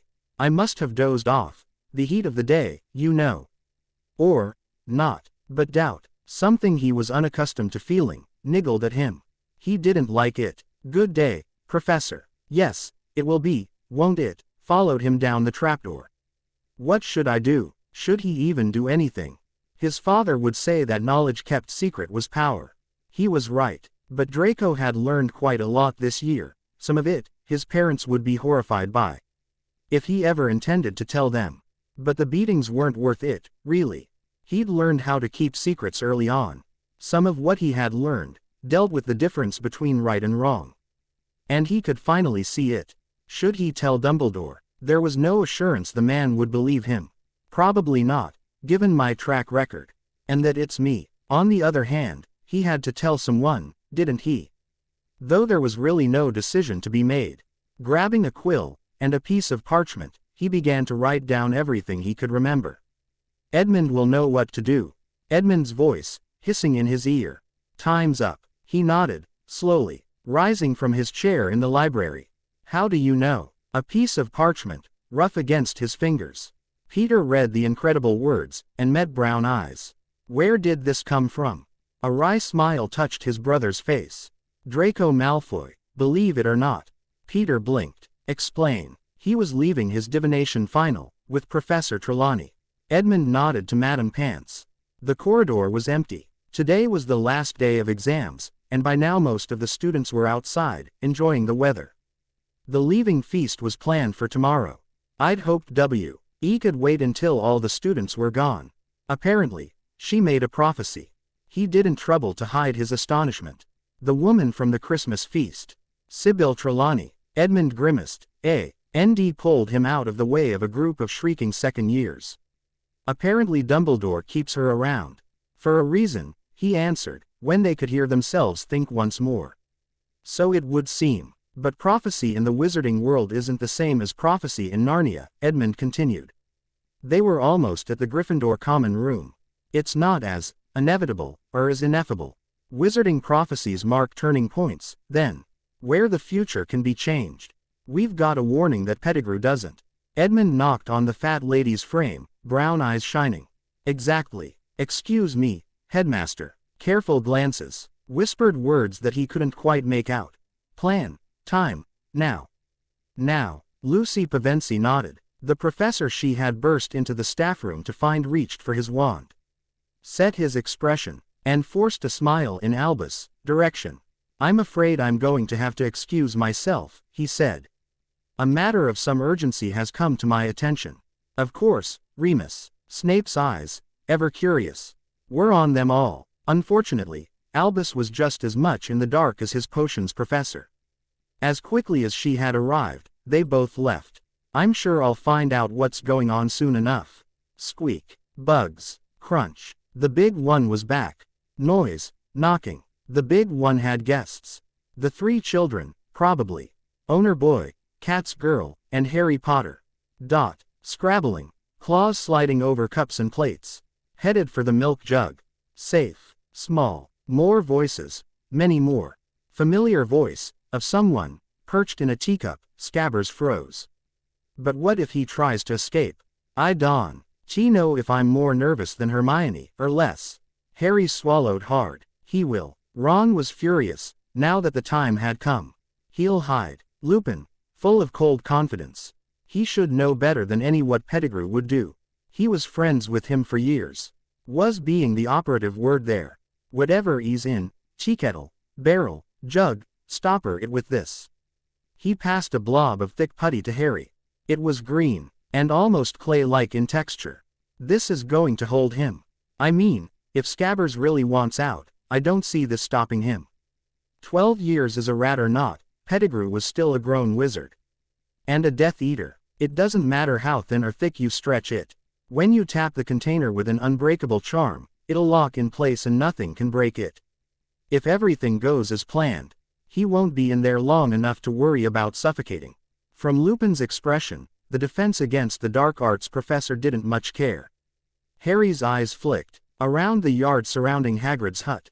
He couldn't see. There in the forest, Lupin answered the unspoken question. With Sirius. In case we give the signal he's escaped.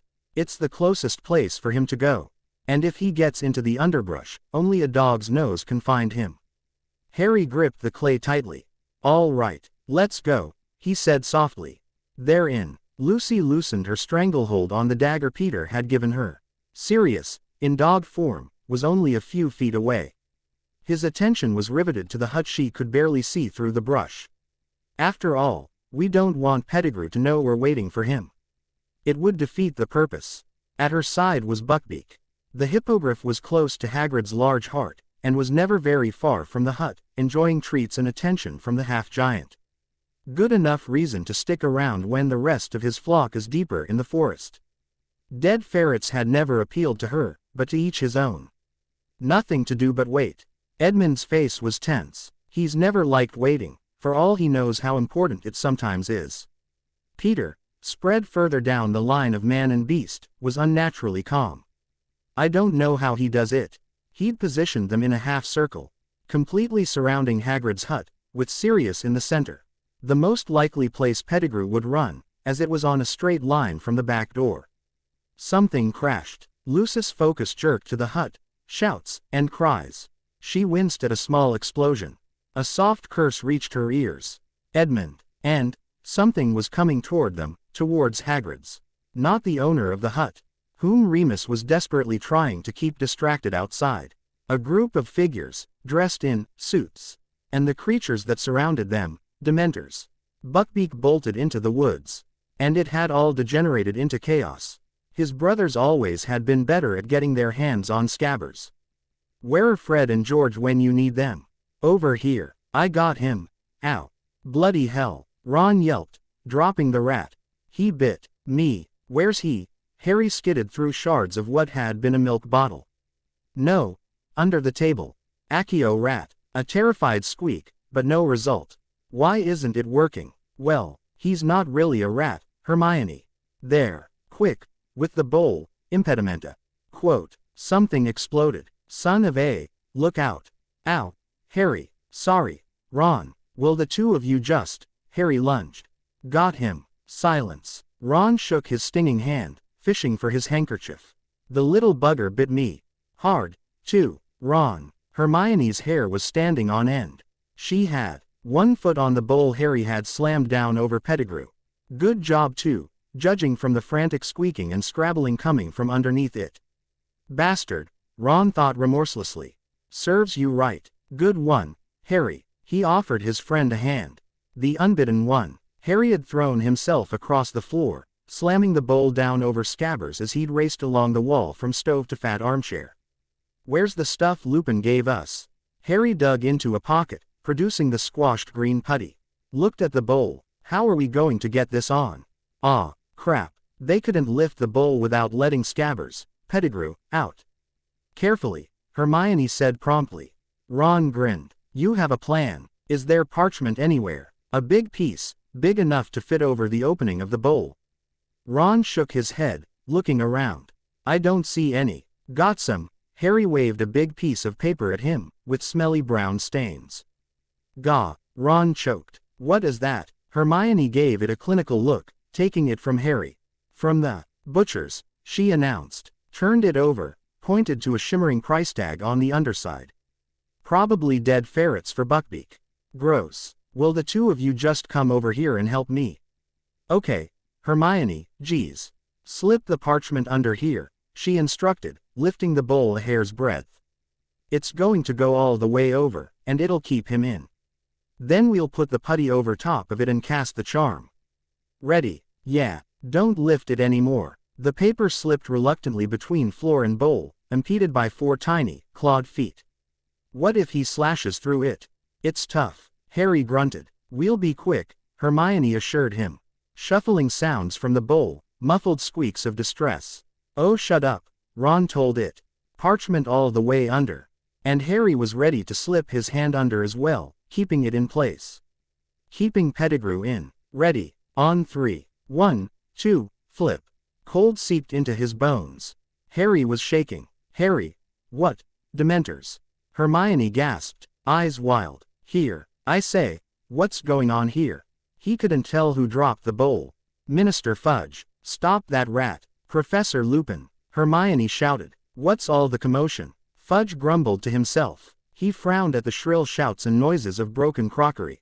Were those children's voices? Dumbledore informed me that the exams were over. What are children doing in the half-giant's home? Not safe, not even remotely sensible.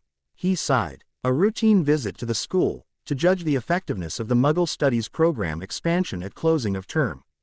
And we find yet another area in which Dumbledore's rules are lax. The school governors will not be impressed. And as he had authorized not only this inspection of the school but the added ion of Muggles to the Hogwarts curriculum, any repercussions were unacceptable. Wait here, he ordered his entourage, including the Dementors escorting them from the gates to Hogwarts, front doors. After all, with a maniac like Black on the loose, and after Harry Potter, one can't be too careful. He pushed open the door, and was confronted by an absolute disaster. Chairs upturned, cutlery strewn, amidst bits of glass and pieces of plates and cups. And 3 children, a boy with fiery hair, a girl who looked as if she'd never seen a comb, and Harry Potter. I say, what's going on here? The bowl they were crouched over fell with a thunk, and miraculously didn't break. A rodent raced out, headed for his feet. Minister Fudge, stop that rat. Something small, furred, and entirely too rat-like raced over his shoes. Ag. The girl pushed past him, sending him reeling into the doorframe. He clutched at it for balance, as the 2 boys ran by. Professor Lupin, she screamed. Fudge winced at the loud whistle. What in blazes is going on here?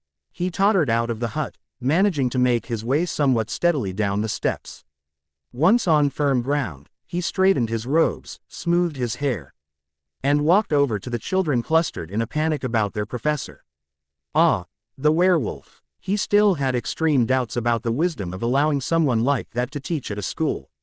But still, must see what all the commotion is about. No doubt it was something highly inappropriate. Dumbledore really must keep better control of his staff. A shrill whistle spiked through the air. That's the signal. Tiny brown streak, darting into the brush. Scent of small rat. Run. Brambles whipped his nose, tangled in fur. Squeak, squeak, squeak. Closer. Closer, scrabbling in the bushes, scent thick in his nose. There, cold, worse than the ocean he'd swum. Glacial, freezing chill, familiar cold. Peter. Sirius pushed his way into the flat, but nothing barred the door. Lights were on. Nothing seemed wrong. But, Wormtail, no answer. Auror's instinct screamed at him. From room to room he moved, motions quicker with every empty set of walls. Peter. Not here. No one was here. No signs of forced entry. No scorch marks from curses. Hell, no tingle in the wards indicating that someone had used Alohomora, the most basic of opening spells, to get in.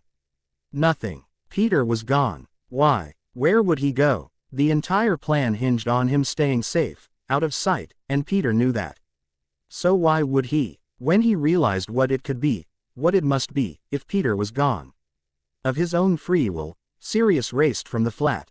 He had no time. A gasp of air. He'd lost his grip on Padfoot, slipped back into humanity. And the Dementors were coming closer. The dark mark, glaring serpentine and green, over the house. But he could still hope that they hadn't been here, that he wasn't too late. James. Lily. There were only a few lights on in the house. Front and back door, living room. And a window Sirius knew, from multiple visits and godfatherly duties, to be Harry's. The knob turned at his touch. Dread weighted his heart. Lily. No sound. Not even a baby crying. At being woken so loudly in the night. James. Damn it. Prongs, answer me. And then he stumbled, over something lying in his path. Lumos. God. No, no, no, no, no. This wasn't happening. This couldn't be happening. James was. The Auror took control, coolly recognizing the killing curse, and moving on. Nothing to be done now. Weep later. Now, Lily, and Harry. God, were they still alive? The body, on the nursery floor, answered his question. He wasn't brave enough to shift the spill of red hair, and check for a pulse. The chest wasn't moving, and Harry, he could see, only for a moment. A gray-cowled figure reached up with rotting hands, and lowered its hood. Scabbed skin stretched blankly over empty sockets. But there was a mouth, a great, gasping hole, sucking in air with the rattling sound of death. Expecto Patronum. The chill vanished, taking the immediacy of memory with it. Sirius gasped, felt someone grip his fingers, whispering, but he couldn't. Become Padfoot. Not yet. They were still too close. It was too soon, and only one thought penetrated his consciousness. Pettigrew's gone. Albus looked at the three desperate children in front of him. Their story would have sounded incredible, unbelievable, to anyone else. But he had been the leader of the Order of the Phoenix since its inception, and he'd thought to count himself among the few who knew Sirius Black, and Peter Pettigrew. It makes too much sense. Fudge had been placated, apologized to by the three children before him. Hermione had jabbed Ron in the ribs when he'd first opened his mouth, a disgruntled look on his face. She was the cleverest young witch of her age Albus had ever had the pleasure to teach. Then, she'd proceeded to astonish her friends with a tearful story of how Ron's pet rat had been lost for months. And she'd been sure her cat had eaten him, and when they found him in Hagrid's hut they'd been so excited that they'd accidentally knocked over a few plates, and they were ONL. Why trying to catch him, but the minister had startled them, and now poor Scabbers was gone forever because he'd run into the Forbidden Forest, and then the Dementors had come and scared them all so awfully. The torrent of words was impressive. Where does she find the room to breathe? And Fudge was too preoccupied soothing a sobbing, hiccuping young girl clinging to his robes, and dealing with her two stammering, wide-eyed friends, to notice Lupin had slipped away. Now, firmly ensconced in the staff room and being assiduously watched over by one displeased Severus Snape, Fudge was decidedly out of the way, at least until they had accomplished what they needed to. The Pevensies were missing, in all likelihood, back at Pevensey Tower with Sirius and Lupin, planning their next steps from this point on. Short of speaking to the man himself, Dumbledore was convinced of Sirius' innocence. But Pettigrew was still gone, and that posed problems. It seems, at this point, that there is little we can do. But you believe us, Harry, desperate for an answer. They were waiting there, in his office, hoping that he might be able to cure the problem. He didn't know if it could be solved. But I have faith in them. And they, all of them, deserve the chance. There is a way. Yes, I do, he said quietly. But I have no power to make other men see the truth. Harry's face went stark white. Ron's fists clenched. There was a tiny gasp from Hermione. What we need, Dumbledore said slowly, his eyes moving from the messy-haired and despairing boy in front of him to the one girl in the group, is more time. Quote, but, Hermione began, and then her eyes became very round. Oh, now, pay attention, he said, very lowly and clearly. You must not be seen. Miss Granger, you know the law, you know. What is at stake. You must not be seen. Quote, both boys looked to her, confusion on their faces. Hermione, what? He cut them off. It is 5 minutes to 6. Miss Granger, 2 turns should do it. Good luck. With that, he turned his back on the 3 children, moving around a bookshelf and out of sight. Spying Fawkes' perch, he made his way to the Phoenix. Crimson rustled, and a soft chirp greeted him. Hello, Fawkes, he murmured. A rumble of stone. The gargoyle was admitting someone. 3 pairs of feet rushed across the office. Feathery weight settled on his shoulder. Professor Dumbledore, I hope they've done it. Hermione, what? It is 5 minutes to 6. Miss Granger, 2 turns should do it. Good luck. As soon as the headmaster turned away, she yanked the chain out from under her robes and hissed. Come here. Hermione, what's going on? I'll explain later. Get in. It was a tight squeeze, but the chain on the time turner was overlarge for a reason. Very handy. She appended the miniature hourglass, and braced herself for the dizzying sensation. And as Ron and Harry stared, time reversed itself around them. They found themselves standing in an empty office. The sun much higher than it had been moments ago. "Come on," she hissed, making for the gargoyle. "Remember, we can't be seen." "Hermione, what is that?" "It's a time turner," she explained as quickly as she could. "It's been how I've been getting to classes all year." "Come on. And what are you three doing outside the headmaster's office?" "Snape." "Nothing." She whirled, giving him her most earnest look. "I'd wanted to ask Professor Dumbledore about dropping classes for next term. As you know, my schedule is overloaded, Professor Snape, and I was just—" "Of course," he snapped.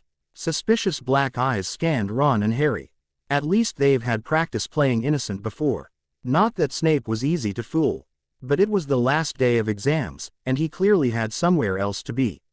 "Oh, no," she moaned, dragging them down the corridor in the opposite direction. "He saw us." "Why's that so bad?" "Because, Harry," she peered around a corner, but exams were in session and no one was in the halls. "We're playing with time. If you ran into yourself in the hallway, what would you think?" I'd think there was some dark magic going on." "Exactly. Loads of witches and wizards have ended up killing their past or future selves by mistake. We've got to be careful." Ron nodded. "I've heard about that." His face was pale. "'Sreally awful, too. Screws with the timeline something funny. I really don't need to hear this right now. We've got to get out of here. It's 3 o'clock, we've got—" Footsteps. Hide. Stuffed into one of Filch's closets, they listened. Made a prophecy. "Sybil Trelawney." She knew that voice. "It's Peter." Harry blurted, "Shish," but any noise they might have made was overshadowed by a bunch of shrieking students. Probably just out of an exam. She pressed her ear to the door. "Apparently Dumbledore keeps her around for a reason. They're going to get us," she whispered. From the Gryffindor common room. The voices faded. A few more moments of intense listening. Hermione cracked the door open. "All clear." That was weird, Harry decided. "No kidding." Ron, looking up and down the hallway. Trelawney made a prophecy. The Pevensies had just knocked on the portrait. And told them it was time. They'd all thought there would be time enough to explain later. Maybe there would be. Later. She was getting a headache thinking about it. "We have to get to the forest," Ron said suddenly. "Hide out, before Peter, Edmund and Lucy get set up. That gives us less than an hour." Harry looked at his watch. Frowned, shook it, and then remembered. "Or thereabouts." Hermione agreed. "Come on." Their next obstacle appeared just outside the doors, in the form of an large, open, sunlit lawn. Very large, very open, very long way to go, without being seen. "Can we cross the lawn without anyone spotting us?" "There's the invisibility cloak, but it's in my trunk." Hermione shook her head. "No time. Have to run for it, then, and hope no one's looking out a window." Ron said determinedly. "Oh, I don't like this plan. If we stick close to the wall until we reach that corner," she pointed. "From there's the shortest distance to Hagrid's hut. We can get to the forest from there." A moment of silence, in consideration of the route. Ron broke it. "Ladies first." "Ooh. Fine." Rock was warm against her back. And then there was nothing for it. "Please don't let us be seen. Please don't let us be seen," she begged as she raced across the open field. Rounding Hagrid's hut, out of sight of the castle, she breathed a sigh of relief. "Wow, Hermione, you're fast." Ron puffed up behind her, face red in the summer heat. Harry came up behind them. For a moment, they all caught their breaths. "How are we going to catch him?" Harry asked suddenly. "It's not as if we can hold him." He nodded at the red spotted kerchief tied around Ron's hand. "And if he transforms, we're in real trouble." "Are we ever?" "Look around the outside of Hagrid's hut. There's always junk lying around." "Hermione." Ron had a strange expression on his face. "Scabbers. He's in there, alone, right now. Why don't we just—" "No, Ron, why not?" "Harry, Ron, think," she demanded. "If we go in there now, and we don't catch him, he'll be off into the Forbidden Forest and there will be no way we'll ever have a chance at finding him. And then, when we come with the Pevensies, there'll be nothing here for us to find, and Sirius will be out here, for no reason when the Dementors come with Fudge. They almost caught him before, and the only reason they didn't was because he'd chased Pettigrew so far in. Harry paled. Ron gulped. Don't you get it? We can't change things from the way we know they're supposed to be, and we can't be seen. It may already be botched because Snape almost caught us coming out of Dumbledore's office, and he saw us.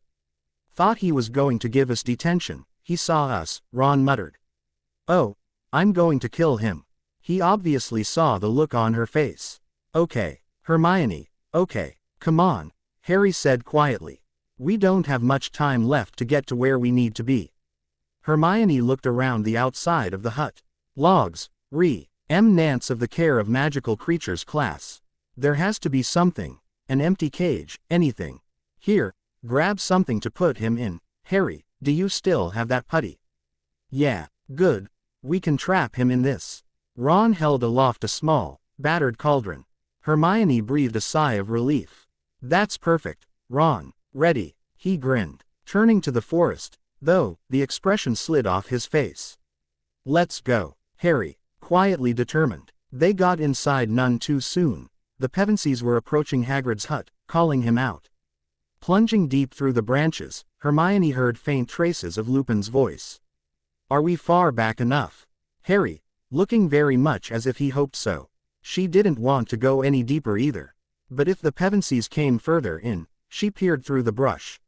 Shish. Buckbeak and Lucy were 2 yards away, Sirius further down the line. Good. They're in. They could just barely hear Edmund. But the next few noises they could hear all too well. Ouch! Ron winced at his own yell. Shouts, shrieks, the tinkling crashes of broken plates and cups. Wow, this is weird, Harry muttered. At the explosion from Hagrid's cabin, they all winced.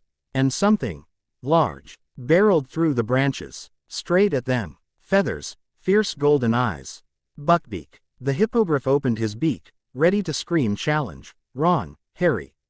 Bo, she hissed. Movement next to her. She carefully, slowly, raised her eyes to the creature before her. He seemed to consider. I hope hippogriffs have better memories than. It bent forelegs in a swift bow. Harry hurried forward. The hippogriff gave a soft squeak. And Hermione chanced to look around. The Pevensies were still in position, but a high-pitched whistle cut through the forest. He's coming, Ron hissed. Come on, Buckbeak. Where are they? Buckbeak. Harry, I really hope he actually does understand us the way Hagrid keeps insisting he can, because if he tries to eat Pettigrew, we're in real trouble. The hippogriff clacked its beak, pushing through the trees, toward where Sirius had been. A wave of cool air, slapping them in the face. Dementors, headed their way, weaving in and around the line of people made by the Pevensies, who could see them, but were unaffected by the leeching chill surrounding them. A rustling in the brush. Squeak. A 3-toed, taloned foot slammed downward. No, Buckbeak, pinning the rat by its tail. Pettigrew froze, and Ron scooped up Scabbers, dropped him into the cauldron. She slapped the putty, a big thick disc, over the top. A flick of her wand, a few murmured words, and it was over. They'd done it, but the Dementors were still advancing on Black Fur, which had stopped dead. Move, Sirius, Harry breathed beside her. He was pale in the shadows of the forest, and shaking. Move, quote. But Black Fur rippled into human skin, into the form of a man, stretched out and helpless before the freezing, soul-sucking horror of the Dementors. A soft moan reached them. No, quote. Oh my God, a Dementor, one of the at least 10 gliding into the clearing, had reached the stricken man. It lowered its hood as they watched, frozen by chill horror, and grabbed Sirius by the neck, lifting him to its face. And Harry was pushing past her and Ron, wand upraised, face filled with determination. Expecto Patronum, quote. A silver stag shot from the end of his wand. Hermione stared. That's a Patronus. But how did Harry? That's really advanced magic. Antlers lowered, it charged the Dementor about to steal Sirius' soul. With a soundless shriek, decaying gray robes fled. The silvery Patronus loped through the clearing, driving the Dementors before it. Harry stood, panting, over the prone form of his godfather. Sirius, Sirius, she darted out to the clearing, and dragged Harry back into the bushes. Hermione, what? The 3 Pevensies burst into the grove. Seeing the man crumpled on the ground, they clustered around. Soft voices filled the trees. Safe, Hermione sighed. Now all we have to do is get Pettigrew to Dumbledore. Harry, Ron, staring at their friend, who had gone rigid, and was shivering. Dread, and something more, filled her. Knuckles white on Ron's arm, she turned. A Dementor was standing there. She couldn't move, it was cold, so cold. "Begone," came a firm voice from behind her. "Peter, you have no right to hunt here. And you will be gone." Gray robes vanished. Hermione blinked. Thought rushed back. He's seen us. But Peter Pevensie glanced back toward the light, beyond the trees of the Forbidden Forest, where she, Ron, and Harry were still talking frantically with Professor Lupin. And he spied the stoppered cauldron in Ron's hand. In the silence that rose between them, the scrabbling of tiny claws against metal echoed loudly. Peter smiled. "I think," he said softly, "that you three ought to go see Professor Dumbledore, as soon as we leave." Hermione heaved a sigh. "We don't have much time." "I'll make sure everyone clears out of your way," Peter continued. "When you're done there, come to Pevensie Tower." Blue eyes latched on green. "Harry, don't worry about Sirius. Remus will help us take care of him." "Thanks." With a nod, Peter disappeared back into the clearing. They heard his voice, coaxing Sirius to change form, collecting his family. Moments later, they were gone. "Come on," said Hermione. "We have to get back to Dumbledore's office. We only have 10 minutes. Can we make it?" Ron, extremely worried. Harry gripped Buckbeak's leash, gave them a brilliant smile. "If we hurry, let's go. Are you all right?" Pale eyes blinked at him from over a steaming mug, more at peace than he had seen them since they had been reunited. "I will be good." Remus sipped his own hot chocolate. Warmth shot through him. "Pettigrew's been captured," Peter told them. "How?" "Can wait until later. We have to talk to the children, and to Dumbledore. They'll be along shortly." And what a conversation that had been. Harry, Ron and Hermione were relating in detail their adventures with the Time Turner. Albus had informed them that Fudge was in the staff room. The stoppered cauldron was sitting in the middle of the room, refreshed with oxygen by a handy spell every 15 minutes or so. They hadn't decided what to do with Pettigrew yet. "There must be a trial," Edmund said firmly, "in front of the entire wizarding world, so that even the littlest child knows the truth."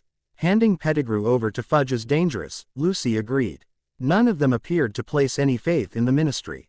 After hearing how his Vermont had attempted to force answers from an innocent man, and then locked him away anyway, Remus didn't either. "There is no way I am letting that happen again. If something should happen, Sirius would be right back in Azkaban, suffering, and they would both be alone. Never." Dumbledore stroked his beard. "It will not be easy," he cautioned. "The wizarding world has believed Sirius guilty for over a decade, and the word of Muggles will not hold much weight in court." "Really?" And there was a look on Peter's face that only those who could see Thestrals would ever fully understand. "It doesn't matter," Remus stated. "It is the truth, and we will make them see it." The first step being to throw the information out to the public. That Peter Pettigrew was alive, that Sirius had never had a trial. It will be dangerous. But they were already being hunted. It will raise public suspicion, and unrest. And when Dumbledore brings the proposition in front of the ministry, we have a chance. And we have sanctuary. The Pevensies had told them both that there was room in the mansion for 2 more. And so during the summer, Remus and Sirius would be there, rebuilding their friendship, and planning for the future. The curse on the dark arts job seemed to have melted away. He would be teaching again next year, to his eternal surprise. He couldn't help but think that somehow, the Pevensies had something to do with that as well. He smiled at his best friend. They had only one more obstacle before them, and then, for the first time in over a decade, the future shone bright once more. The mansion. It was so empty. "That doesn't make any sense," she scolded herself.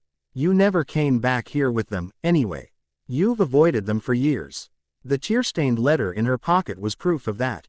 It had taken Susan almost a year to get up enough courage to come back here. "I didn't know." How could she not know? She'd always thought she would, somehow, if something should. "Susan Pevensie. Yes, there is a letter, for you. From England." She'd broken with them, running from something she couldn't remember, and they couldn't forget. But it was just a game. A game. She would never could never, stop loving them. And now she would be the only one to ever return to the mansion. Alone. The sound of a door opening, behind her. She tensed. Who on earth? Susan. It can't be. A different voice. This time. Sue. No. She wouldn't look. They're dead. All. Fingers reached out. Pushed dark strands out of her face, an achingly familiar gesture. 2 brown gazes, and 1 blue, met her. Tears. Lou. Edmund. Peter. Warm bodies enfolded her on all sides. She sank into the offered comfort. Harsh sobs ripped from her. Oh, thank Aslan. Aslan. It flooded her, memories shaking off the dust of years.